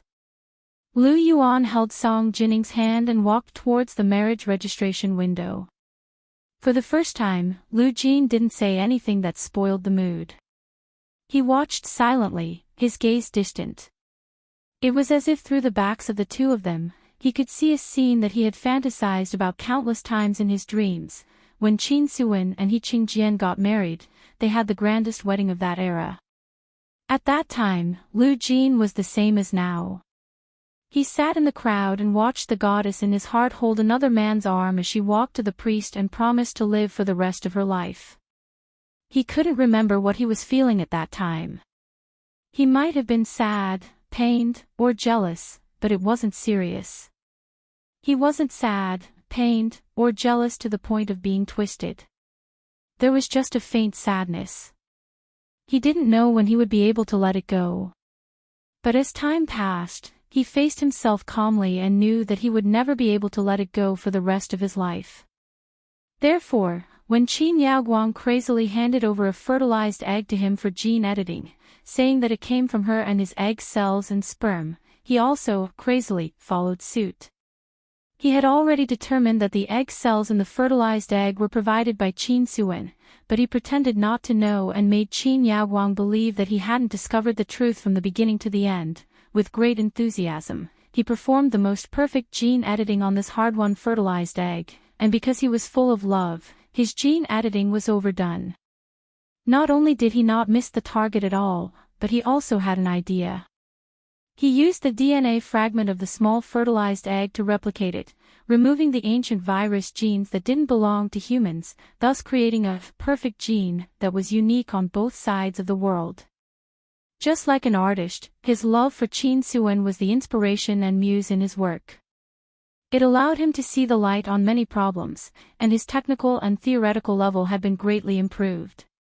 Of course, the most important thing was that he and the woman he loved had a child that he loved with his entire life. That was his greatest gain, second to none. Lu Jin had always known that he was irrational, so even though he had a crush on Qin Suwen for so many years, he had never wanted to die. All his love was hidden in his heart, just like Lu Yuan's love for Song Jining. He thought that this was why he had tried so hard to bring Lu Yuan and Song Jining together, right? Because letting Lu Yuan and Song Jining be happy was like letting his best friend obtain the happiness that he couldn't obtain. However, Lu Jin later realized that although he was rational when it came to relationships between men and women, he was not rational at all when it came to father-daughter relationships. He gave all his sensitivity, protectiveness, and favoritism to his daughter, Gu Nianji. Perhaps it was because of guilt, or perhaps it was because she had been an angelic baby since she was young. In short, this child had unknowingly occupied his entire body and mind. He loved her more than life itself. Moreover, it was a completely selfless and unrequited love. Lu Jin's eyes turned slightly to look at Gu Nianji, who was sitting next to him. Gu Nianji stared intently at Lu Yuan and Song Jining's backs in front of her. Her eyes were like water, and her eyebrows were beautiful. From time to time, she would raise her head and say something to Hu Xiaoheng. Hu Xiaoheng leaned sideways to listen, his expression calm and composed. He only smiled faintly when he looked at her. Lu Jin's father was a psychologist, and he had done some research on psychology. Just by looking at Hu Xiaoheng's expression and posture, Lu Jin knew that he loved Nianji deeply. When he thought about how he had once risked his life to go to the other world to look for Nianji, what more could he ask for from such a son-in-law? Although he still didn't like him. Lu Jin thought about it and rolled his eyes in Hu Xiaoheng's direction. Hu Xiaoheng noticed it from the corner of his eye, but he ignored it and continued to look ahead with a smile. Lu Yuan and Song Jining had already arrived at the marriage registration window. They sat in front of the staff and took out their IDs and marriage registration photos and handed them over. The staff had long noticed this very compatible couple. She smiled and nodded. Congratulations to the two of you. Then, she began to register Lu Yuan and Song Jining's personal information. The staff was quite calm when she registered Lu Yuan's age, name, and place of origin. When it came to registering Song Jining's age, name, and place of origin, the staff thought she had seen wrongly. She wiped her eyes hard and leaned closer to the computer screen to take a closer look. After a long time, she turned to look at Song Jining and asked in surprise. You had plastic surgery. Song Jining, Lu Yuan frowned. What do you mean? Does it have anything to do with you? It was rare for Lu Yuan to be so sarcastic, but if she said bad things about Song Jining in front of him, he would definitely fall out with her. That's not what I meant. The staff quickly waved her hand and stared at Song Jining carefully for a while. She said. You probably didn't have plastic surgery. I can't see any traces of it even when I'm so close to you. Besides, if plastic surgery can really make you look like this, I'll do it too. Lu Yuan was about to flare up again when Song Jining gently pressed his hand down from the stage. She smiled at the staff and said, I'm just good at taking care of myself. Other than doing experiments every day, I sleep. I don't have to worry about anything, so I naturally don't look old. Really? Can you take care of yourself just by sleeping? The female staff member's eyes lit up. Don't you eat bird's nest and wolfberry for beauty? Song Jining was about to shake her head when Lu Yuan interrupted. She often eats a bowl of rose milk bird's nest for breakfast in the morning. Staff, Song Jining cursed silently. How could she eat it every day? And she usually ate it as a midnight snack at night. However, even though she complained, Song Jining wouldn't say it out loud and embarrass Lu Yuan. The staff member chatted for a while and finally entered all the data. Then, she took out 2 small red marriage certificates. Both their names were on them, and there was also a photo of the 2 of them. Standing in front of the white background, Song Jining smiled faintly.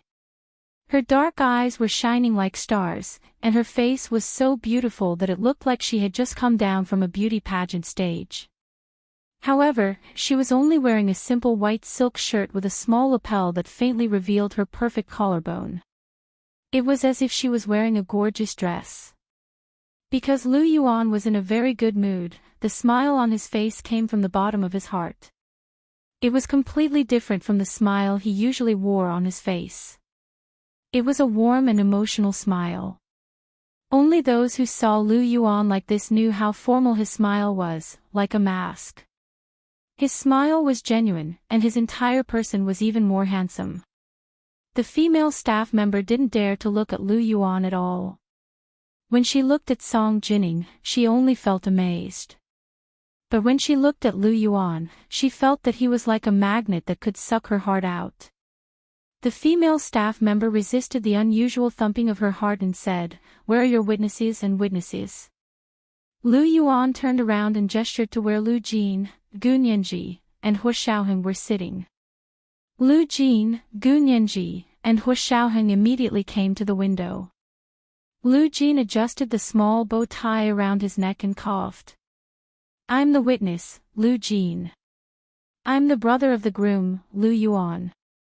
Only then did everyone realize that Lu Jin was actually wearing a formal tuxedo. The small bow tie around his neck made his plain face look more elegant and scholarly. He could almost be considered good-looking. Lu Yuan was a little touched. He knew that Lu Jin hated formal clothes. When he was in the other world, he rarely wore formal clothes. But in this world, it was really hard for him to wear such a formal suit just for his marriage registration. Gu Nianji and Hu Xiaoheng looked at each other and said in unison, We're witnesses. The female staff member finally saw Gu Nianji and Hu Xiaoheng clearly and realized that she was dazzled. The number of beautiful and handsome men she had seen today was more than she had seen in the past year. In terms of beauty, she had never seen such a beautiful and handsome man in her entire life. Even the tall and thin witness next to her looked much more pleasing to the eye. Lu Jin had specially worn a pair of plain, gold-rimmed glasses for the tuxedo. He adjusted the glasses in the middle of his nose and asked, Mr. Lu Yuan, are you really willing to marry Miss Song Jining, regardless of poverty, wealth, sickness, or health? I am willing, Lu Yuan said as he lowered his head and kissed Song Jining's cheek. Lu Jin waited for him to finish kissing her with a smile, then asked Song Jining, Miss Song Jining, are you really willing to marry Mr. Lu Yuan, regardless of poverty, wealth, sickness, or health? I am willing, Song Jining said as she tiptoed and kissed Lu Yuan's cheek. Lu Yuan excitedly took out the ring and was about to put it on Song Jining. Lu Jin anxiously snatched it away and said, I haven't said you'll put a ring on the bride. Lu Yuan retorted without hesitation, you didn't say I could kiss the bride, but I did. What he meant was, who cared if you said it or not? Lu Jin glared at him and wished he could threaten him. Did he still want to get married? However, he held back when the words were on the tip of his tongue. He changed his words and said perfunctorily, then the groom can put a ring on the bride. He then turned around and left. Lu Yuan couldn't care less about Lu Jin now. He quickly exchanged rings with Song Jining and hurriedly took the stamped marriage certificate from the staff member. After signing it, they were officially married. He held the little red book in his arms and let out a long sigh. Jining, you've finally married me. This was the first update of the day, Chapter 2074, Reason and Gratitude. There were 2 updates today. 8:30 p.m. the next day. P.S. It's the end of the month. Hurry up and vote for it. Thank you to the leader of Enigma Yangtze for the 10,000 Chidian coins yesterday.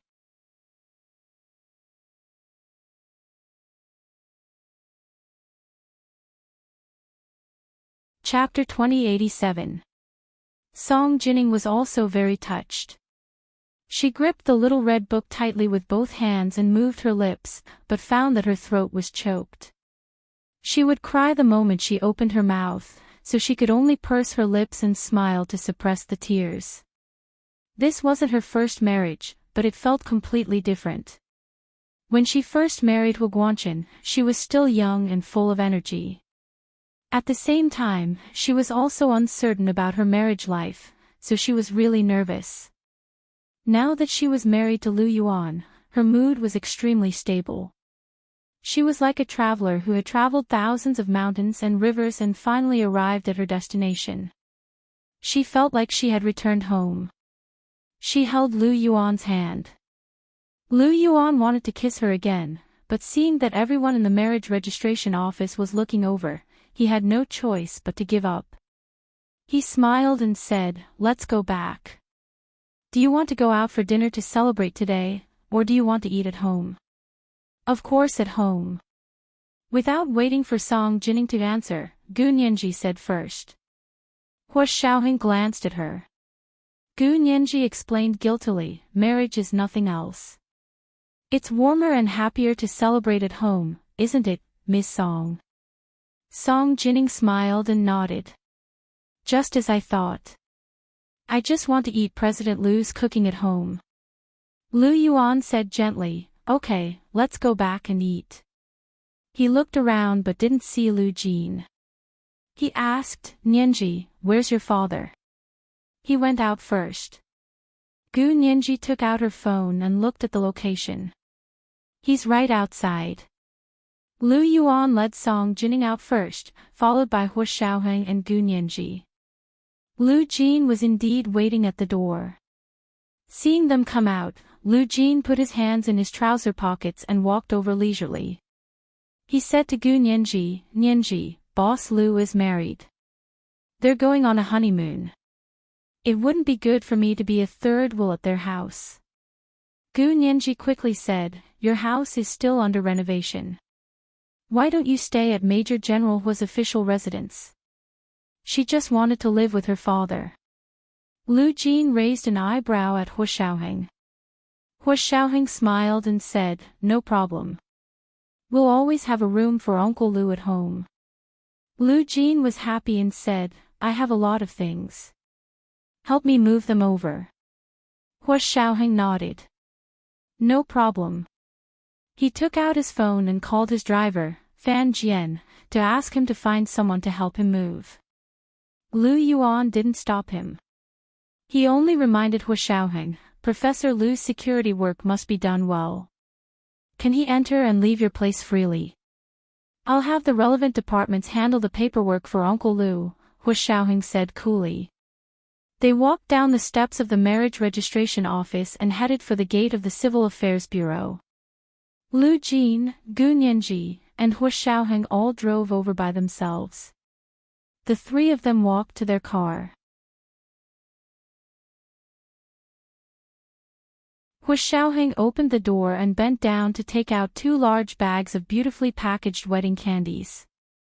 He gave one to Song Jining and said, "Miss Song, take this to the Institute of High Energy Physics tomorrow." He handed the other bag to Gu Nianji and said, "Take this to the Senate and share it with everyone, especially Speaker Long." Lu Jin craned his neck and looked at it for a long time. Seeing that he didn't have a share, he couldn't help but reach out and say, "What about me?" Hu Xiaoheng was already prepared. He slowly took out a bag of higher-grade wedding candy from his pocket and placed it in Lu Jin's hand. He said, "Uncle Lu is a great hero."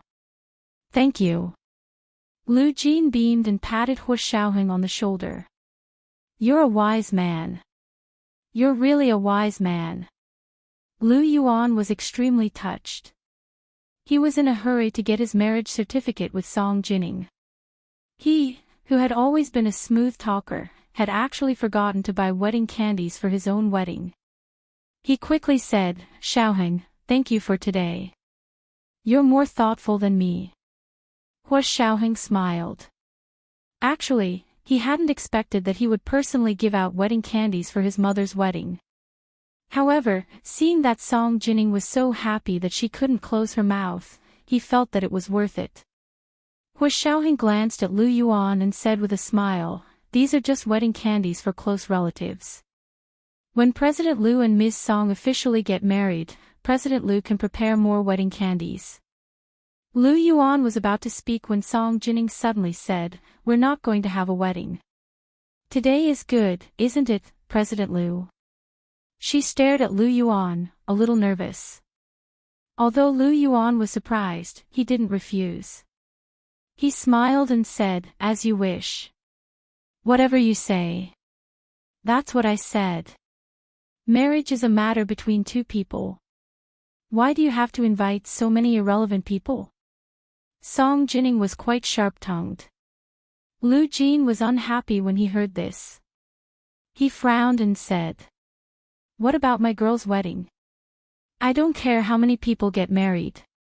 When my girl gets married, I want to announce it to the world." Hu Xiaoheng, Gu Nianji wanted to facepalm again. She even wanted to announce it to the world. Did she think she was an emperor? She wasn't a princess either. Gu Nianji was about to smooth things over when Song Jining quickly said, "That's for sure. Nianji and Xiaoheng's wedding must be grand. There will be 1,000 tables, not one less table." Lu Yuan, Lu Jin was puzzled. "Didn't you just say that marriage is a matter between 2 people? Why do you have to invite so many irrelevant people?" Song Jining said righteously, "I'm saying that a second marriage is a matter between 2 people. It's your girl Nianji's first marriage, so of course we have to invite as many people as possible." "But it's Boss Lu's first marriage," Lu Jin corrected her. "No, it's not President Lu's first marriage, it's also his second." Song Jining argued with him seriously. "I also have a daughter, so I'm even with him." Lu Jin wanted to say that Boss Lu's first marriage didn't count, but looking at Lu Yuan's expression, he shut up. Lu Yuan actually didn't want to hold a big wedding. As long as he could marry Song Jining, he would be satisfied with a wife. Not to mention that his identity had to be kept a secret, just his relationship with Hu Guanchen's brother was too awkward, so it was better to keep it as simple as it was now. However, he would give Song Jining everything that needed to be given, so he wouldn't let her feel wronged. Lu Yuan coughed and interrupted the 2 scientists who were discussing first marriage and second marriage. He said, "Jining and I will go back to my villa in the West Mountains today. We will go on a honeymoon in the future, but the specific destination will be kept a secret." Lu Jin was satisfied and said, "We should be together." He looked at Song Jining and said, Boss Lu has waited for you for so many years. Don't let him down again. Song Jining blushed slightly, but she still nodded cautiously. I know. Professor Lu, don't worry. We'll definitely have a good time. Lu Jin was relieved. He looked at Song Jining with his hands behind his back, then at Lu Yuan. After a while, he said. Then can I still go to your house for dinner? After eating Lu Yuan's cooking for so many years, he was already used to it. Lu Yuan quickly said, I've prepared a room for you at my villa in the West Mountains, as well as a laboratory. You can come and stay anytime. Lu Jin was overjoyed. His eyes lit up like the headlights of a car. Really? When did you prepare it? We don't even know. Lu Yuan thought to himself, what's so strange about you not knowing a lot of the things I've done? He smiled and held Song Jining's hand as he walked to his car. He said, but don't go for the time being. Stay at Xiaoheng's place. His cooking isn't bad either. Gu Nianji quickly pulled Lu Jin's arm and persuaded him, Dad, you should stay with us. Major General Hua's cooking is really delicious. Recently, his skills have improved greatly, and he's already on par with President Lu. Is it really that good? Then I have to try it. Lu Jin quickly nodded and said to Hua Xiaoheng, I'll send you the menu of my favorite foods later. You just have to follow it every day. Gu Nianji, Hua Xiaoheng nodded nonchalantly. Okay. After the small talk, everyone got into their cars and went to Lu Yuan's villa in the West Mountains for dinner to celebrate Lu Yuan and Song Jining's marriage. Hua Xiaoheng turned to the military headquarters compound midway and returned to the Hua family's mansion. Hua Guanchen had just finished dinner and was sitting on the sofa reading a magazine. Hua Guanchen was delighted to see Hua Xiaoheng come in.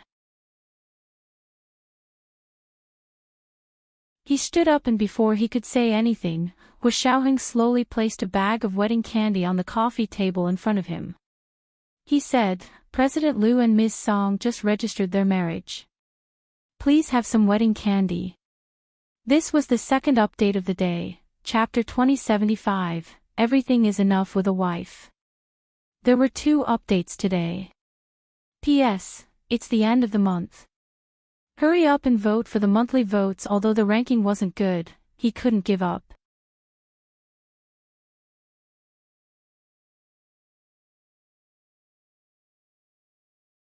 Chapter 2088.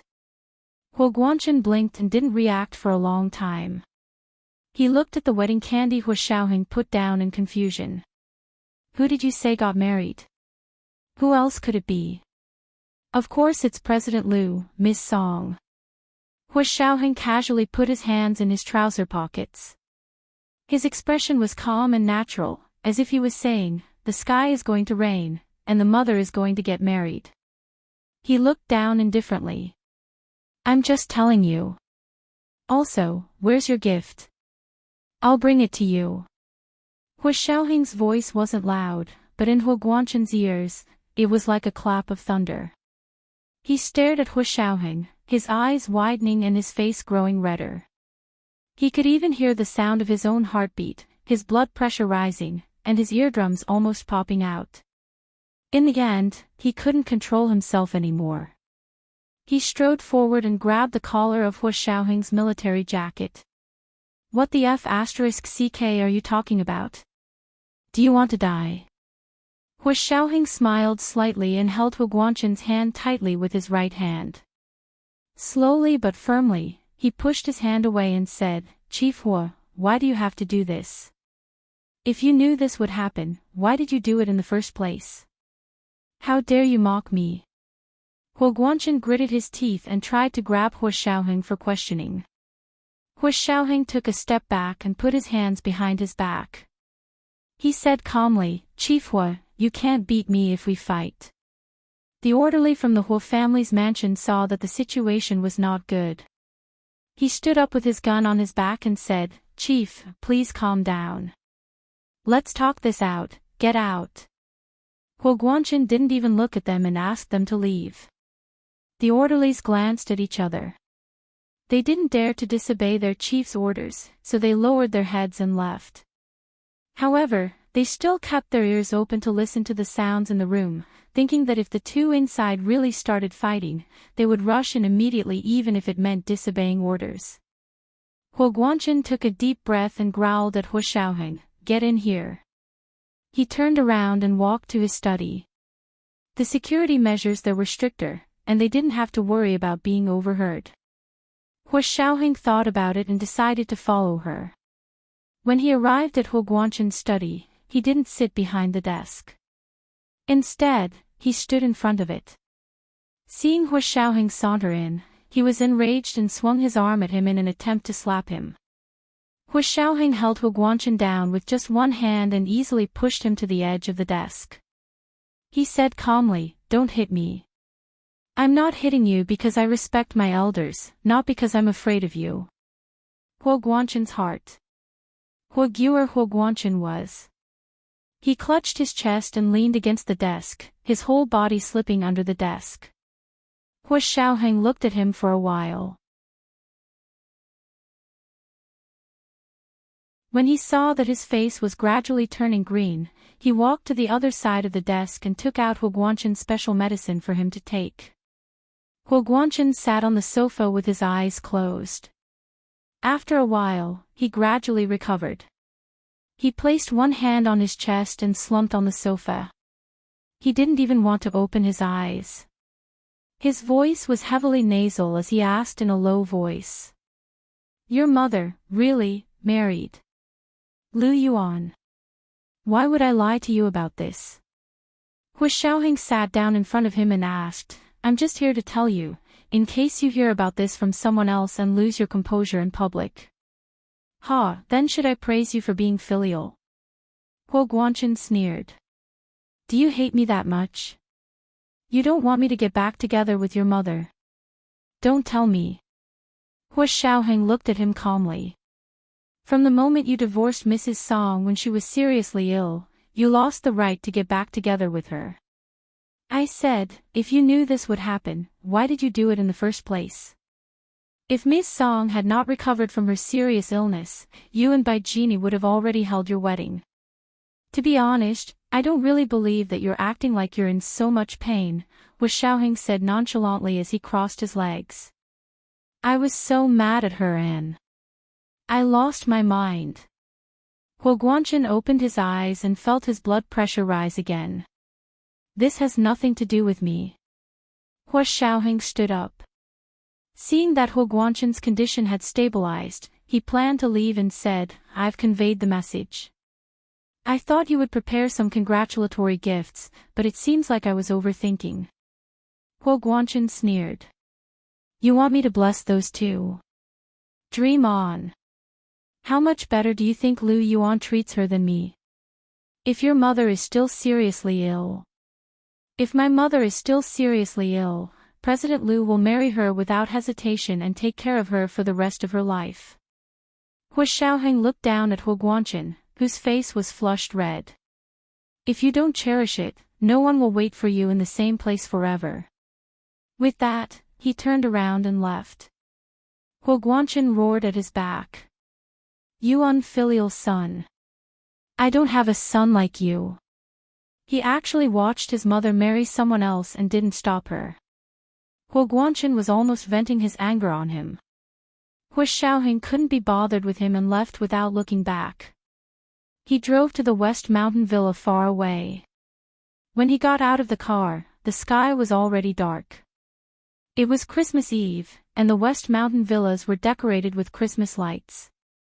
They shone with a colorful light in the mountains and forests. He stood in front of the car and silently watched the night view for a while. Lu Yuan's villa was located in a good location. It was located in an open and flat area halfway up the mountain, but it was surrounded by dense forests. There was a sense of tranquility that was isolated from the world, but there was also a sense of freedom that looked down on the world of mortals. Standing from Huo Xiaoheng's position, he could see the lights of the villa at the foot of the mountain. Occasionally, he could hear the cheerful sound of Christmas music. It was a family that was holding a Christmas dinner. The thick smell of the world was intoxicating. Hua Xiaoheng narrowed his eyes and suddenly felt as if someone was looking at him from behind. He suddenly turned around and saw Gu Nianji standing under a big tree in front of the villa with her hands clasped together and her mouth breathing. She wasn't wearing much, and she was wearing a red and white Christmas hat on her head. Seeing Hua Xiaoheng turn around, she waved at him with a smile and didn't say anything. Her bright eyes flickered under the silver streetlights, as if she was guiding him home. Hua Xiaoheng felt a surge of warmth in his heart. He quickly walked over and held Gu Nianji's hand in his broad and warm palm. He said calmly, "Why are you standing here? Why aren't you going in? I've been waiting for you." Gu Nianji smiled as she snuggled into his arms. Listening to his steady heartbeat, Gu Nianji felt very secure and rested her head on his woolen military coat. "You saw me get out of the car?" Hua Xiaoheng looked down and asked her, "Didn't you wait for more than 10 minutes? "It's more than that," Gu Nianji said aggrievedly. "You didn't come, so I could only wait." "Look, I'm almost frozen." Hua Xiaoheng kissed her cold fingers, unbuttoned his woolen military coat, and pulled her into his warm embrace. "Okay, let's go in. How's the dinner preparation going?" President Liu and Ms. Song are being intimate in the kitchen. "I don't know when we'll be able to eat their wedding banquet tonight." Gu Nianji laughed. "My dad couldn't take it anymore, so he went to his room to fiddle with his program. I came out to wait for you." The relationship between Lu Yuan and Song Jining was really poisonous. It was as if it was contagious. Gu Nianji felt that she suddenly lacked love. She really wanted to be with Hua Xiaoheng and feel the pure love between a man and a woman. Hua Xiaoheng understood what she meant and wasn't in a hurry to go in. He turned around and hugged her from behind. He looked at the lights at the foot of the mountain and said softly, "This used to be my grandmother Xie Xian's property. It was supposed to be given to President Liu." "Ha! Then wasn't grandmother very sad?" Gu Nianji held Hua Xiaoheng's hand. At that time, everyone thought that President Liu had died in that failed experiment, right? Hua Xiaoheng nodded. "Yes, so she changed her will and left this property to me."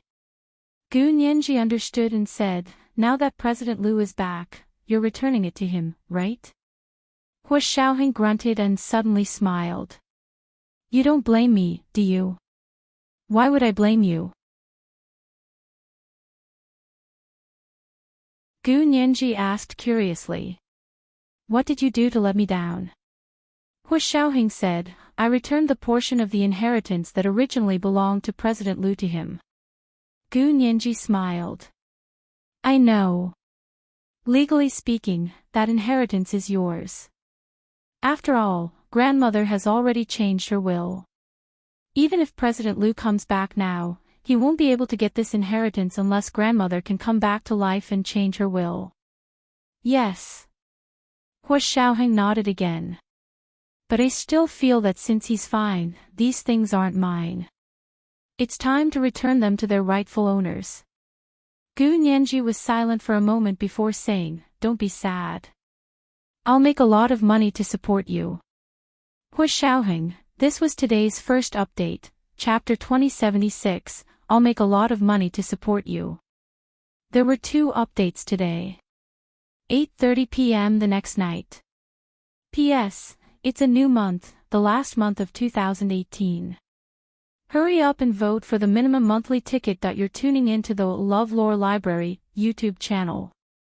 We're so grateful for your support, and don't forget to subscribe to join us on this incredible journey through captivating stories. Your generosity through donations truly makes a world of difference, as it's the primary source of revenue that allows me to expand and enhance this channel for you. Thank you from the bottom of my heart for being a part of this adventure.